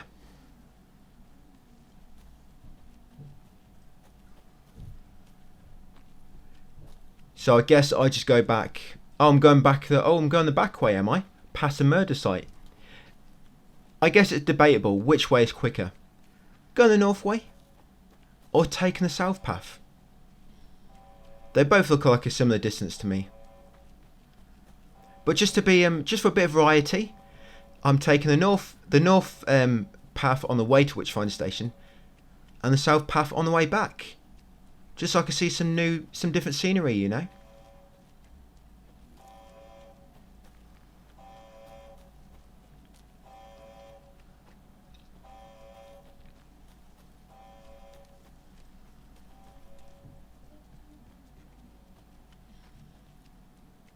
Yeah, this where the fast travel would come in useful. Fast travel between break rooms. I mean, it's not a break room in the car park, but if it lets you just fast travel immediately to another area, yeah, be mega helpful. Yeah, Bright Falls.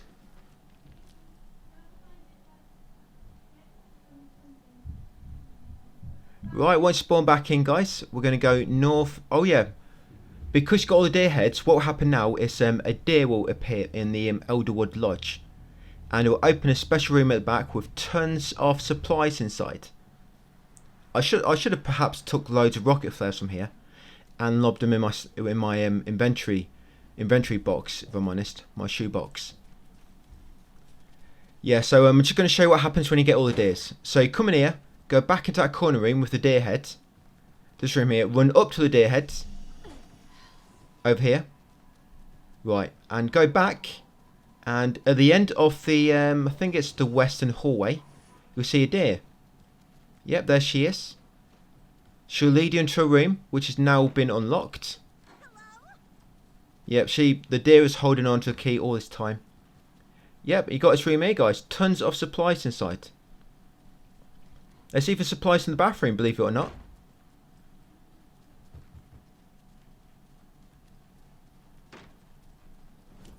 Yep, so that's the deer. Look at all them goodies in there. Yeah, you got some pages in there as well. Right, so what we do next? You know what? I hope they did not put a trophy on Nightmare DLC for getting all manuscript pages. I bloody hope not. Because that means I got to optimise all that as well into... Well, I guess I'd optimise into the Nightmare playthrough, but still. Yeah, come over to this gate, guys, to the southeast. We'll take onto the dock. And you want to come through and go into this room on the right. And inside will be a cult stash. This cult stash number 20 of 22. Another locked box. So the code for this one is 697. Yep, I've got the first number wrong. 697. Only one thing inside, but it's an inventory pouch, so we'll take it. Yeah, I'd rather take that than just 4 different consumables, probably never going to use. But yeah, once you've got that inventory pouch, guys, yeah, it's just there. You're going to head up the side of the Oh Dear Diner. See that cult stash? We're going there, and then we're going to Sheriff Station, and that will end the chapter. Yep, so go up the west side, the alley at the west side of the Oh Dear Diner. And at the top, there'll be a locked gate on the left. With a chain. You're going to cut it with the bolt cutters.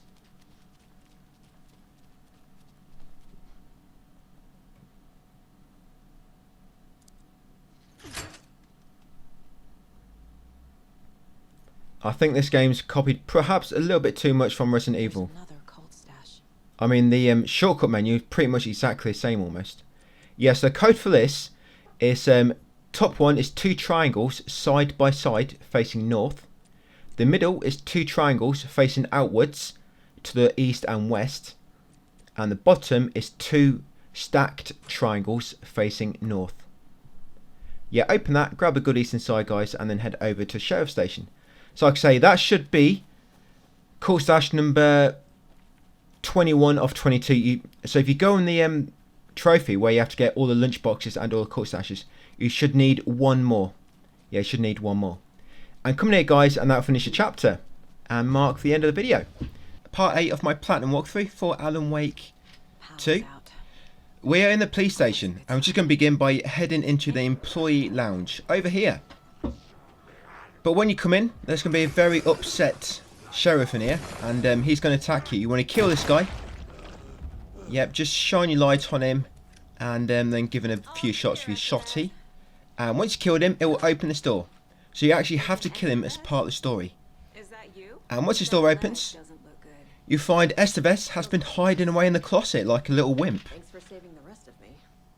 Just because she got a little scratch on the We leg. should talk. But he's going to wait for a moment, and eventually some dialogue options will appear. I've just chose the first one there. I'm looking for Wake. Wake can fix this. And then the second one will be, I need to get the cells open. The word's a mouthful, so you know it's serious. We have him locked up in the holding cells per protocol. She'll kindly give you the sheriff's station keys after that. Yeah, so Estevez, I'm looking for I Wake, need to see Wake. and I need to get the cells open, How do I get please. into the cell block? I need to get to him. The sheriff's station keys do really help, but they don't quite get the cells open just yet. Half-assed sheriff's station keys these Back are. into the morgue, huh? Yeah, so once you got them, you're going to come in the sheriff's office. I think this is on the northwest corner, but it's near the entrance. And inside, guys, you're going to nick his gun off the wall. Don't think he's going to be needing it. The code is 723, I'm sure she and this is the pump borrowing this. action shotgun. And once you get it, you'll get that trophy. Stop right there for finding it. And in a second, we're going to fully max upgrade it, guys, for the upgrade trophy. You can choose a different weapon if you want to. You don't have to upgrade this one. I'm just chose this one. Probably just because it's the final weapon you get with her. I wouldn't say it's got better upgrades than any of the others. Most of the upgrades are sort of lackluster. But yeah, I just went with this one because it's the last one, I guess. But yeah, you get that trophy, guys. Growing stronger for upgrading any weapon once. And all smiles fully upgrade a single weapon. Unfortunately for Nightingale, he can never get that trophy. Growing stronger, if you get what I mean. More like shrinking more. But anyway, come back down here. Have you had Alfred? Now you've got a sheriff station keys, guys. You can enter the head back to the basement. You know where we found Nightingale at the start of the game. Yeah, head all the way inside and go into the first room on your right. That would be the evidence locker. On it. Cut the lock open with your bolt cutters. You can never go wrong with a pair of bolt cutters. Another one of those cold boxes. And this is your final cult stash. So the code for this one, guys, is 146. And because it's your final one, you get a trophy. That's new. Was it 146 or 147? Yeah, you get a trophy, guys, and there'll also be a lighthouse key inside it. Yeah, so pick up all them goodies and make sure you pick up the lighthouse key, guys. And you get that trophy hidden by the trees. Find all cult stashes and lunch boxes. So pretty much most of the collectibles are done now. Is that you? Right, they're going to come all the way into the morgue and you'll find Casey hiding just like Estevez. I think they're both trained, took the same training in the FBI Academy. A bit more go right. If you get in trouble, just hide. But yeah, come over to him, he'll eventually stand up. And you want to tell him, are you okay? And then you want to say, I have a lot to tell you. Found the clicker and the cult. And then after telling him that you've got so much to tell him, all you're going to say after that is, don't worry, Casey, I'll fix this. Logan, she's the story He'll give you the fuse. And with that fuse, the fuse box is on the bottom wall of the morgue area. We're going to lob the fuse in the box and then the power should come back on. I'm gonna fix this, Casey. You, Logan, all of it. I just need to get the power back on first. Yeah, give him hell, Anderson. Just remember, Don't know why he didn't put the fuse in himself. life can't be fixed with But yeah. there. I'll take care of it. There we go. Yeah, lob it on the wall. Stay put, Casey. I'll let you know when it's safe. Going anywhere. That's it. Anderson, Now we're going to head all the way back up the top. you can get to the cell block now, but the shaded hall... Because now we can access the cells. Now the electronic locks are working. Yeah, might be a few enemies on the ways. And there will be some darkness nodes. So if you want to get past without killing them, make sure you've got a hand flare ready. So you can pop it. And yeah, dispel darkness nodes. And you'll normally run into this guy on the stairs. So you could spawn another node here. Or just take him out quickly. or use something else, like a flashbang for example. Don't think I really used many of them. Right, and yep, the room near the sheriff's office is the cells. Now it's open. Head over and talk to Alan and get ready for boss fight. Yeah, for this boss fight, guys, make sure you've got 2 or 3 rocket flares ready. If you don't have any, go and take some for your inventory before you talk to Alan, or just loot some stash until you get some. But yeah, you want at least 2. You can do it with 2, but 3 gives you a bit more chance. But yeah, 2 is manageable. So come and talk to Alan and tell him I have the clicker. You will fix this. There'll be a cutscene. Now straight after this cutscene, there's going to be a boss fight. Promise me. And as soon as you get control back, you want to turn around and go outside into the parking lot. So turn around and head outside. Now what you need to do here, guys, is activate these 4 sort of generators. Sorry, not 4, there's 3. But you hit him with a rocket flare to stun him, otherwise he's just going to knock you off them. And you come to these 2 first because they're close together. Shoot him with a rocket flare, do 1, then quickly do the other one near it. You should be able to do 2 before he gets a chance to knock you off him. There you go. And then come over to the final one, all the way over here. Like I say, there's 3. Another rocket flare, and do it again. This is why I say sometimes 3 might come in handy in case he knocks you off the second one. But if you're quick, you can normally use 1, do them 2 which are close together, and use another rocket flare, and do that one. But yeah, that's mega easy with the rocket flares. Yeah, you get that trophy, guys. Scene double. Complete chapter scratch. Scratches wakes double. Right, will be the point of no return soon. So pay very much attention, guys, to this next bit coming up. So we're going to talk to Esteves. Textbook. Ask her thoughts on the situation. And got any useful intel for me. After them 2, she'll give the prison cell key. The FBC usually handles stuff like this, right? You will get notification, guys, when you hit the point of no return. So you will know when it comes up. Just in case for some weird reason you've missed my commentary, shouting out how important it is. But yeah, take the prison key from her. Yep, and there we go. Got any useful intel for me? The FBC must know something. Good news, we have Bureau Intel, Federal Bureau of Control. Here's the key to the cell. There we go. She had it all along. Happy reading. Okay. Yeah, we'll give it here then. Silly Sally. She is such a silly Sally, that Esteves. Yeah, then come and talk to Casey next. Tell him I can't believe he fooled us. You have to talk to DC. I messed about this bit for about an hour, trying to find out exactly what's needed to progress the story. And these are the minimal steps. So yeah, once you talk to them both, you'll get a key and you'll get that profile in on Scratch. Come in the cells and open this cell. Don't know why this is all locked away in a cell for.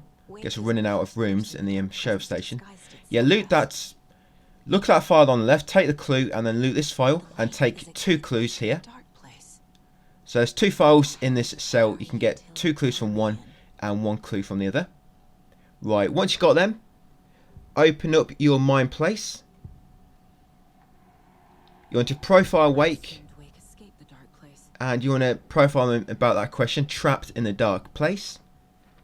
And then go to the case board and place all your clues on there.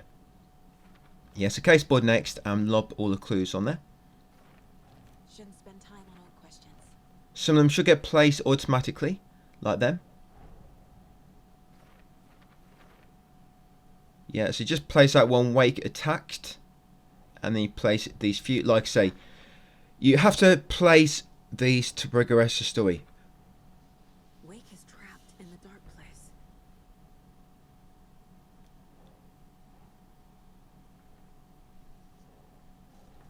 Yeah, because you need to get a question about rescuing Wake from, you need to get a profile, so you can profile Tor about it.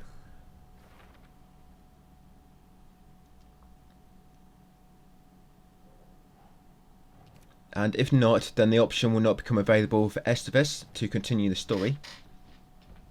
Yeah, see what you got profiling for Tor? But I just place them all. There you go. Because you still need to get the question from Esteves as well. So once you place all the stuff on the case boards, don't profile Tor just yet. Instead, go back to the bleeding Esteves and now ask her if she knows anything about the clicker. Yeah, now you need to wait, because once you spoke to her for a second, you'll get that clue, guys. Yeah, that clue just there. Once you get that, open up the case boards and place the new clues on there. No need to profile at all just yet. I came in a bit too early, but yeah, place all the clues on the case boards, all the new ones. And you'll actually get a new option then with Tor, which you don't have yet. So place that one. There it is, which has got a new one with Tor. So go back to profiling. And now you want to profile Tor about rescuing Wake. That's it, and that will update the story, I believe. Yeah, you can just place that final clue on the case board, and that's it. The investigation is complete, guys. Yep, so we've got it now. You can actually progress the story now. But what we're going to do now, guys, is we're going to head outside. Yeah, see, objectives just updated. Share the plan with Casey and Estevez. You're going to head all the way back to car, guys, and just head back to Watertree, just so we can get a final inventory upgrade. You don't have to do this. It's completely optional. But once we talk to Estevez again, you're going to get a prompt informing you that this will be a point of no return. And once you do that, you cannot go to Watertree again, and Cauldron Lake will become severely limited in terms of exploration there. Yeah, so we're going to go to Watertree.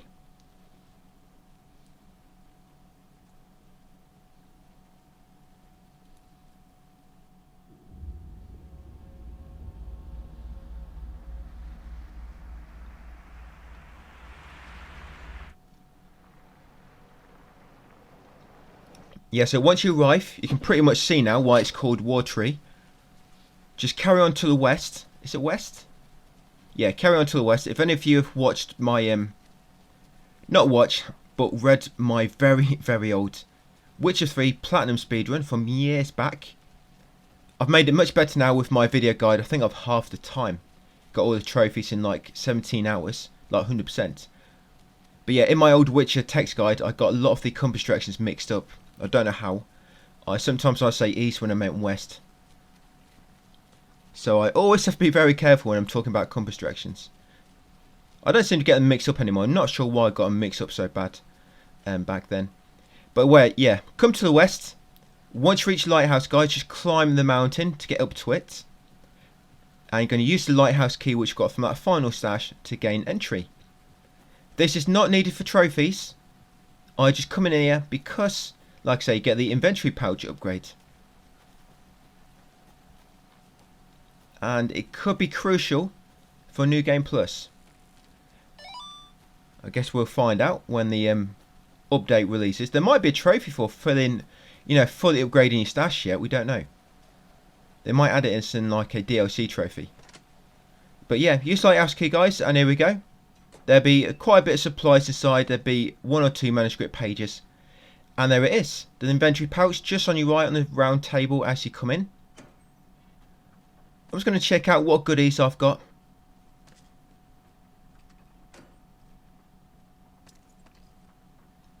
It's a shame you have to come all the way here just to get that final inventory pouch upgrade, but never mind, we've got a raincoat on. And once you've got that inventory pouch, guys, that's all I wanted to do here. Like I say, this is completely optional. You don't have to come back here. If you wanted, you can just skip to sort of when we get back to Sheriff Station. So I'm pretty much going straight back to the station now, guys, and we're going to progress past the point of no return. But yeah, when we get down to the bottom, I'm just going to head east back to Bright Falls. I almost got you, guys. No, sorry, I mean west. Yeah, go west back to Bright Falls. Yeah, that's what I mean, guys. I used to get compass directions mixed up. So yeah, west back to your car, and then going to head into Bright Falls. And we're going to basically, yeah, go and beat up Scratch again in the end of this one. Give him a good pasting. And I've no idea what this person's doing, just standing there in the rain. Why not, eh? What have you been doing today? Oh, I went and stood near the bridge for about 2 hours. Okay, why'd you do that for? No particular reason. I was just bored. Just felt like standing in the rain in one spot for 2 hours. I gave up trying to understand why anybody in the Watertree does what they do. So yeah, back to Bright Falls, guys. This is a very twisted place. You're at the mercy of the writer's imagination. Yeah, so back in Bright Falls, we're going to head northeast to the sheriff's station. Like I say, point of no return's coming up. So yeah, after this, you will get control of Saga nearer the end of the guide. Oh yeah, and the guide's going to be 11 parts long, did I tell you? Yep, 11 parts, I think I can cram it all into. So, 3 parts left after this. Nice, nice. Right, Esteves. Hopefully she stopped crying by now.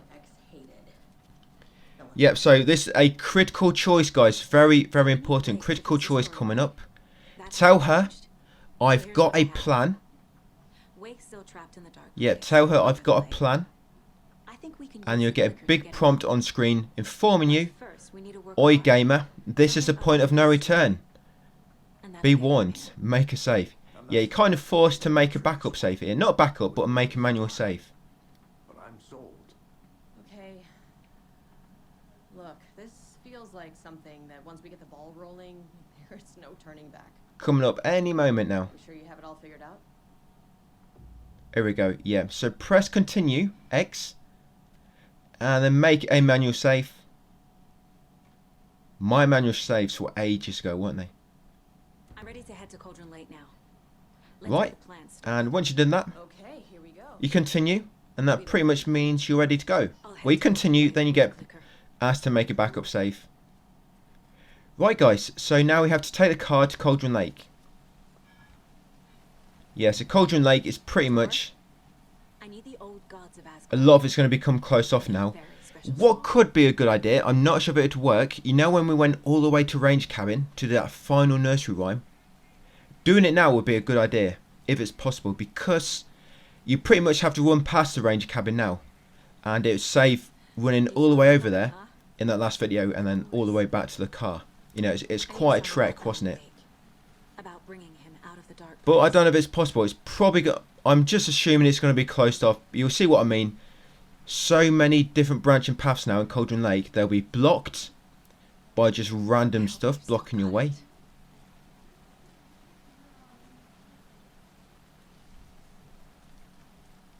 And I had this glitch once. One time I came over to the car after doing the point of no return.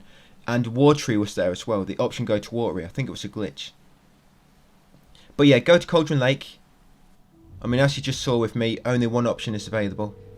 Pick up. David, please pick up. And this will begin the chapter, guys. Return 7. Summoning.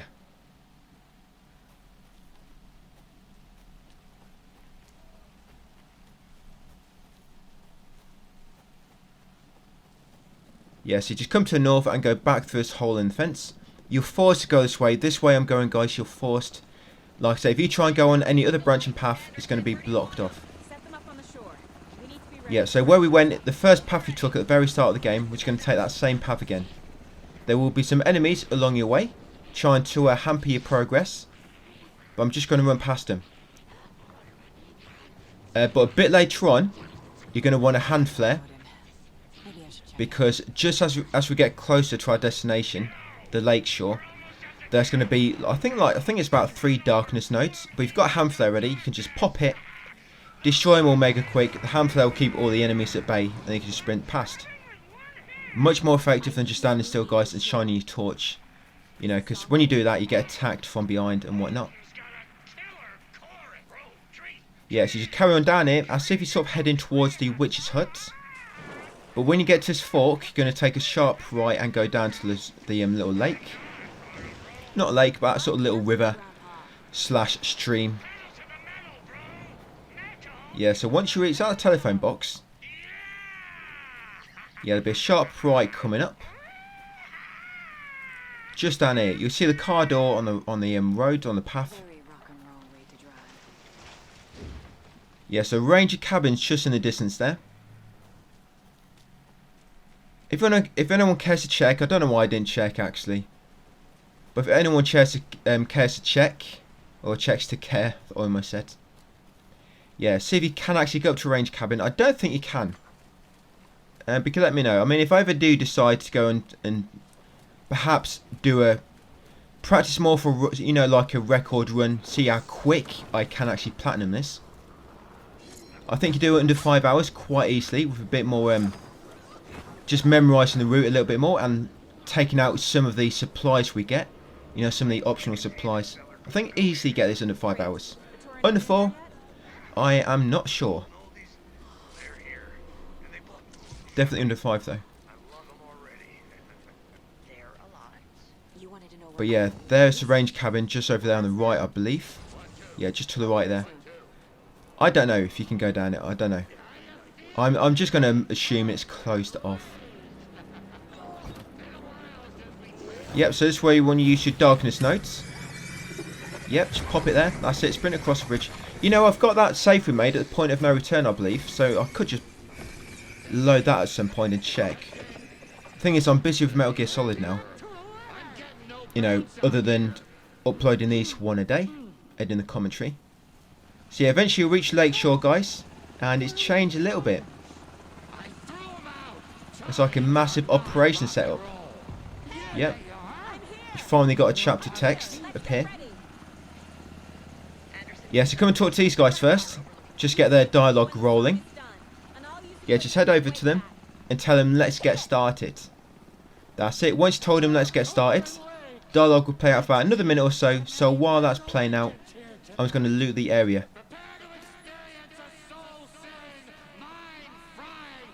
You got a shoebox here. Now what you actually want to do as well, guys, is make sure, how many rocket flares do we need? Make sure you got 4 rocket flares on you. It's going to be really helpful for the next part.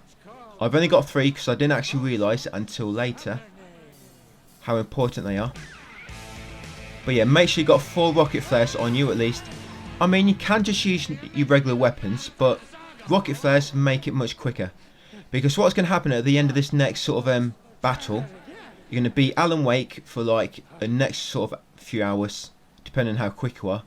And when you get control back of Saga, you'll be lobbed straight into another battle here. And that's just where them 4 rocket flares are going to come in handy.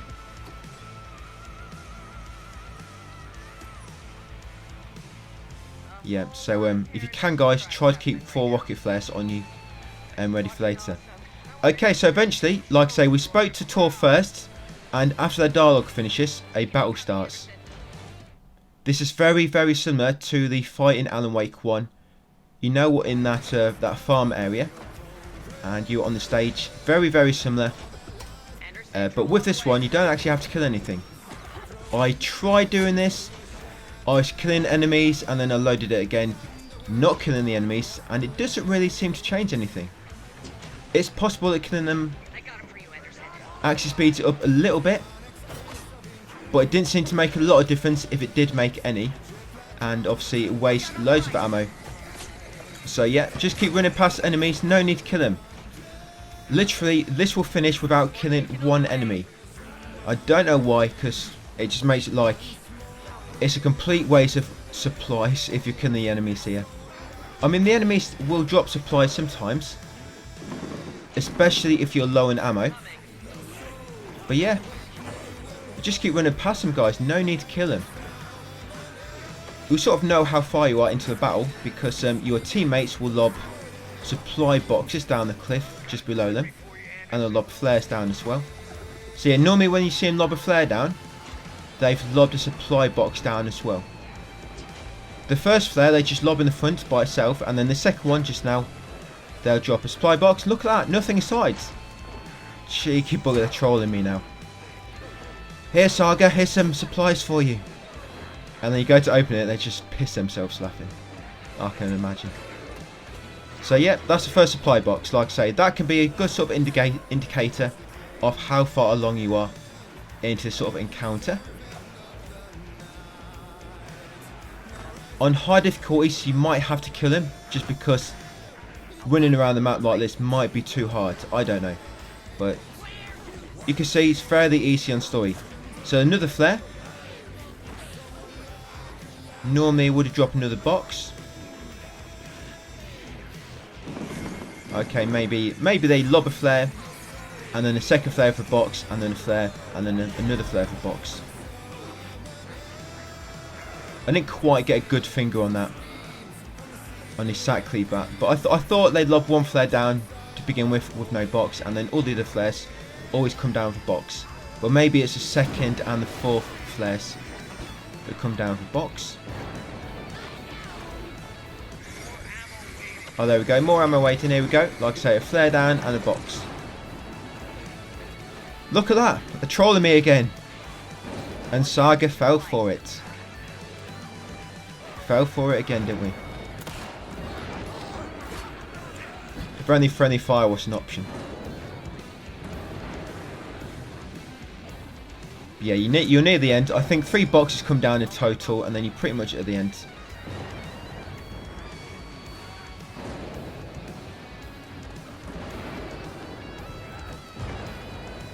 Yeah, I know on the map it says there's a supply box there, but that supply box is actually for Alan later, believe it or not. So yeah, don't be confused. I don't know why that appears on the map. But yeah, that supply box is for Alan Wake later. I know it looks confusing. On the map, we can't find it. Yes, the third supply box, you're pretty much almost at the end of this, guys. Once that third supply box comes down, you know, you're pretty much done. So yep, again, once you've done it, all the enemies will just die. They'll just basically die instantly, guys. And you can go and run over to them and grab loads of loot before the chapter ends. Because once all the enemies die, after about 20 seconds, the chapter will just end. Well, not quite. I mean, we actually come back to this chapter later. But you're forced to go back to Alan now and do Alan's parts. You know, and then once you've done his parts, the paths should sort of emerge together here. Converge together. But yeah, once they all die, grab all the loot they drop. Might be a few bits and bobs. Remember, make sure you got 4 rocket flares. I've only got 3. You can manage with 3, guys, but 4 is better. That's it. Eventually the chapter will, not the chapter, but this part will end, and you get control back as Alan, guys. Yeah, use the clicker, press X to use it in the overlap. Right, and once back at Alan, guys, that will be it for that video. And the next one, we're going to kick off back with Alan. And like I say, 3 parts left to go, guys. Only 11 parts. So we are very close to the end of things. Yeah, I just decided to lob it all in. Rather than try and find somewhere nice to cut the video into 2. So yeah, it's going to do quite a few chapters in this one. But there's only 2 videos left after this. So when you first begin control after Return 7 summoning, after Saga, you'll be Alan in the writer's room. Just interrupt the typewriter, guys, and that'll transport to here. This will begin the next chapter called Initiation for We Sing. This one's pretty bonkers. This one, it seems, I think what I've read about this, it seems to be one of the one which is a lot of people like, you know, a lot of players like this chapter. For me, it doesn't really do much for me, because I'm more for sort of gameplay nut. I just want to be playing the game, you know, and experiencing the gameplay. When it comes down to more story related things, like similar to what happens here, I'm not really too fussed about it. But I can see why people like this part quite a bit, this chapter. So once you can, interrupt the TV. And what I'm going to be doing here, I'm just going to be sort of showing you what you need to do to proceed. Because this bit's kind of narrative, highly narrative driven, this chapter. Sometimes it can be confusing about what you're supposed to do. So when you first spawn in, wait for these 2 screens to depart in the centre. And then you have to go in between them. Yeah, so there's a lot of parts like in this part where you just got to wait for it to progress. Yeah, so in between them, there it is. You'll see the arrows appear on the floor. Pretty much telling you, oi mate, go this way. Yeah, you'll come along here, up the steps. And then you'll reach this part. Now wait for that sort of still photo of Alan to descend into the ground, into the depths below. And then you can pass over it. Yep, and then carry on to this massive screen at the top.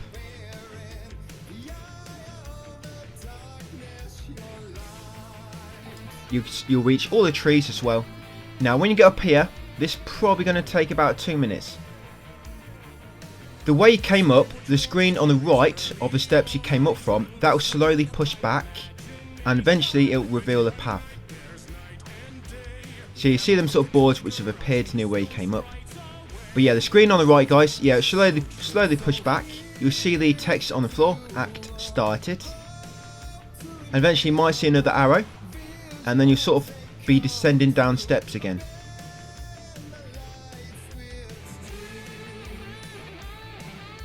Yeah, very, very slowly push back.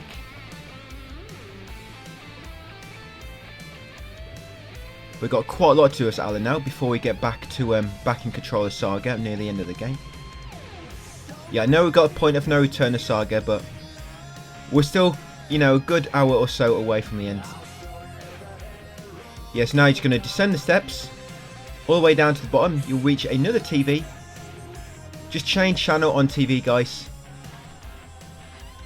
And you warp somewhere new.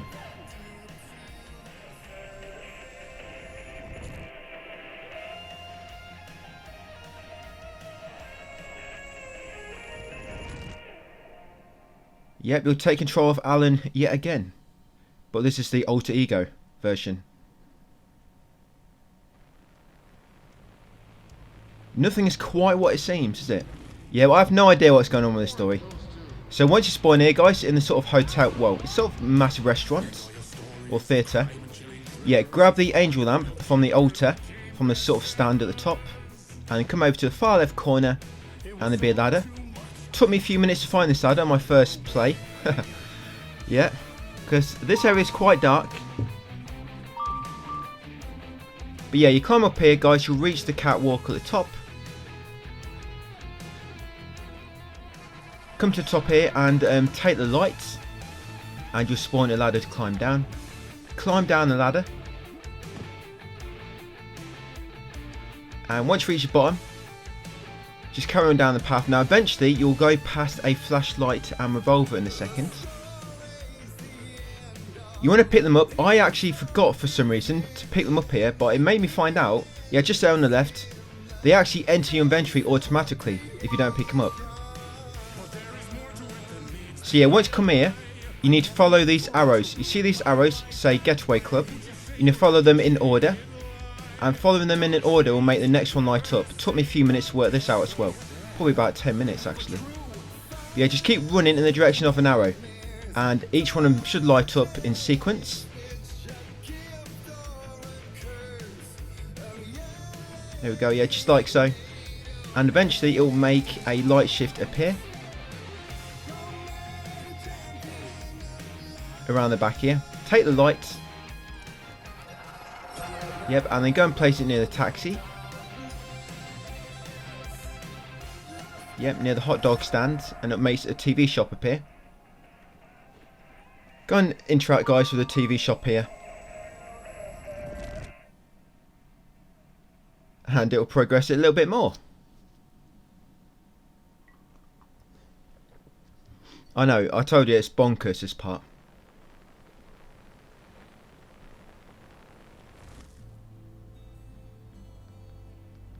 Yeah, so once you gain control here, you're basically waiting for that screen ahead to come towards you. See, I've got my flashlight and gun already, guys, so you don't actually have to pick them up. Yeah, so once that comes towards you, it will reveal a path, and you want to go around the left side, around the back of the screen, and there'll be a ladder at the end.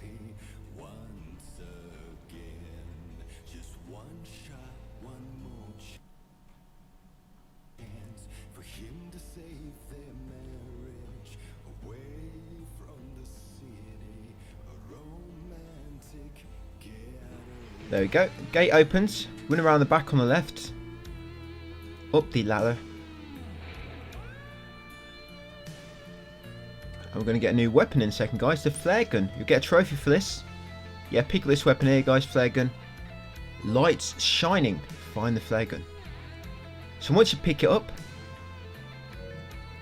yeah, a path should reveal behind it. And as you continue on, now there's going to be some enemies along here, guys. You don't have to kill any of them.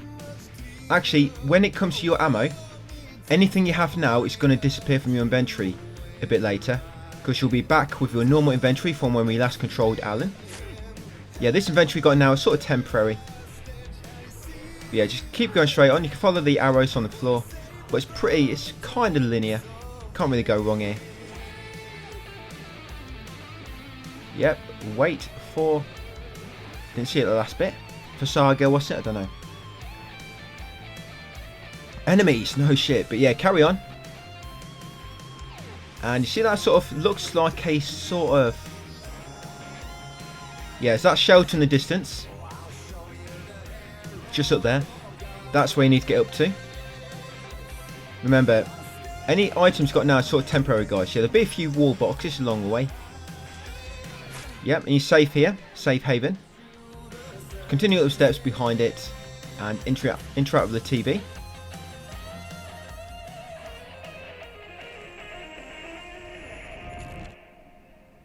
You'll be back here again. Back into his subconsciousness.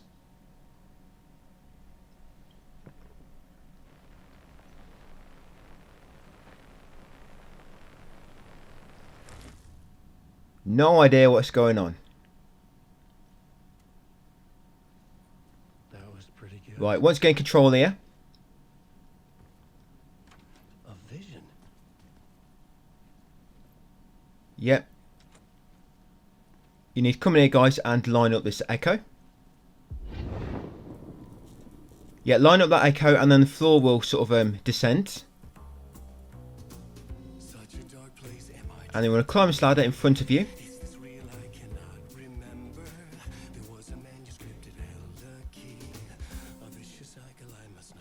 What the heck is going on?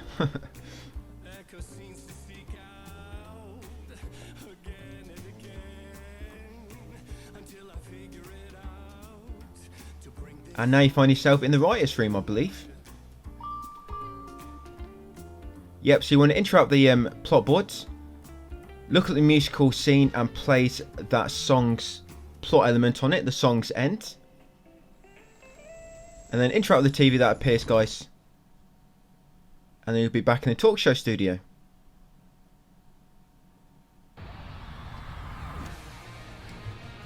What could happen next? It can't get any crazier, can it?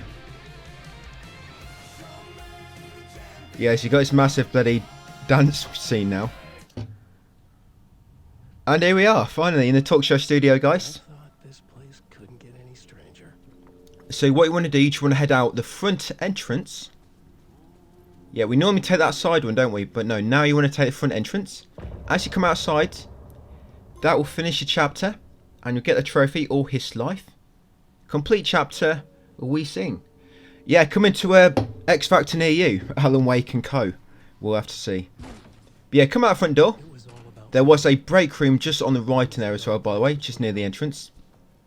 I just ran past it. I think it's a break room in there. But yeah, just sprint outside and come over to the telephone. The mystery caller was back at it. I had to find out more. Yeah, as you can see, my inventory is back as normal now. But we've got a flare gun, I think. So yeah, come pick up the telephone. The Ocean View Hotel. A suspicious invitation to a shady meeting. Escorts hotline. How can I help you? But yeah, once you answer the telephone, you're going to head north.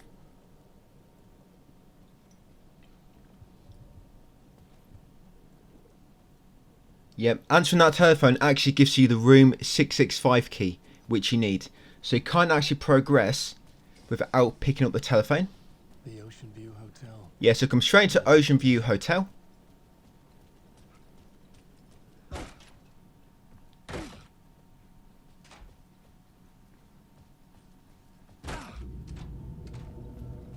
Yep, and you'll find out that you can't actually gain access yet, and it will change the world slightly. So you're going to come outside and then go to this Vision TV store to the west, and you get that writer's journey, guys, to Dark Presence. Yep, so make sure you go over to that. And then come this alley on the right. Yeah, very important, guys, make sure you get that writer's journey video. All you have to do is run in front of the TV store and it should trigger automatically. Yeah, come around this back alley. Nothing more, if you come down here before going into Ocean View Hotel, guys, and finding out that you can't gain access to the top yet, nothing will happen. So you have to do that first and then come down here. And this will begin the next chapter. Room 665. Yep, so we're going to begin, guys, by sprinting forward. And you'll see that door, the Mirror Peak Bar. You You want to head inside. We've still got our 3 lights as well. Did you see on the right? You don't really need them for anything, by the way. But I wonder if they'll actually transfer to New Game Plus. That could be interesting. Yeah, so come through there, guys. Go down this ladder. Yeah, because when the New Game Plus update drops, if they transferred, you know, all them 3 lights we've got on the right for the light shift, that would make that first sort of main chapter of Alan a lot easier. Because you could go straight down into the subway then, rather than having to go around the rooftop to get the other light shift. Yeah, so come up here. Take the light. We've got 4 now. Yeah, take the light. And then we want to come over here. Go below this sort of scaffolding.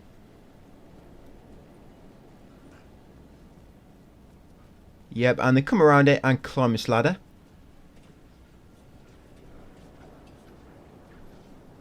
You're going to try to have a hand flare ready. Or at least quick slotted somewhere, guys. You're going to need it soon. Yeah, come up here and across here, guys, there'll be some darkness nodes in front of a door. Now, when you pop these nodes, 2 or 3 enemies spawn. So if you use a hand flare, you pop the nodes and scare the enemies away. So you can get straight through a doorway. Makes it a lot easier. Whereas normally they might block you from getting in. Yeah, so carry on along here, guys, and crawl through the sort of cardboard tunnel. So that's a good marker of reference. After going through the cardboard tunnel, come around here at the back and there'll be a suitcase. Yep, this is where I am on the map. So a suitcase there, guys. Loot it for some goodies. Yep, and in the corner here is a word of power. This will be word of aid. Yeah, just on that sort of metal sheet there. Yeah, word of aid. And I'll show you on the map. Yeah, so I'm just in that corner. Just look to the northeast from there and you'll see it. So word of aid. And then carry on to the north. There'll be a break room here, guys, if you need it. Just going to heal up and then climb this ladder. Yeah, climb this ladder and then climb the next one. So climb 2 ladders after the break room. Once you climb this ladder, you see that sort of water tower? There's a word of power on there. Now, normally you have to boost to reach it. That's a word off lamp. We can actually get that from later. You'll be a bit closer to it later on. So if you're having trouble getting it there, guys, you can get a bit easier later on. But yeah, that's a word off lamp. So once you've got that, you're going to head northwest. I think it's northwest. Yeah, you want to come down the steps to the northwest. Come down the steps. And then once at the bottom, do a U-turn. And run to the back, and you can crawl beneath them. And this will take you to a word of gun. And the word of gun is on the underside of them steps we just came down. Yep, just there. Yep, so word of gun. Yep, this is where I am. Yeah, so next up, guys, we're actually going to get the map, which makes all the words of powers appear on the map. Yeah, we're going to meet Sheriff Breaker again. Or as I like to call him, Iceman. Yeah, come along here, climb down this ladder.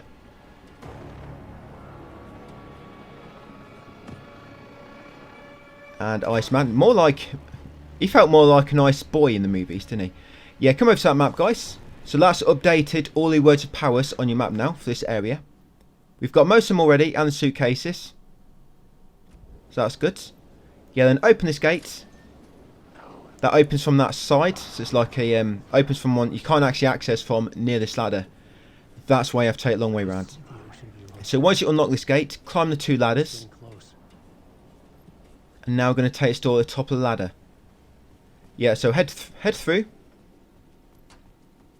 And you're going to come to a sort of dead end. But what you want to do here, guys, is take the light.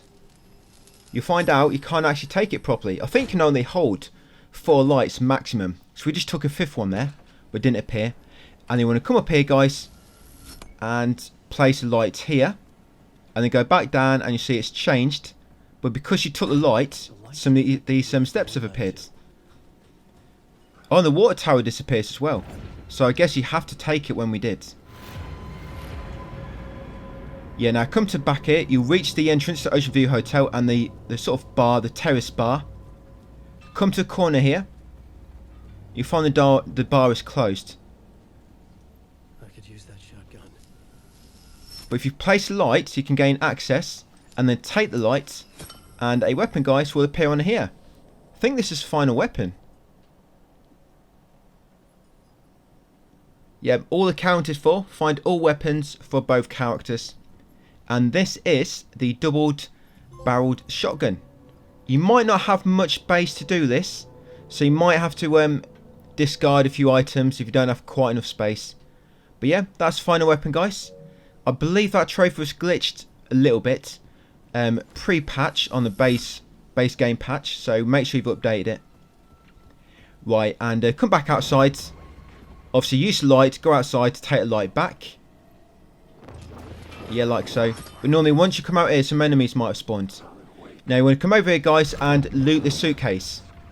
Yeah, loot this suitcase here. I made a brief edit there, guys, you probably noticed.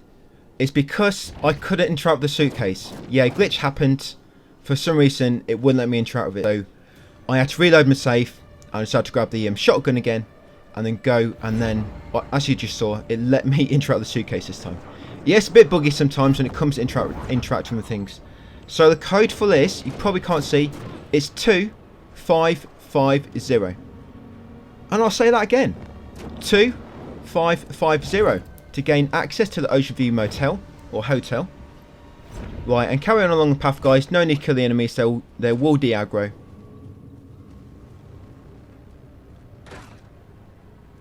Yeah, it's carrying along the path. Head into room 665. Use your key to unlock it. And you'll find a projector waiting for you. Room was empty except for the projector. More games. Yeah, then play the projector, guys, and interact with the screen. It can get a little bit confusing in this hotel, by the way, with the steps you're going to do. So try to pay attention. But if you do have any trouble, just keeping up with what I'm doing, just refer to a text guide. Yeah, because you have to sort of follow a very specific path to progress, and because I'm trying to do it all optimally, some things might seem a bit confusing. But like I say, just try to focus what I'm doing. And if I'm going a bit too fast at times, just look at my text guide.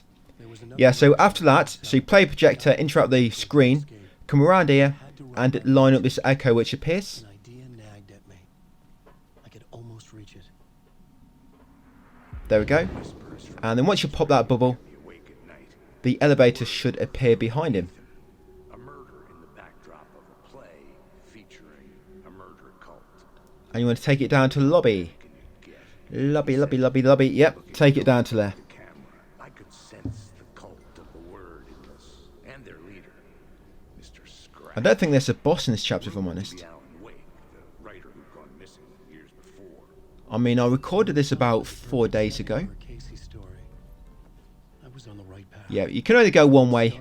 Fortunately, there's plenty of buttons there, but only one works, and that's the button for the lobby. Well, the button to go down and the bottom to come back up, I guess. So 2 buttons technically work. Yeah, so you see that, then word to power. That word of power there is actually outside, and we're going to get that nearer the end of the hotel. In that suitcase, it's actually behind the hotel at the bottom. So once you get down to lobby, guys, yeah, let's get back onto where we are at the moment. Yeah, come into this back room behind reception, and the map will be on the wall. Yeah, grab the map from the wall there, and then line up this echo. You have to line up that echo because it's going to give you a plot board element, which we need. So yeah, get the map, line up the element from inside reception.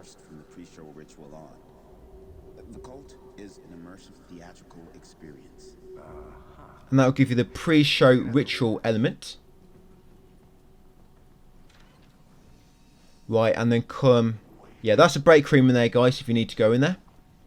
Yeah, then come over here, guys, to the sort of far right, you'll find the final scene. Yeah, that is where I am.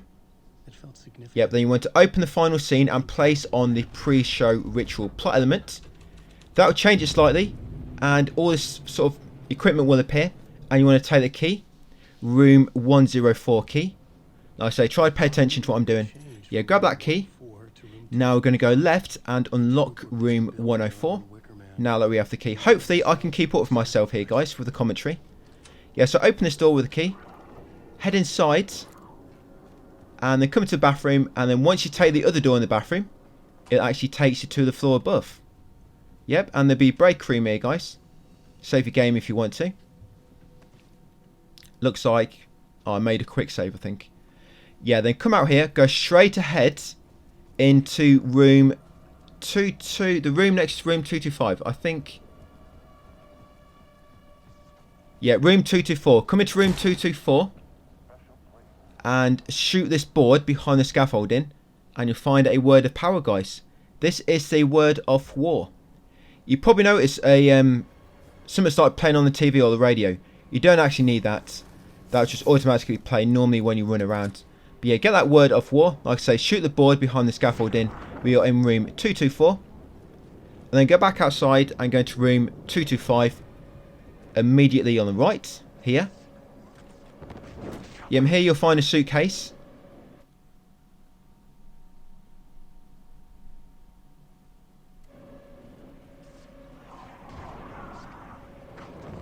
Yep, loot the suitcase, guys. It's here in the bathroom. I think I've put room 223 on my text guide. Sorry, yeah, it's room 223, guys. My bad. Yeah, we are in room 223 at the moment. 225 was where that break room is when we first came into this floor. Yeah, so once you come out of room 223, after getting the suitcase, turn right, carry on all the way down here, and then enter this room. I think this is room 219. Come into the back room and take the lights and head over here, guys, into room 202. This is where they gathered before the play. And you'll reach the rehearsal room scene. You want to open up that scene, rehearsal room, and place on it the pre-show ritual. Another vision, another idea. Yep, and then you want to line up this echo. You have to line up this echo because you'll get the haunted plot element. Yeah, you have to line up this echo.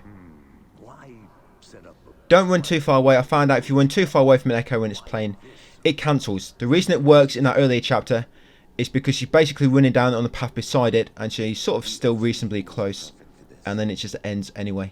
It's said to be haunted. Dark. But yeah, wait until once you got the element, you can run away. So haunted, the haunted plot element you're waiting for. Supposedly, an actual cult once performed an unspeakable ritual to summon something in the ballroom. Did we summon the same thing? Tapped into something horrifying? It seemed like it was part of the play, but it wasn't. I'm just waiting for this plot element to appear. you don't want to ask. Some of these echoes do play for a long time. There we go, haunted. So, yes. That's a trope for a Now reason. come back through this previous room, guys. Go back out into the hallway. And in this middle part, between the elevators, or the stairwells, yeah, look through that exit on the left. There'll be a word of power just on the underside of that stairwell. Yeah, this is where I am, guys. So just in there, second floor hallway. That should be a word of war, I believe. Then come down here. Come into this room and grab the room 209 key. Yeah, we're in that room there, guys. We're in 206. So yeah, grab that key, guys. Room 209. Come out this door. I think you'll knock this door from this side, actually. Yeah, then turn to right. And we're going to unlock room 209. Room 209, it's actually a room with Sheriff Breaker inside. Yeah, but annoying enemies bloody keeps knocking me down when I try to run past. Them shadows, the ones which do attack you, can't actually attack them until you dispel the darkness. So yeah, unlock room 209. There you go, Tim. We open the door for you, mate. Yep, and then take the map. Yep, so just got the map for the Ocean View Hotel. I find out some of the markers on the maps are a bit buggy. Yeah, some of the maps which it show, when you look at the map on the wall, and then you look at the map once you pick it up, some of the markers don't show, which are actually there, kind of. It's weird. I'll show you a bit better later, because there's a few spots later I know it definitely happens. But anyway, once you've got the map, guys, come out, go left, and then carry on in here, guys, into the ballroom. Once in the ballroom, go right into the break room with the piano, and pick up the key. That's the room 101 key. The room 1 key. That's a 1 key. Yep, so once you've got that, up here, guys, above the bar is a word of stuff. I think that's the first word of stuff we found. And with that, I think I unlocked the upgrade, the tourist map, which makes everything appear on your map. It doesn't seem to work that well. But yeah, go to words of powers upgrades. Yeah, you actually have to open the ballroom scene now, guys, and place the haunted plot element. Yeah, open the ballroom scene and place the haunted plot element on it.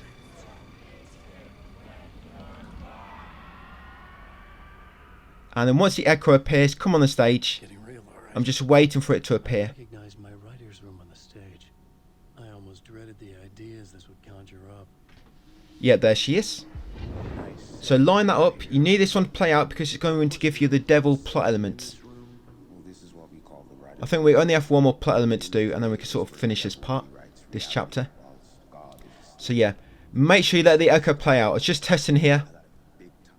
If you can run away, no you can't. See, that's what happens if you run away, guys, when an echo's in progress. It will stop playing, and if you haven't already got a plot element, you'll have to start the thing all over again. So yeah, let's trigger that again.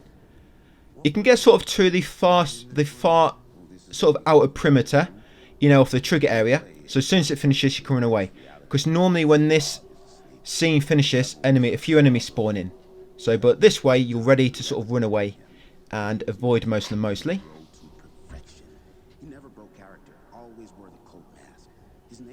So what we're going to do now, we're going to head all the way back to room 225 and go back to the lower floor. Let me guess.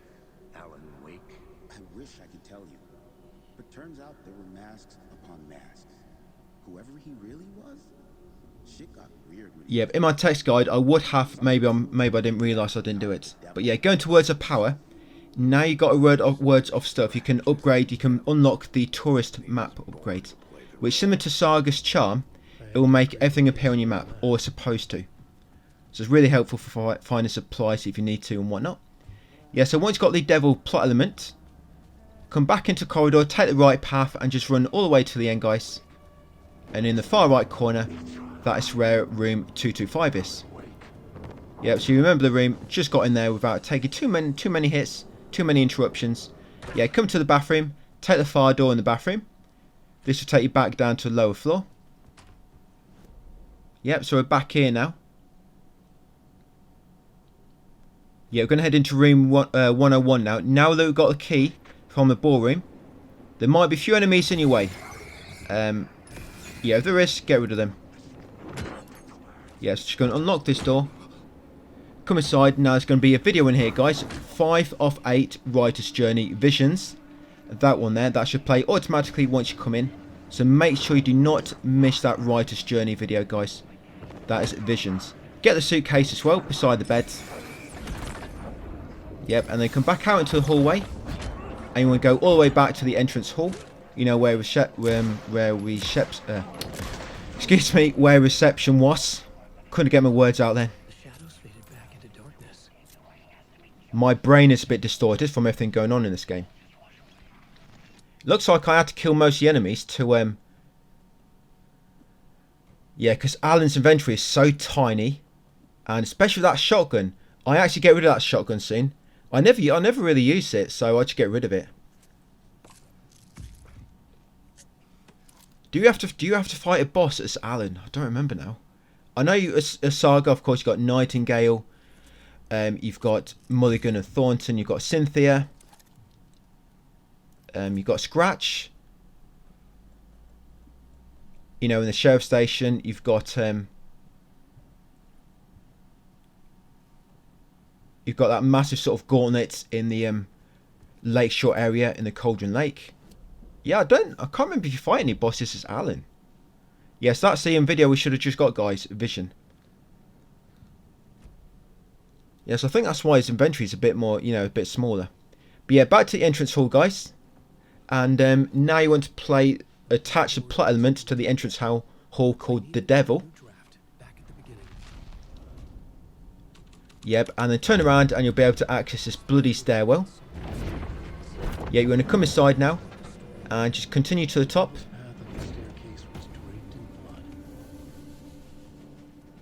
And then follow the path through the corridors to reach room 666 at the end. Hence the Devil. Yeah, I'm trying to remember if there's any bosses as Alan. I felt the presence of a new idea here.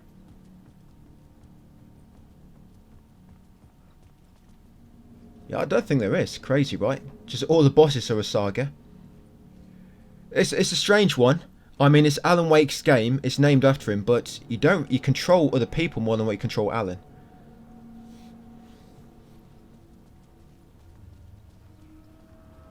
Yeah, so once you get up here, just head all the way to the corridor at the end. Now, when you come back through it, guys, there's going to be an escape sequence soon.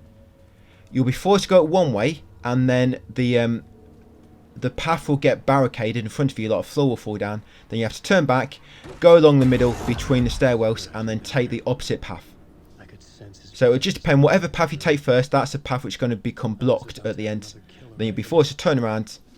But yeah, once you come in here, line up the echoes, and that's going to give you the climax plot element.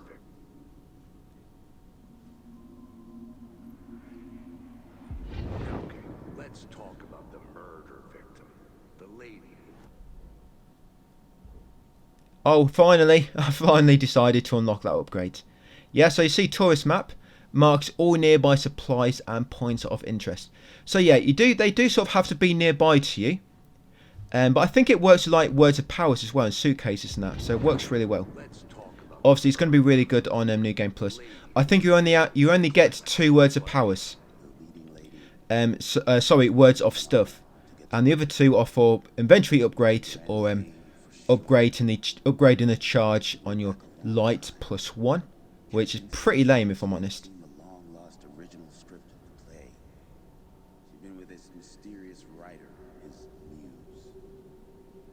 Yeah, so I'd say the inventory upgrade will be the next best one in words of stuff, but you might want to hold on now until New Game Plus.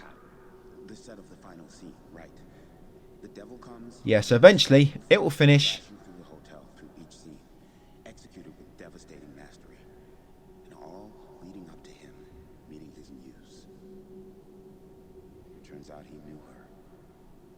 And like I say, you'll get that plot element, the climax, and that's when the dark presence will appear. Here she is.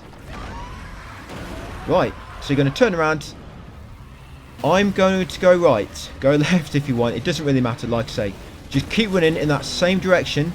And once the floor caves in front of you, like right now, turn around, run the opposite way, and then go through the middle part between the stairwells, right or left, depending what way you went up first, and then run up the opposite side. That's it. And then once you get through the door at the end, guys, you'll be in a safe room, so dark presence will despawn. Yes, carry on. There it is. You'll reach a break room. There it is, guys. We are safe. So carry on back to the entrance hall. The dark presence had come for me. Drawn to the story. Yeah, but then you want to head over to the final scene. Yeah, watch out for these annoying enemies on your way.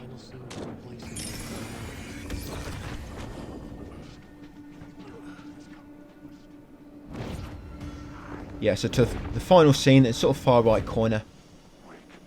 Hopefully, I can despawn. Well, going in there. Hopefully, it makes some of them move out my path.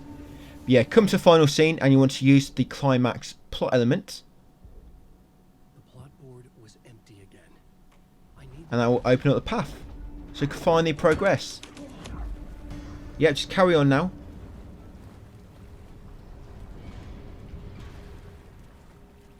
Into room 108 and enter out the bathtub, guys. Take off your clothes if you need to. I'm just going to go in with my clothes on here. Yep, go inside. And yep. Enter out the bathtub. That's it. In a fancy hotel, complete chapter room 665. On my text guide, I've put complete chapter room 666. Obviously, a bit of a typo there. Right, once you gain control back, head all the way to the south, guys, and that just brings you out the main entrance of the hotel. We will be coming back in here later, by the way, just to progress the story slightly. Yes, just go all the way south, back through the entrance hall. No need to go in the elevator just yet.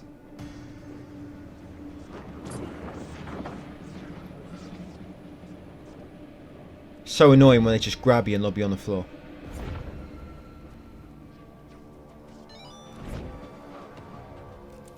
Yep, straight out front entrance.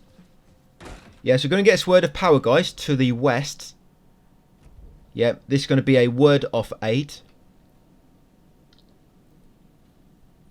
Yeah, I should have put that in my inventory. Yeah, so you come to the west.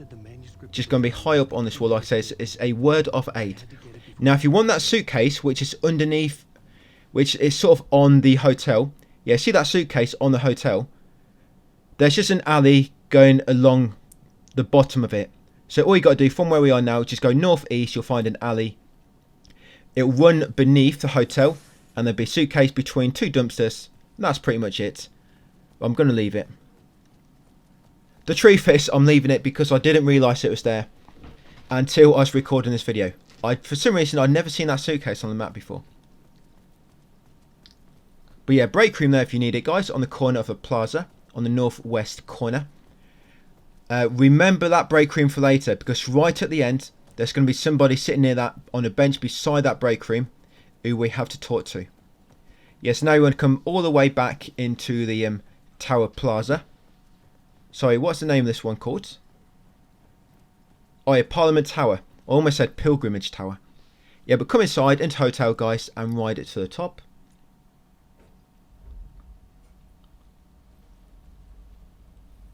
Almost there. We're just going to finish this next one. Initiating 6, return. We'll finish this one, guys, and I think that will be it.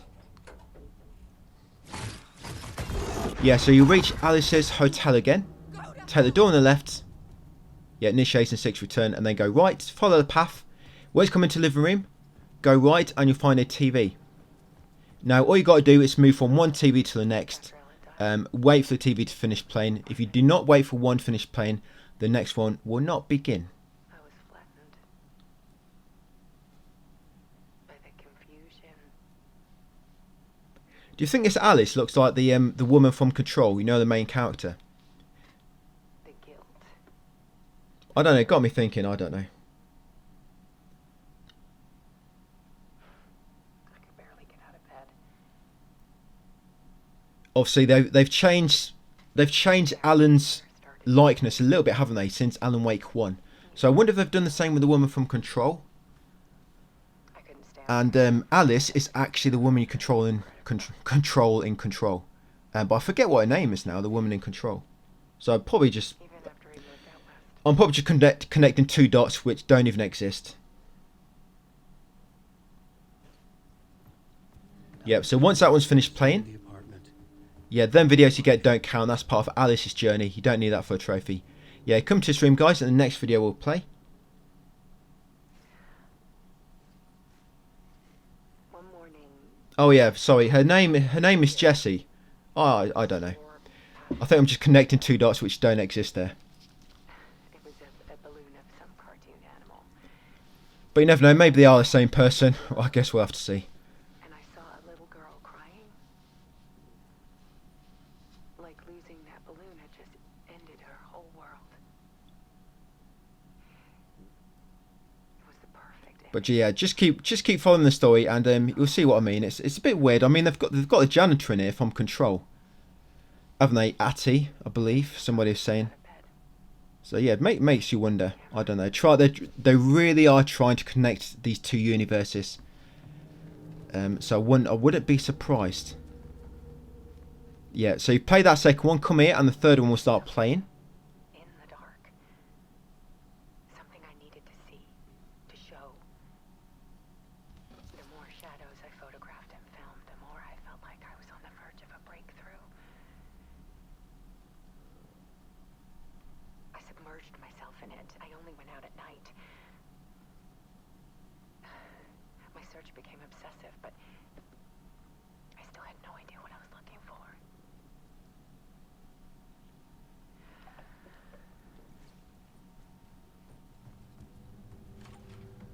Yep, and then come this final room, guys. There'll be 9 TVs, so pick whatever one you want to watch. Yeah, now if you want to be a true supporter of mine, you need to have all 9. You need to have 9 TVs and be playing 9 of my videos all at once, guys. That's what a true supporter does. If any of you have that, please let me know your setup. 9 videos up to you playing at once. You could play all Alan Wake parts all at once, or if you have 12. But yeah, I will probably upload a full video of this on the weekend. You know, like just like one fully video with all my different segments all combined. Probably going to be like 5.5 hours long. But yeah, once Alice's final recorder finishes playing, guys, jump inside the TV, top left one if you want, or the bottom right, and you get that trophy, told and retold, complete chapter, return.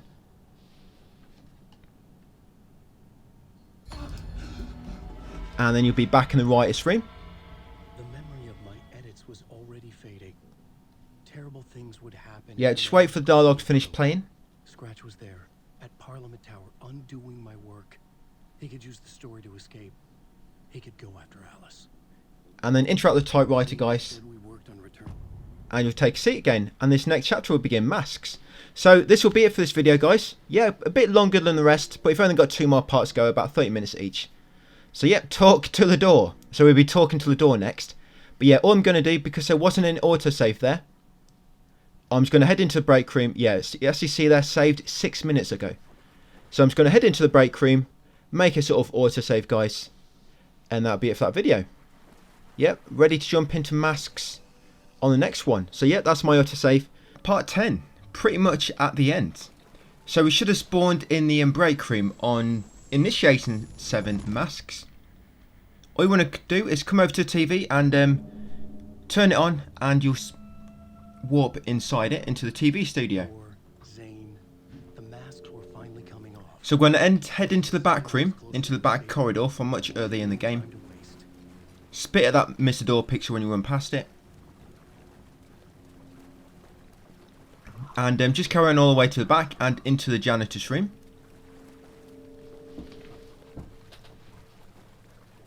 Yeah, 2 more videos and we are there. Platinum will be in our hands. Yeah, so run straight past him. This is sort of like the last sort of main area you're going to be sort of exploring. Yeah, you want to come in here, guys. You want to take the light, very important, and then the staircase will appear. Come down the staircase. Now these pictures we're going to get, you need to take them now. Yeah, come back down here, put a light back near the pipework, come around the back, and over to this red room. This is where we found the angel lamp much earlier in the game. Place the light back, and yeah, there should be some photos in the lunchbox, in the shoebox now. Yeah, you have to get these at some point, but if you get them now, they'll trigger a video later, which you need. But if you do not get them now, guys, you'll miss the video. It's a very, very missable video for the writer's journey trophy. So yeah, once you've got them pictures from the shoebox, come back through here. Change your light shift to make the staircase reappear. Come up the staircase and then take a right and go to the end of the corridor. Do not ascend or descend any other steps, just come to the far end of the corridor. You come down sort of storeroom with the TVs in it. Use your light shift again.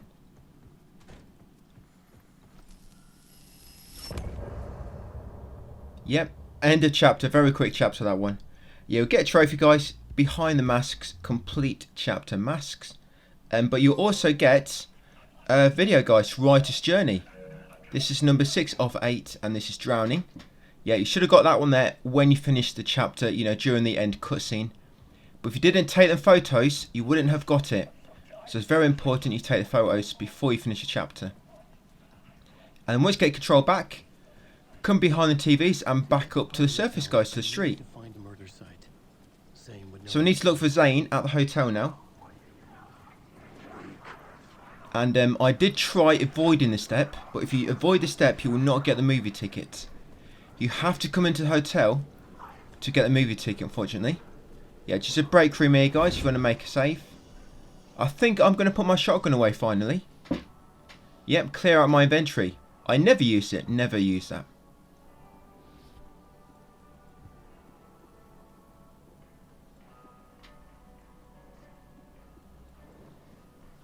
Yeah, and it's crazy that you never really fight a boss as Alan. They're all a saga. Like, at the end of this video, guys, we're going to gain control back of Saga. But I will be ending the video there. And it's sort of lobbed right in the middle of the boss fight. It picks up literally straight from where we lost control you know, on the lake shore in Cauldron Lake. And you'll be straight in another boss fight. But we'll do that on the next video. All I do normally, I shoot the guy for rocket flare, push levers, shoot him again, push levers, and then do it on the second one, and then run into a cage. Fairly simple to do, so it's got some rocket flares on you. So yeah, back into hotel, take a right and use the elevator. Take it up to a one and only floor, where room 665 should be. I believe it's 665. Yeah, just come out, go right, and use the projector, and then interact with the screen. Yep, interact with that crybaby on the screen. You should get the movie ticket, there we go. So yeah, you have to come up there just to get the movie ticket. Otherwise you can't gain access to the cinema. Yeah, Zane's film. That's his chapter, Initiation 8. Yeah, so back down the elevator, leave the hotel, and now we're going to head into the southeast corner of the street.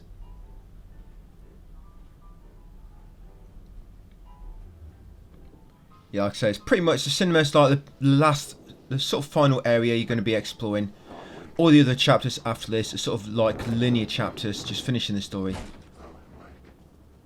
You know, for some like major story events happening, going on. Yeah, so back outside, like I say, southeast corner. You can see the spotlights in the sky. The bat signal's up there somewhere. Yeah, let's carry on over there. Like I say, if you do not take that movie ticket, you will not be able to gain access to the cinema. No cinema. Sorry, no ticket, no entry.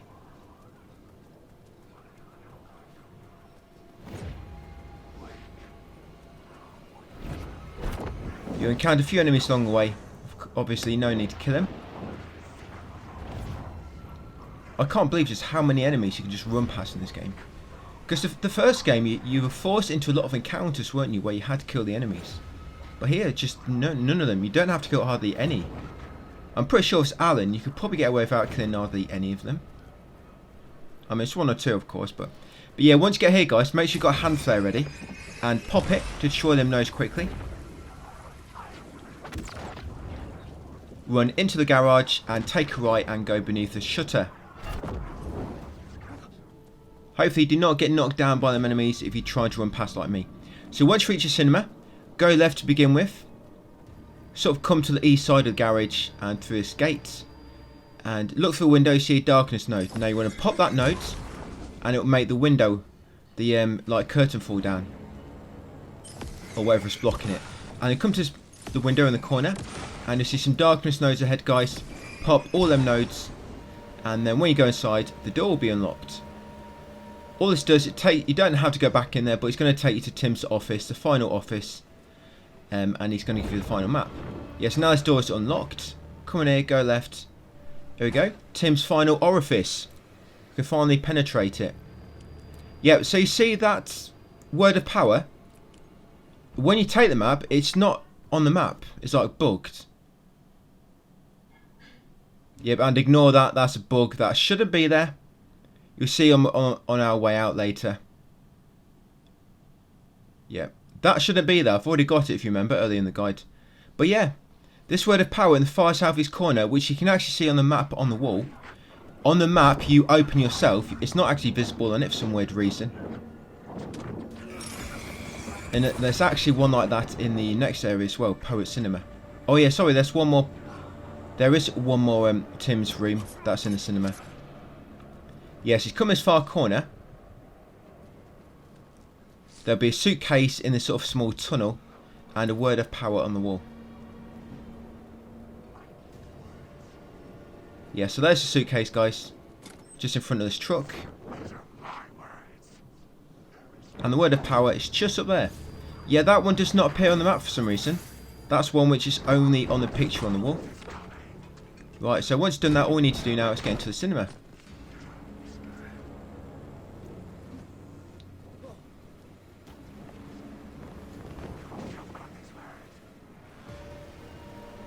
Yeah, we're going to go and watch Teletubbies the movie. Certified fresh on Rotten Tomatoes, that one. Yeah, so here we are, Poet Cinema, with your key. not your key, your ticket, sorry. Yeah, just pass it to the whoever's behind the counter.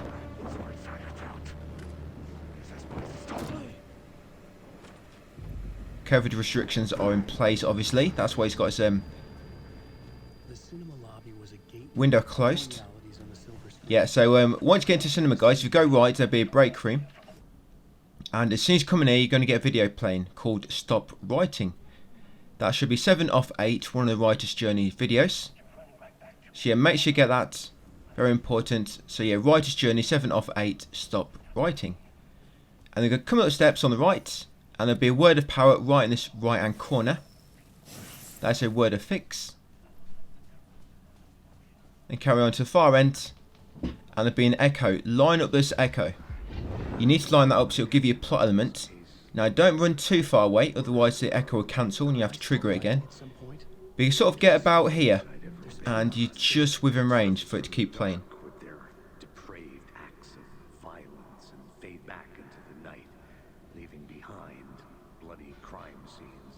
Yes, this will give you the cult of the word plot element. So once you've got it, you're going to go in the bathroom behind us.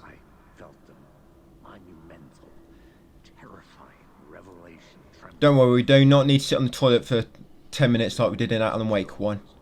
That's not a requirement here. This place had significance to the cult. Yeah, come in the back here, all the way to far back into storeroom. The cleaning room, I guess. Yep, take the suitcase. And just on the ceiling above it, yep, there it is, word of power. And that's a word of action. A lot of action happens in the toilets.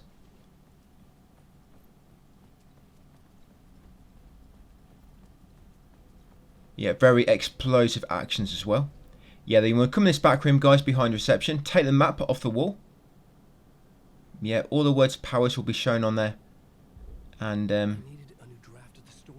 oh, sorry, not yet. That'll come later. But yeah, come inside here, guys, into this back room. And there will be a scene. Well, still in the lobby. Sorry, there'll be an echo. You're going to play this echo to get the New York's finest plot element. So we made our new members believe. 2 of New York's finest. But to actually gain access to this, you have to go in that office we're just in. You have to open up the plot bird and place a cult of the words element on the lobby scene. Yeah, sorry, I forgot to mention that, but yeah. To gain access to this room we're in now, open up the lobby scene and place on the cult of the word action. Plot element. Come in here. Trigger the echo, guys. While you're waiting, grab any loot nearby if you want to. Like I say, this will give you New York finest.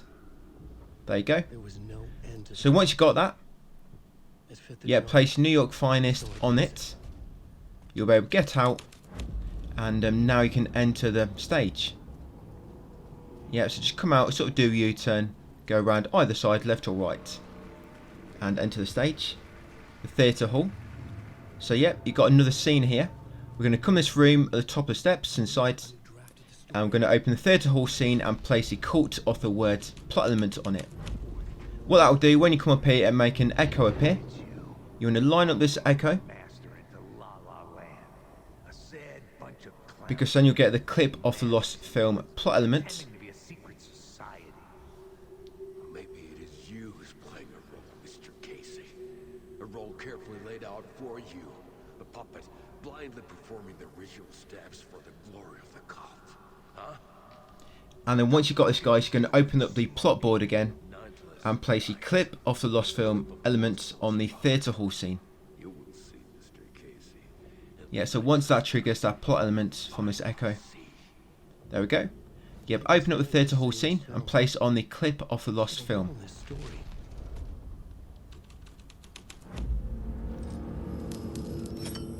And they can take that light.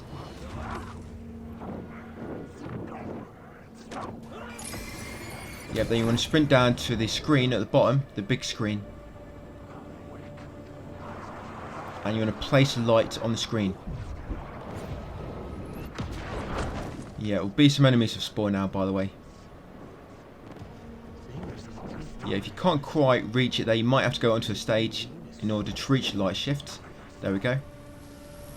That's it. That make a door open. You see how that door open there? Over there? On the sort of on the right. in the middle part of the theatre. Yes, you want to go through here next. Don't worry, once you get through here, the enemy should stop chasing you if any are on your tail. Yeah, this will be the out in the night scene. Yeah, once you drop down, go right, and then there'll be a suitcase behind this dumpster on the left.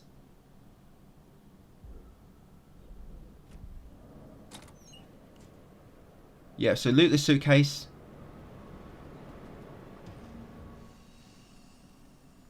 Come inside this room and into the garage. Now, once in the garage, come and stand around this corner. Yeah, come stand around here. I'll show you on the map where I am. So that's where I am standing. And once you're standing here, guys, you want to open the out in the night scene. And you want to place New York's finest plot elements on the scene. They'll make some sort of scaffolding appear so you can't get out, but it'll make a staircase appear behind you. Yep, then you want to head up here and climb this ladder.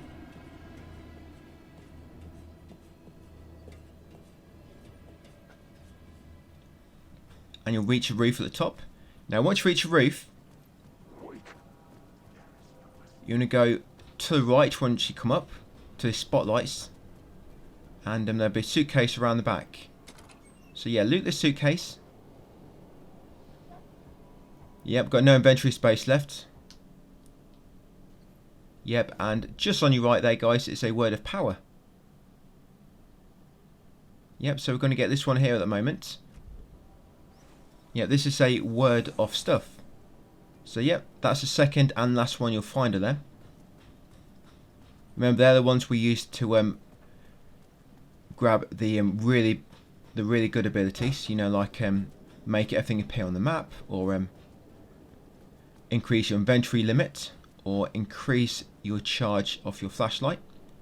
But yeah, then you're going to come down here, guys, down the steps, and then you're going to go underneath the steps, and it's going to lead you to a secret area.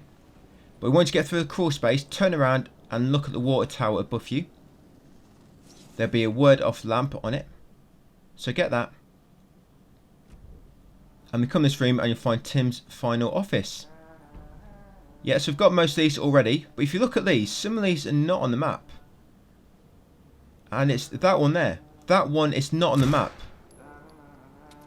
I mean, yeah, it's on that map, but on your map you open the touchpad, it's not present. Look, where is it? It should be here somewhere, but we haven't got that one. So I have no idea. It was some sort of glitch and it means that one which was outside. I don't know. Anyway, guys, yeah, we've got a thing here. Obviously, all the words of power were appearing on my map because I've got that perk, you know, to make everything appear on my map.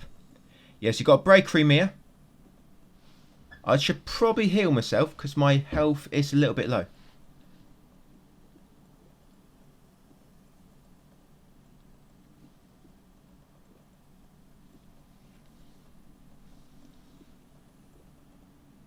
This is all going to come useful for New Game Plus, don't worry. We will make good use of all these items.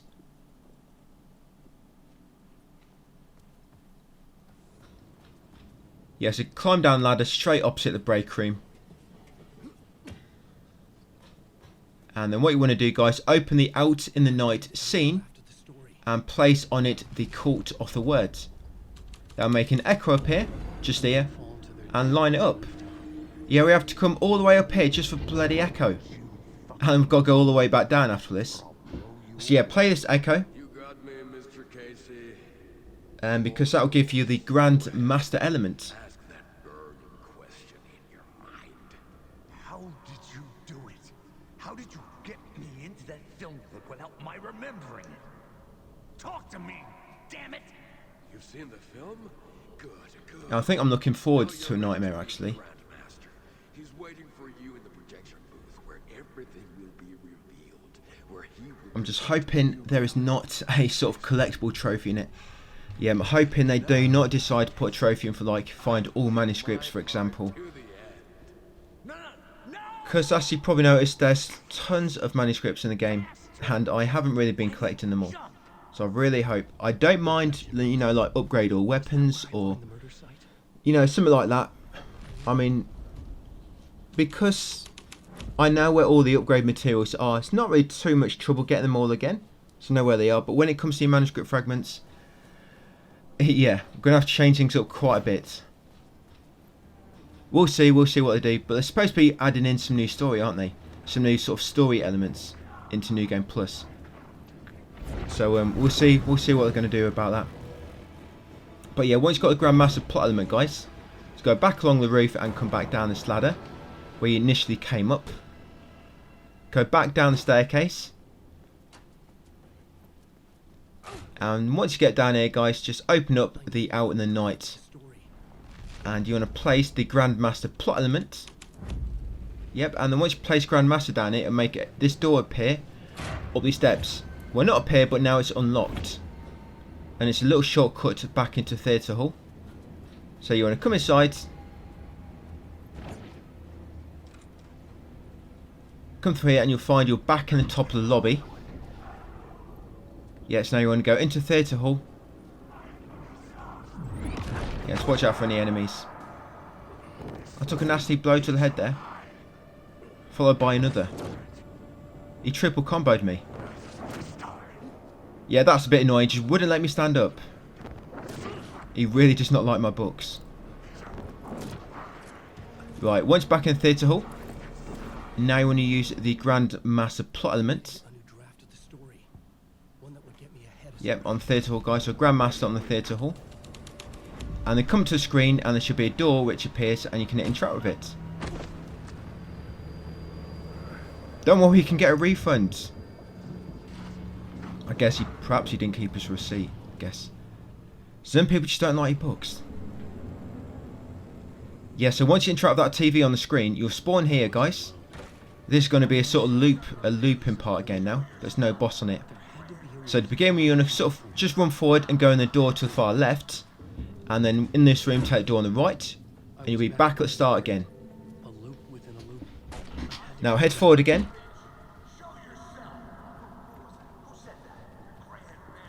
Far left door again. And now you want to try to interact with the door on the far right. There's no, you see on the far left, there's no door at the moment. I'm not sure if this dialogue has to play out or you just have to interact with the door on the right to find it locked. But yeah. Just interact with that one and the door should appear on the other side. And you're back at the start of the loop again.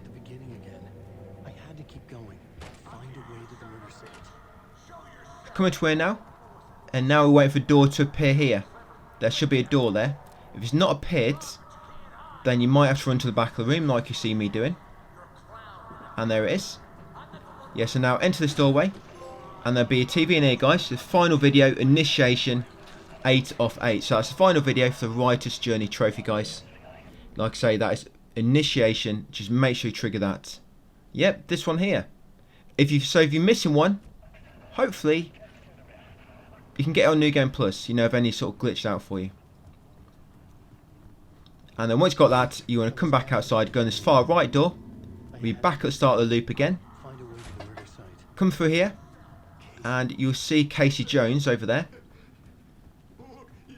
Come up here and take the knife from a stand. Yep, and then go choose it on him. You see him just run away. Yeah, then go to this room behind him. Follow the path. All the way to the end. Pretty much through it now. I just hope they don't make us do multiple New Game Pluses.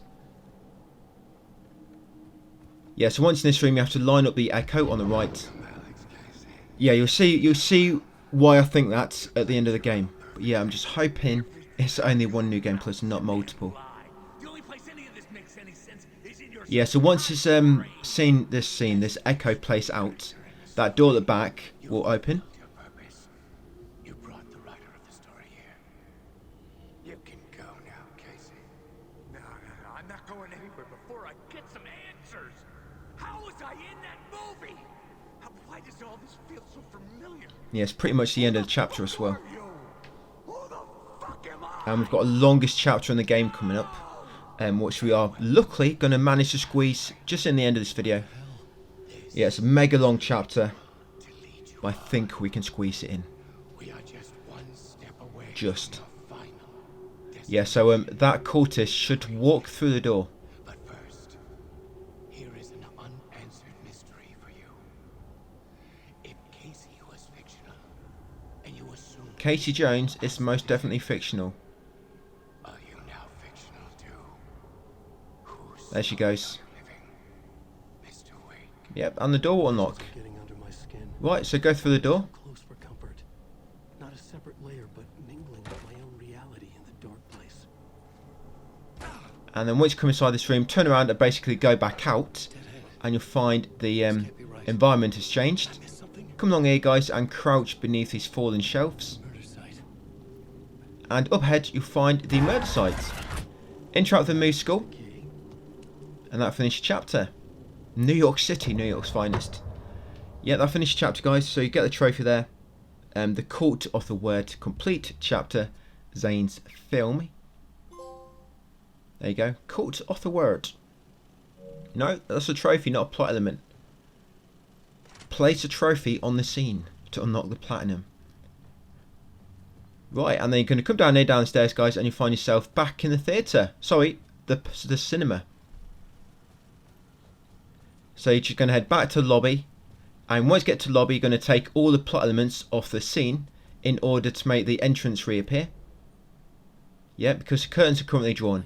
Rather than just move them around, we're going to despawn them like this. So yeah, just take all the plot elements off the lobby scene so you can get back outside. No need to get that echo, unless you like having echoes. Right, once you get back outside, go left. In the far left corner, it's going to be a shortcut gate we can unlock from this side. Yep, there she is. Right, so remember on the when I looked at the map earlier, it said there's a word of power up here. It's glitched. I did say this earlier in the guide. The words of powers can glitch sometimes. So I'm not entirely sure if I've even got that word. I remember getting it, but because it's glitched, it's took it from me as well. I don't really know, because I can't remember how many I should have at this point. But you know, luckily it's not a trophy for getting every single one. You know, maybe I've got it anyway. It's just they're glitchy. The tracker is glitchy. No, I've definitely got it. Shine my torch on it then for, you know, a good minute or so. I even lobbed a ham flare down on the floor. Yep.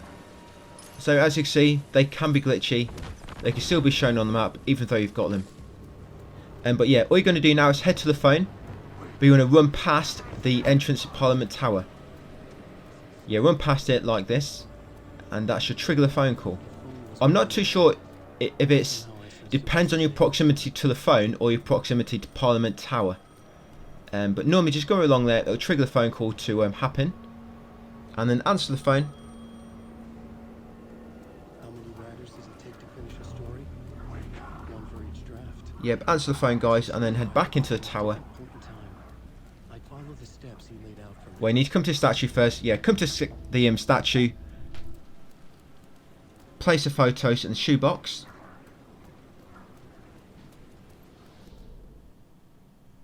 Well, interact with the shoebox, sorry. Yeah, interact with the shoebox at the feet of the statue. And you'll find Parliament Tower is now unlocked. Come inside, take the only working elevator. This felt different, like our last chance. Yep, and it's going to take you to this next chapter, which will be Initiation 9, Gone. Like I say, this is the final, not the final, but the longest chapter in the game. But I'm going to show you a really quick way to get through this one, guys. Yes, you want to come straight in, go left, interact with this projector screen. That's it, that's a quick way to that chapter, guys. Yeah, the chapter's gone past already. And that'll be it, you'll get a trophy, His Way Out, complete chapter gone. Yep, and then you'll be lobbed right to battle with Saga. And that's where we're going to begin the next video, guys. The final one, video 11. Pretty much after that fight of Saga, it's pretty much all the combat done, pretty much. Yeah, not really much more to go. There's a little tiny bit of combat afterwards, but yeah. Let's get the trophy.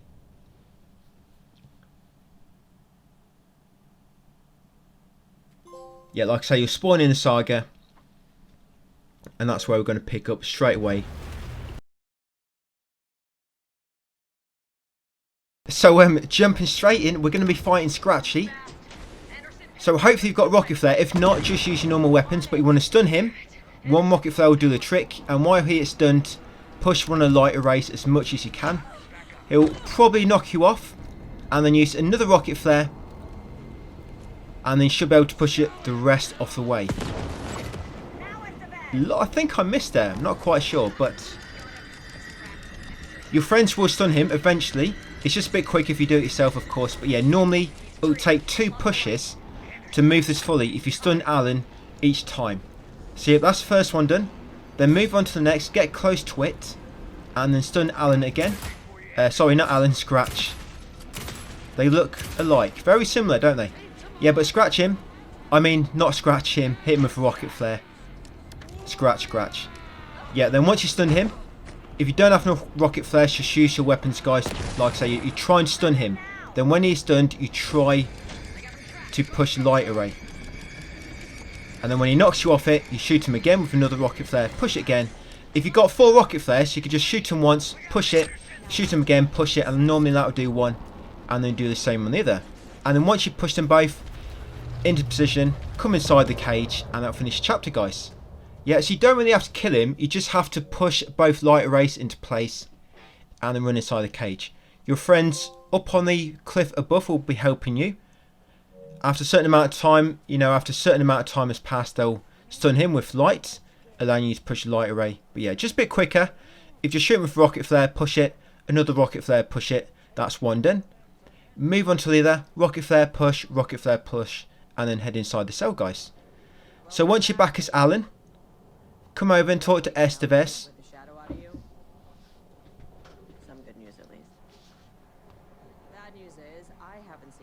Yeah, but a little bit dialogue, you have to wait for this to play out because she's in the way. The shadow's now in Alex, and Anderson is gone. Yeah, we need to go in there next. Figure out how to salvage this. I'll do anything. So yeah, what can I do to help? Yeah, so you're going to go through her dialogue. I'm just trying to catch up to where we are. Yeah, I think you pretty much have to pick every single option she has. Yeah, so what can I do to help? About Saga. Watch the situation, and I think I can fix this. I do. I think I really can. Tor and Odin went in after her, right? What's the situation? Yeah, because what happens straight after, Tor and Odin will be walking into the lake. So while you're waiting, just come over to Esteves. Go to Bright Falls and use the clicker to bring about the horrific ending he wrote for Return. And finally, you can actually loot that supply box on the right, guys. You know the one which appeared on the map with Saga, but we couldn't actually loot it, but now you can. But pick up the weapons once she moves out of the way. Loot this box. Now all we need to do is get back to the car park. You'll be forced to go along a certain route. You can probably stop at the witch's hut on the way if you want to make a manual save. I think you can. I mean, the lights are on there. I didn't go there myself. I just went straight to the car. But if you want to make a manual save, I think this is the last point in the game. You have to make a manual save. After this, it's just going to be all auto saves. A flashlight in the other, haunted by my own writing. Alice, take it from me. Yeah, you got them weapons because on the way back you're going to encounter quite a few enemies. You don't have to kill any of them. You can just run past them all. And pretty much where you run into each of the enemies, there'll be a wall box on a tree not too far away, so you can get some ammo. But yeah, you can just pretty much run straight past them all. It's weird this because you can run past so many enemies in this game. I mean, obviously it's good for getting through the game fast, but yeah, combat just don't really. It's not really the main part of the game, is it? The combat. I wonder if they'll put like some sort of survival mode in like an update. You know, like a sort of horde mode. You know, just to give you more combat.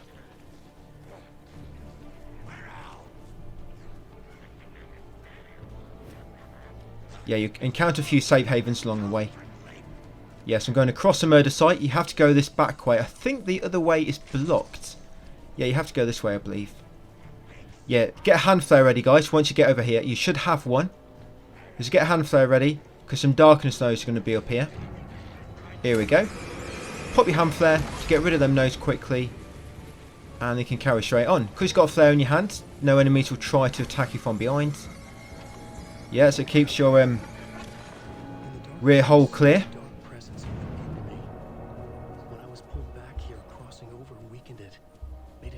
Yeah, so we're going to be going straight back to Bright Falls. and there's pretty much no more combat. Getting stronger. You have a part of Saga when you have loads of clues you have to put on the caseboard. It's probably if you've only been doing what's required for the story, Turn me in a scratch. this will perhaps be the most time you're going to spend in the caseboard all at once. Yeah, you're literally there for about 6 to 10 minutes or so. Yeah, so we're almost there. You want to go on the right path. There's 2 paths here. Take the path on the right, because that other path is blocked. You can give it a go, but you won't get very far. Yeah, jump down this ledge.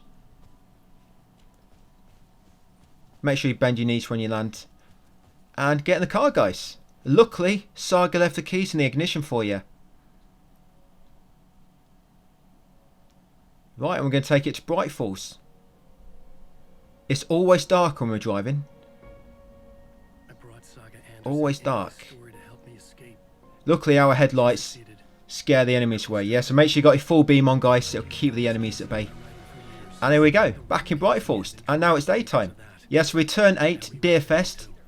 You can begin by coming in the Oh Dear Diner on the right. And once you come in, guys, it'll trigger a video. And you'll get that trophy, the Coskeller Brothers. Watch all Coskeller commercials. Yeah, so the final one would have been 6 of 6 Coskeller ad. Return review. I can't show you guys because you can't open your inventory at this moment in time. I know you normally get them with Saga, but the final one you get as Mr. Wake. And then all you're going to do, guys, is run all the way to where the lodge is. You'll find a massive Alan Wake stand celebrating the release of his new book. And go to stand on the right and take it from your cold fingers. Yep, take that book and that will spawn you into a hotel. Now all you want to do is sprint to the kitchen, go right around here, otherwise you're going to sprint straight into an enemy's arms and he's going to give you a really tight hug and kill you. And then go out the back door, you'll spawn here at the nursing home. What you want to do, just take a sharp right and then another right, and you want to come into the wellness centre via the back entrance. Alice was dead. Was this a trap? Or was Scratch torturing me? Come through the kitchen, through the canteen, through the rehabilitation centre. I'm just seeing if the break room was open. No, it's not. The break room is closed today for business, fortunately. So the way you need to go, just make your way towards reception, and Casey Jones will appear. You're going to turn around and run back, go left. Yeah, run as fast as you can. Yeah, come through here on the left.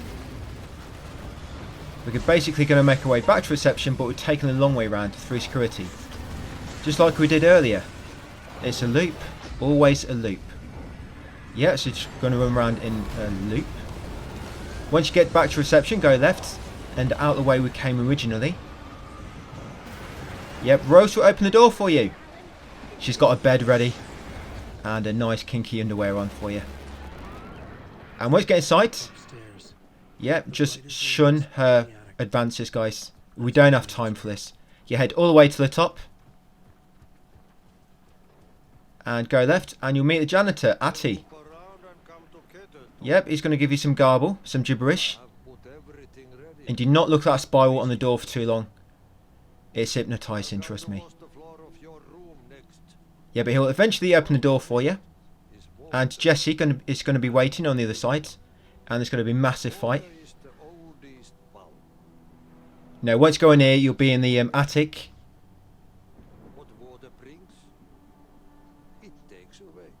Yeah, so what you do when you get into the attic, guys, you need to interrupt the typewriter and the plot board scene once. And then what that will do, of course, after a bit of dialogue, an echo will appear in the middle. An echo will appear in the middle.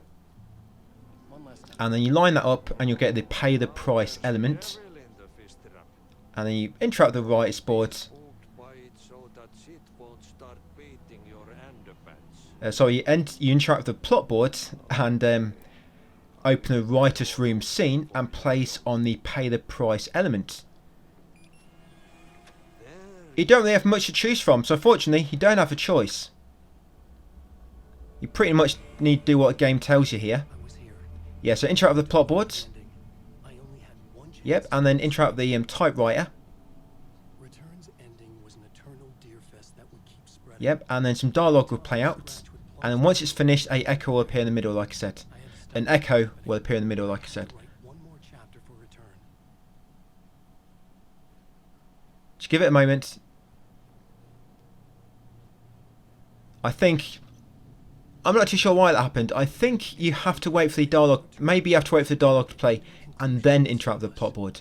Maybe if you interact with it too early, the dialogue don't quite advance. I'm not quite sure, because you saw there the dialogue stopped, didn't it? So that's something I just have to check again if we ever come back to doing this on Nightmare. I'm pretty sure when I was testing this, I just interact with the typewriter, then the plotboard, and the dialogue just all advances normal. But maybe I was a little bit slow and I didn't really notice it. But yeah, this echo will appear, guys. Line it up. Like I say, you'll get the pay the price element. There we go. The ending has to fit the genre if it's going to work. In a horror story. And then once you've done this, And monsters. you'll be back as Saga for a massive... We're going to solve a massive case here. So you're going to have to pull out your detective skills. Take Logan and Casey. They were dragged into this. They need to survive. Non-negotiable. Yeah, pretty much we're so close to the end, guys. Try to save everyone. Yeah, Scratch was pretty much the last fight in the game. You know, other than the enemies we had to The end. run away from on the way back to the car. The more people we save, the greater the cost. And the hero must pay the price. The scales always need to balance. There we go. Pay the price. So once you have it, interact with the plot board, the writer's room, and place the plot element. Type away on the typewriter. You'll get that trophy, the final Deerfest. Complete chapter, Deerfest. And after that cutscene, you'll be back in control as Saga. In the mine place, with no way out.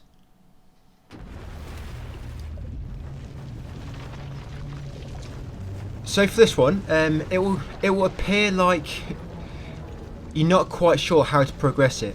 It will seem like you get stuck and then nothing will happen, and then all of a sudden there'll be items around which you can interact with and pick up. It just seems like it triggers from nowhere. But to begin with, you want to come to the back door, guys, and interact with it, and you'll find it locked and you can't leave. But that will give you a clue. So everything else around, you don't need to touch it. Just interact with the door, you'll get a clue, then come up to case boards and place that clue. Took over Casey. Stole the clicker from me. What? Failed who? Yep, and then profile other Saga, the other one. Choose failed them. And then choose Logan and good old Casey. Casey.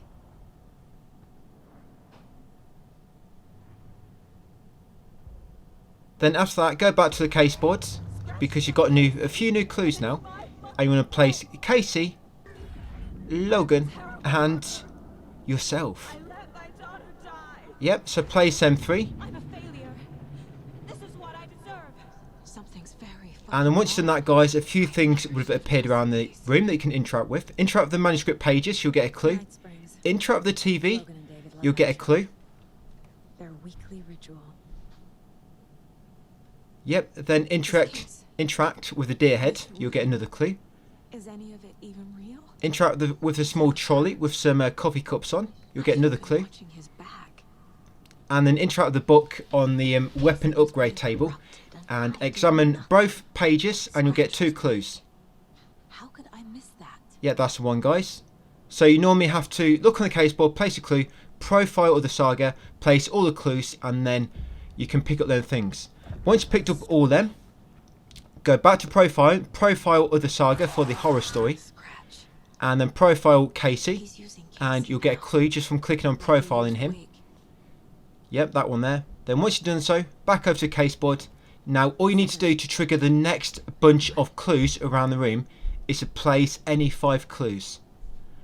Yeah, that's what I sort of figured out. Yep, I know sometimes I've not quite memorised where each clue goes, so it's just a case of trying each one until it slots into place. But when it comes to the picture of Logan, the picture of Logan is the only one you don't have to place to progress this part. You find if you try to place it, it will keep copying itself. So you sort of get into a loop, I guess. And then once you place all them clues, or 5, examine the cult symbols for a clue. Yeah, I don't think I didn't quite do it. Yeah, so examine them. If these examining prompts don't appear, it's because you need to place 1 or 2 more clues, but normally it's 5. So examine the cult symbols, you'll get a clue. Examine the pictures above Logan's bed, you'll get a clue. Examine the walkie-talkie at the back. Examine all the newspaper clippings on the floor. The horror story used her. Yep, examine the cult mask on the pillar.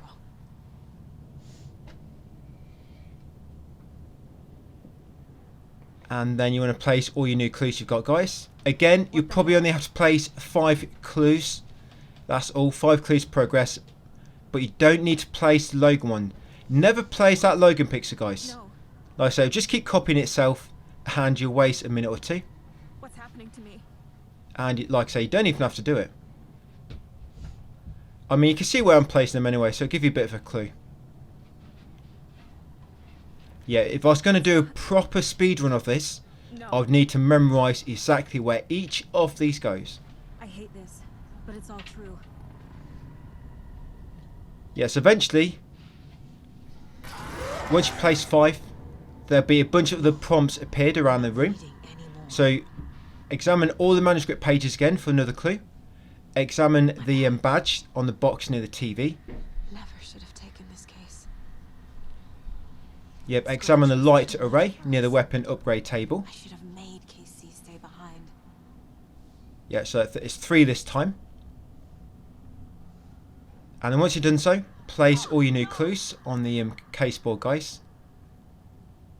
If you want, you can just place every single one at once, you know, rather than just doing 5 or so at a time like I'm doing. But just avoid placing a picture of Logan.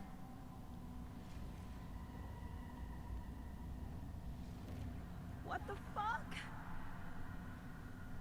Yes, you might notice you'll probably trigger a cutscene, maybe on a different clue if you're doing them in a different order. That's what I mean. It's just got to be 5 at a time to trigger the next round of items around the room. No. So yeah, now profile of the saga and choose the other option, a way out. And then choose this new option, guys. I need a way out. Right, and then come back and the lights have gone out. You want to pick up the flashlight from the profiling table. I'm not giving up. Focus, Saga. The answers I need are here. Yeah, let's wait for the dialogue to finish and it should appear. I just have to look. Yeah, there we go. Yeah, pick up the flashlight. Right, and now you want to examine the certificate on the wall next to the manuscript page table. You have to expel the darkness node first. Don't worry, you have a infinite battery. It's recyclable. The work we do here, protecting communities. Yeah, so examine the certificate, guys. Let the dialogue play out and that'll give you a clue. Yeah, there we go. Once you've done that, pop the node on the bed and then examine the brooch on the bed. Little bracelet there. That'll give you another clue once the dialogue is finished playing.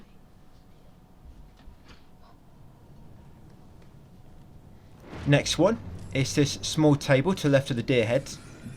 Dispel that node and then examine the birthday card. Just calling to say thanks for your note. Oh, sometimes I just get in my head too much. So Yeah, once dialogue finished playing, you'll get another clue. thanks for bringing me out. You're really the best, Mom. Really. Okay. Talk soon. Yeah, the next one is the one just below the deer head on the fireplace. There'll be a picture.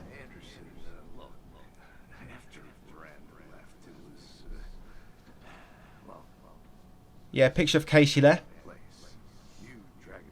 Back in the good days.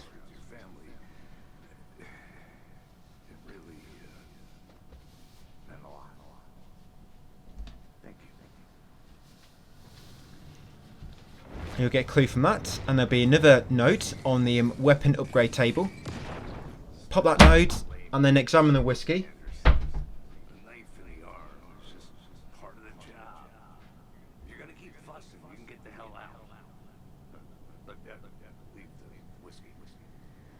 And the final one should be on the profiling table, and this one is a mug.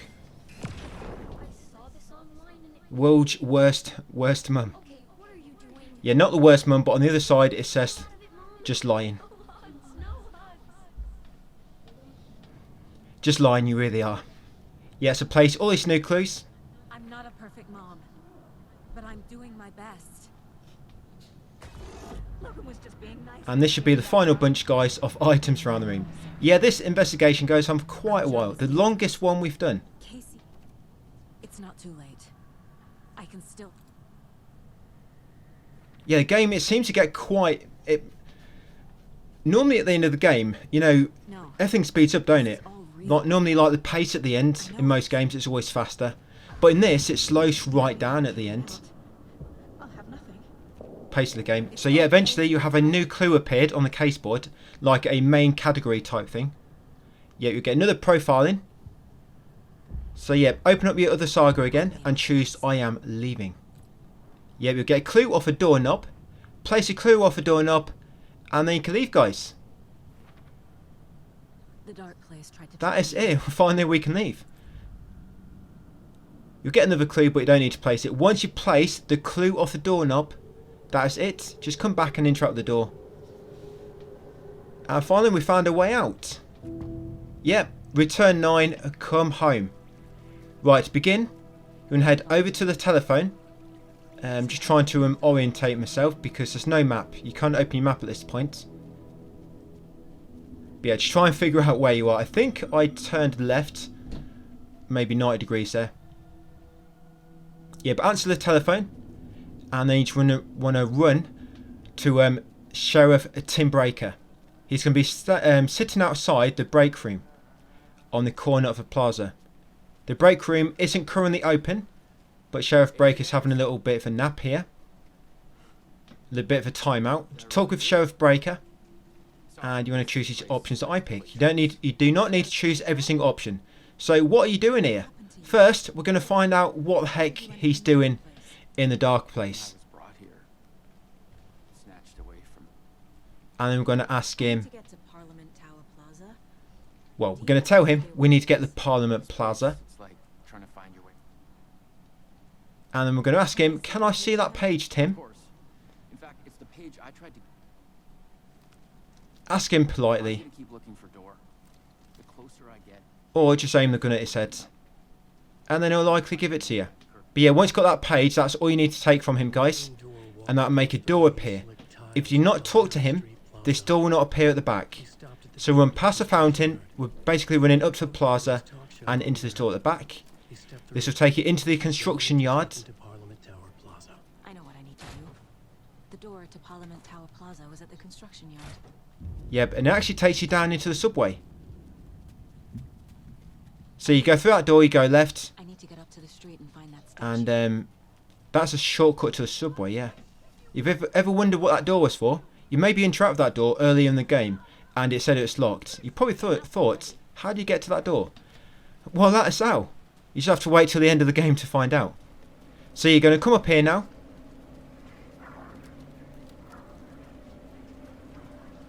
And you're going to head over to the fountain, guys, and place the pictures.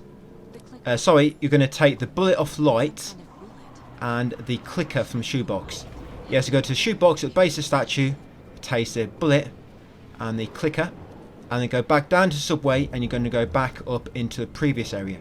So yeah, we're kind of in like a looping world at the moment. We've looped around and come back up into the dark place, but in a different reality, perhaps. But yeah, these enemies will be blocking your way. If I try to run past them, I normally always get knocked over. So just lob some to daze them for a moment so you can sprint past. And then you'll come back up here, guys. And then you need to answer the phone again. Go left. This is pretty much the end of the game, by the way. Yeah, go left and answer the telephone.